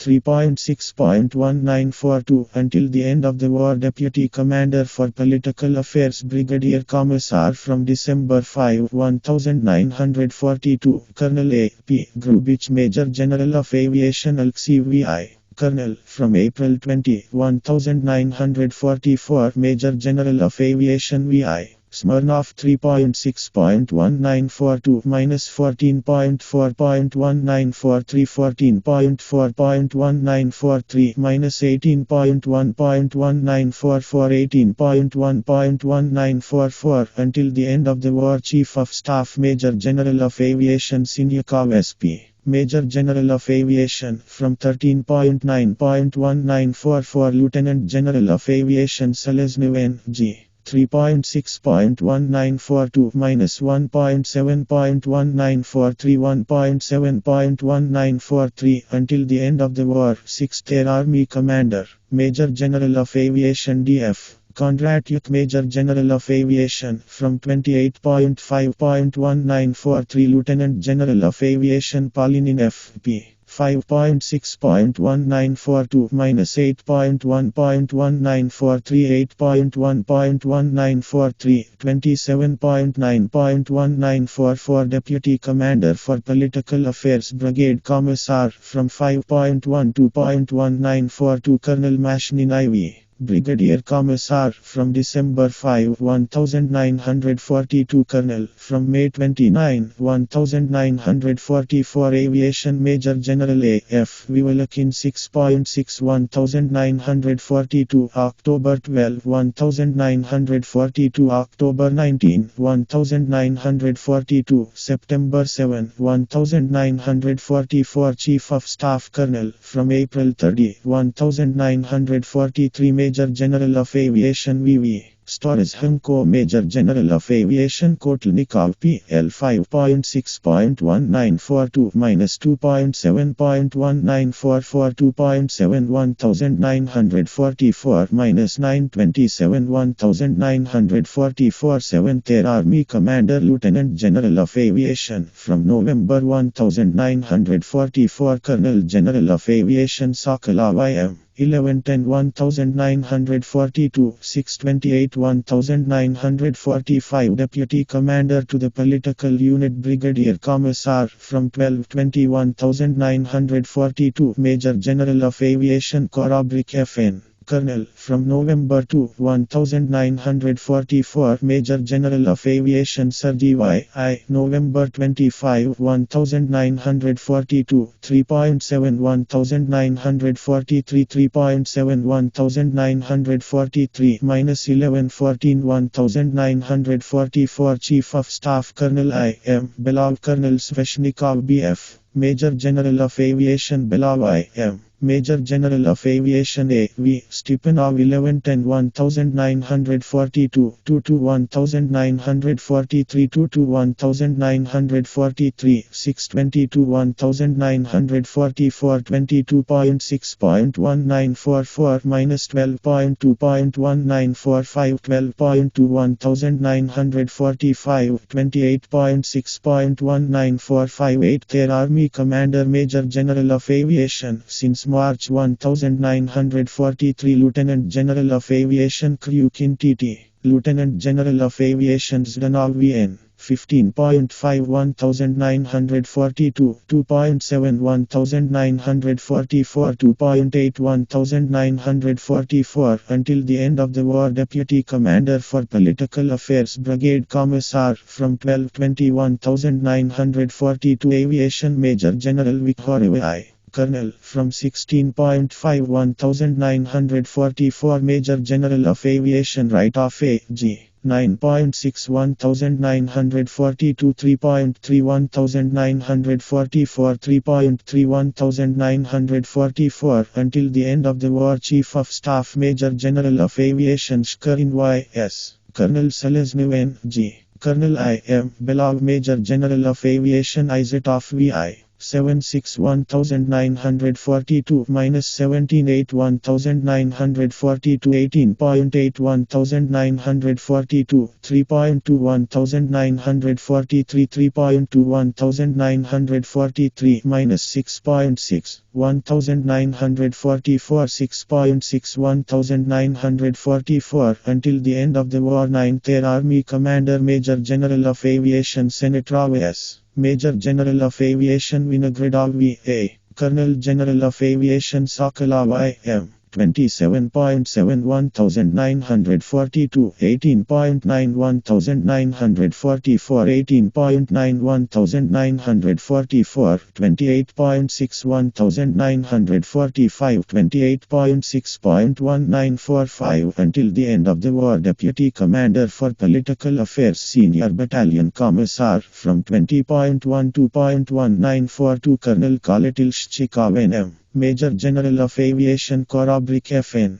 27.7 1942, 26.4 1945, 26.4 1945, 3.9 1945, Chief of Staff Colonel since March 1943, Major General of Aviation ISWSN. Major General of Aviation A.V. Stepanov 27.7 1942, 28.6 1945, 28.6 1945, until the end of the war 10th Army Commander Colonel, from 17.10 1942, Major General of Aviation Vinogradov V.A. Colonel, from September 8, 1945, Major General of Aviation Slobozan D.Ya. Colonel General of Aviation Zhagarev P.F. 27.7 1942, 16.9 1944, 16.9 1944, 19.5 1945, May 19 1945, until the end of the war Deputy Commander for Political Affairs Regimental Commissar, from December 20 1942, Colonel M.V. Melnik, Colonel Fedorov S.K. 727 1942, 1216 1944, 1216 1944, until the end of the war Chief of Staff Major General of Aviation Petrov N.A. Colonel Pinev N.K. Colonel, from 3.21943, Major General of Aviation Logrik S.A. 5.8 1942 minus 13.1 1943 13.1 1943 21.3 1945 21.3 1945 until the end of the war. 11th Air Army Commander Colonel from 1017 1942 Aviation Major General V.N.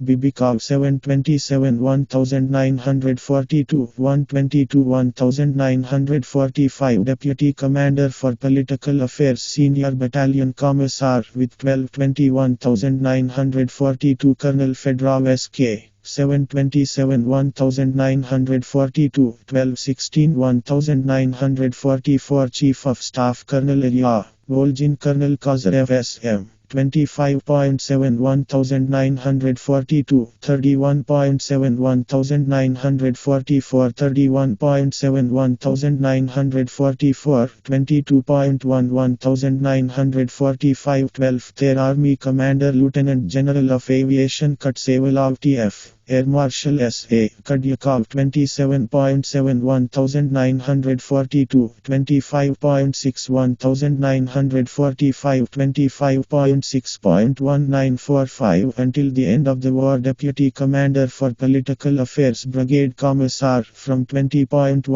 1942 Colonel from 11.7.1945 Major General of Aviation Palyanov S.A. 25.7 1942 until the end of the war. Chief of Staff Major General Aviation Chamrak I. Major General of Aviation Terentyev I. Aviation Major General D.S. Kozlov Lieutenant General of Aviation Seleznev N.G. 727 1942 419 1943 19.4.1943 6.9.1943 6.9.1943 25.6.1945 25.6.1945 until the end of the war. 13th Air Army Commander Lieutenant General of Aviation from 11.11.1944 Colonel General of Aviation Rybalchenko S.D. 20.11.1942 until the end of the war. Deputy Commander for Political Affairs Brigadier Commissar from December 6, 1942 Major General of Aviation Ivanov A. Colonel Sulimov M.I. 1125 1942 minus 13 1943 16.3 1943 until the end of the war. Chief of Staff Colonel from 4.2 1944 Major General of Aviation Alexei N. Major General of Aviation Lavrik S.A. 1113 1942 minus 710 1944 10.7 1944 21.3 1945 14th Air Army Commander Major General of Aviation from April 1943 Lieutenant General of Aviation Zarevlev IP 27.7 1942 until the end of the war. Deputy Commander for Political Affairs Brigadier Commissar with 5.1 to 1942 Colonel Gorsky I.M. Colonel Shapovalov M.I. 27.7 1942 8.1 to 1942 8.1 to 1942 minus 26.11 1944 Chief of Staff Colonel I.S. Brunov Colonel Abramov N.P. 27.7 1942 January 1943 January 1943 until the end of the war. 15th Air Army Commander Major General of Aviation Pyatikin I.G. Lieutenant General of Aviation Naumenko N.F. 22.7 1942 May 1943 May 1943 until the end of the war. Deputy Commander for Political Affairs Regimental Commissar from December 5 1942 Colonel from January 19 1944 Major General of Aviation M.N. Sakhachev 717 1942 until the end of the war. Chief of Staff Colonel Semenov I.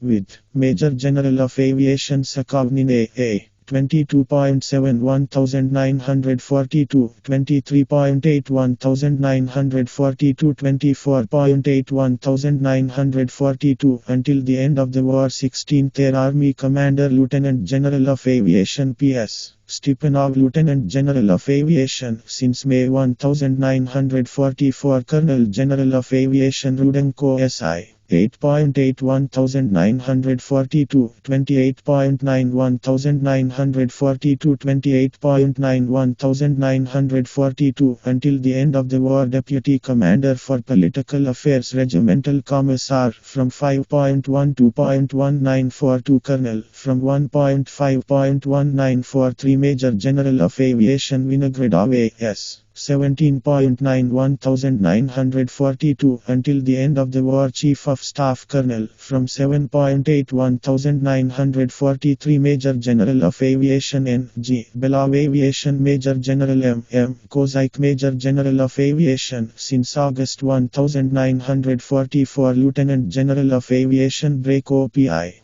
5.8 1942 minus 30.10 1942. October 30 1942. April 15 1943. 15.4 1943 until the end of the war. 17th Air Army Commander Major General of Aviation from 20.1 to 1942. Lieutenant General of Aviation Krasovsky S.A. Lieutenant General of Aviation since March 1944. Colonel General of Aviation Sudets V.A. 1115 1942 minus 326 1943. 26.3 1943 until the end of the war. Deputy Commander for Political Affairs Brigadier Commissar from 5.12.1942. Colonel from 1.5.1943. Major General of Aviation Tolmachev V.N.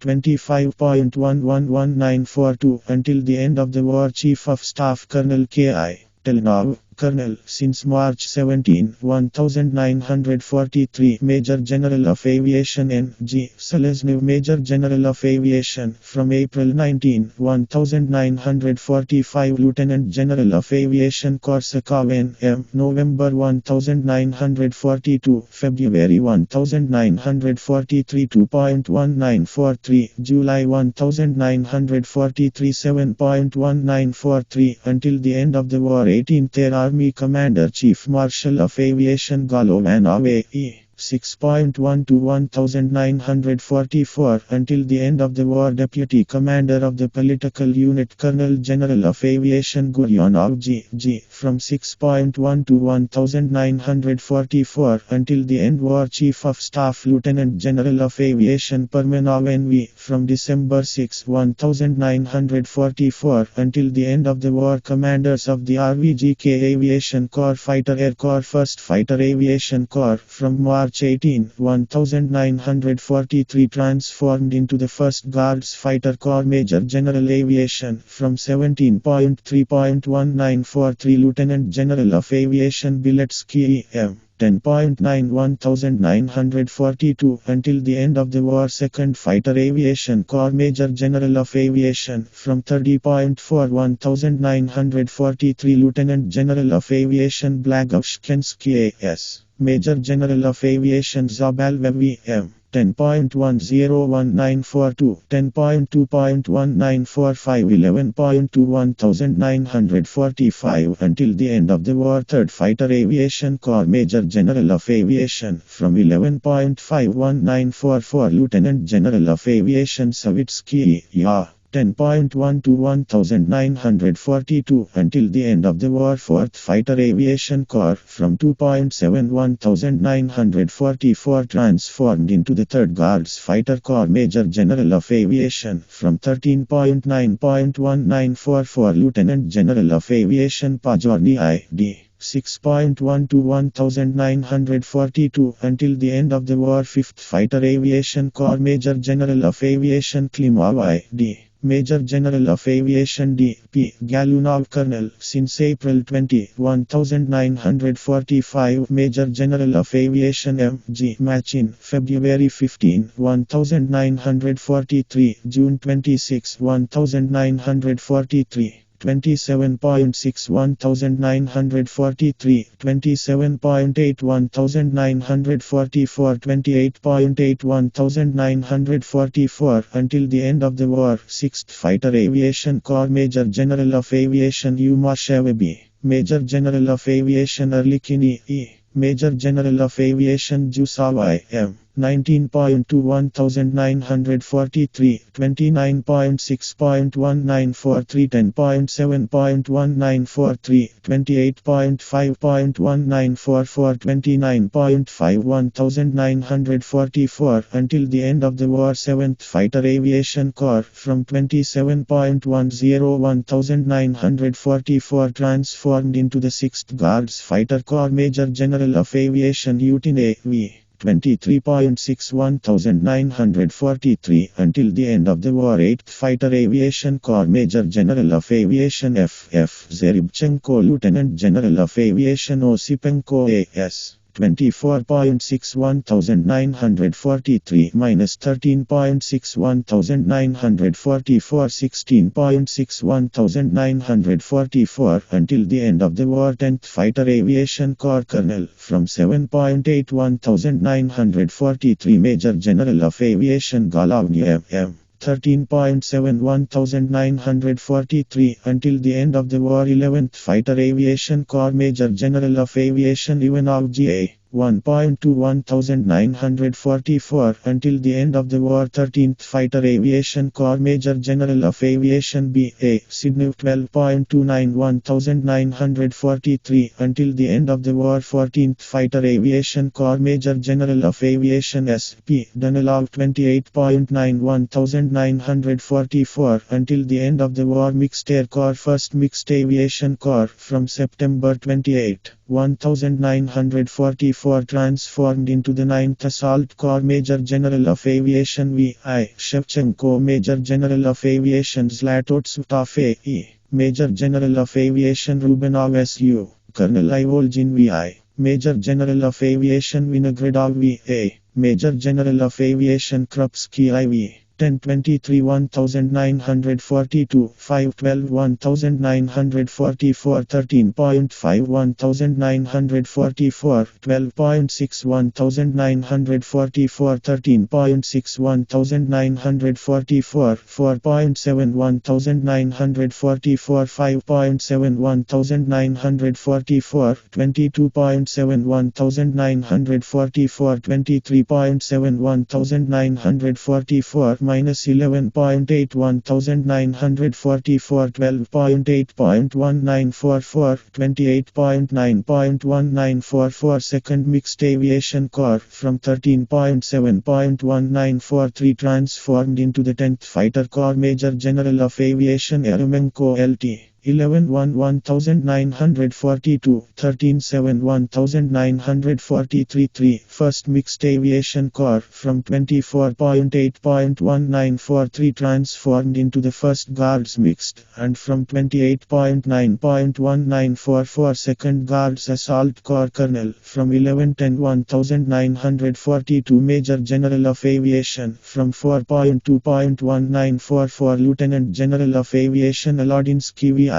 Lieutenant General of Aviation Zlatotsutov A.E. Major General of Aviation Slusarev S.V. Major General of Aviation Ivanov A.A. Major General of Aviation Slusarev S.V. 10.10 1942, 29.6 1944, 30.6 1944, minus 26.8 1944. August 27, 1944, October 12, 1944, October 13, 1944, October 22, 1944, 4.11 1944 until the end of the war. 4th Mixed Aviation Corps from 22.6 1943 transformed into the 8th Fighter Corps. Aviation Major General Zeribchenko F.F. 19.2 1943, 22.6 1943. 5th Mixed Aviation Corps from June 23, 1943 transformed into the 7th Fighter Corps. Major General of Aviation S.V. Slusarev 8.31943, June 23, 1943. 6th Mixed Aviation Corps, September 28, 1944 transformed into the 5th Bomber Corps. General Aviation Major I.D. Antoshkin Colonel since August 19, 1944. Major General of Aviation Borisenko M.X. 5.3 1943 minus 2.5 1944 3.5.1944 minus 28.9.1944. 7th Mixed Aviation Corps from 31.12.1943 transformed into the 4th Bomber Corps. Colonel from 17.3.1943. Major General of Aviation Arkhangelsky PP 15.2 1943, 12.31 1943. 8th Mixed Aviation Corps from 7.21 1943 transformed into the 5th Assault Corps. Major General of Aviation Kamenin NP 15.2 1943 minus 7.21 1943. 9th Mixed Aviation Corps 29.9 1944 transformed into the 10th Assault Corps. Major General of Aviation from 2.8 1944 Lieutenant General of Aviation O.V. Tolstikov 15.2 1943 minus 29.9 1944. 10th Mixed Aviation Corps 21.7 1943 transformed to the 7th Assault Corps. Major General of Aviation Filin V.M. 9.3 1943 minus 21.7 1943. 11th Mixed Aviation Corps 28.9 1944 transformed into the 14th Fighter Corps. Major General of Aviation Danilov S.P. 24.7 1943 minus 28.9 1944. 18th Mixed Aviation Corps Colonel V.F. Nyatilin 18.1 to 1944 until the end of the war. Assault Air Corps 1st Assault Aviation Corps 5.2 1944 transformed into 1st Guards Assault Corps. Major General of Aviation from 17.3.1943 Lieutenant General of Aviation Ryazanov V.G. 10.9 1942 until the end of the war. 2nd Assault Aviation Corps 27.10.1944 transformed into the 3rd Guards Assault Corps. Colonel from 17.3 1943 Major General of Aviation from 11.5 1944 Lieutenant General of Aviation Stepichev V.V. 10.10 1942 until the end of the war. 3rd Assault Aviation Corps Colonel from 17.3 1943 Major General of Aviation Gorlachenko M.I. 6.1 to 1942 until the end of the war. 4th Assault Aviation Corps Major General of Aviation from 1,981,944 Lieutenant General of Aviation Baidakov G.F. 1.1 1944 until the end of the war. 5th Assault Aviation Corps Major General of Aviation from 20.4 1945 Lieutenant General of Aviation Kamenin NP 21.7 1943 until the end of the war. 6th Assault Aviation Corps Major General of Aviation Tokarev BK 30.1 to 1943 until the end of the war. 7th Assault Aviation Corps Major General of Aviation from 5/16 1944 Lieutenant General of Aviation VM. Filin 721 1943 until the end of the war. 8th Assault Aviation Corps Major General of Aviation from 11/5 1944 Lieutenant General of Aviation Nanaishvili V. in Major General of Aviation M.V. Kotelnikov Major General of Aviation Rubenov S.U. Lieutenant General of Aviation Nanaishvili V.V. 15.4 1944 6.1.1945 7.1 1945 3.4 1945 4.4 1945 29.4 1945 30.4 1945 until the end of the war. 9th Assault Aviation Corps Major General of Aviation I.V. Krupski 28.9 1944 until the end of the war. 10th Assault Aviation Corps Lieutenant General of Aviation Tolstikov O.V. 29.9.1944 until the end of the war. Bomber Air Corps 1st Bomber Aviation Corps 5.2 1944 transformed into the 2nd Guards, and on December 26 1944 into the 6th Guards. Bomber Corps Lieutenant General of Aviation Sudets V.A. Colonel since October 20, 1943. Major General of Aviation Polban I.S. Major General of Aviation Kachev F.I. Colonel Nikishin D.T. 10.9 1942 31.3 1943 1.4 1943 minus 11.2 1945 12.2 1945 13.3 1945 14.3 1945 until the end of the war. The 2nd Bomber Aviation Corps 3.9 1943 was transformed into the 1st Guards Bomber Corps, and on 12/26 1944 into the 5th Guards Bomber Corps. Aviation Major General Turkel I.L. Major General of Aviation from September 28, 1943. Lieutenant General of Aviation Ashakov V.A. October 10, 1942 February 6, 1943 7.2 1943 minus 16.4 1945 3rd Bomber Aviation Corps Major General of Aviation Karavatsky A. 3. 9.11 1942 until the end of the war. 4th Bomber Aviation Corps Major General of Aviation English P. 31.12 1943 until the end of the war. 5th Bomber Aviation Corps Major General of Aviation Borisenko M.X. 28.9 1944 until the end of the war. 6th Bomber Aviation Corps Major General of Aviation from 13.3.1944 Lieutenant General of Aviation Tupikov G.N. Colonel since 20.4.1945 Major General of Aviation Skok IP 1.5.194 15.31945 16.3 1945 until the end of the war. 7th Bomber Aviation Corps Lieutenant General of Aviation Ashakov V.A. 16.4 1945 until the end of the war. Thank you for downloading the book from the free electronic library Royal Libru. http Royal Libru. Leave a review about the book. http Royal Libru. Comment Kozhevnikov Mihail Командование штаб ВВС Советской Армии Великой Отечественной войне 19,411,945 годов. HTML. All books by the author. http Royal Libru. Author Kozhevnikov Mihail. HTML.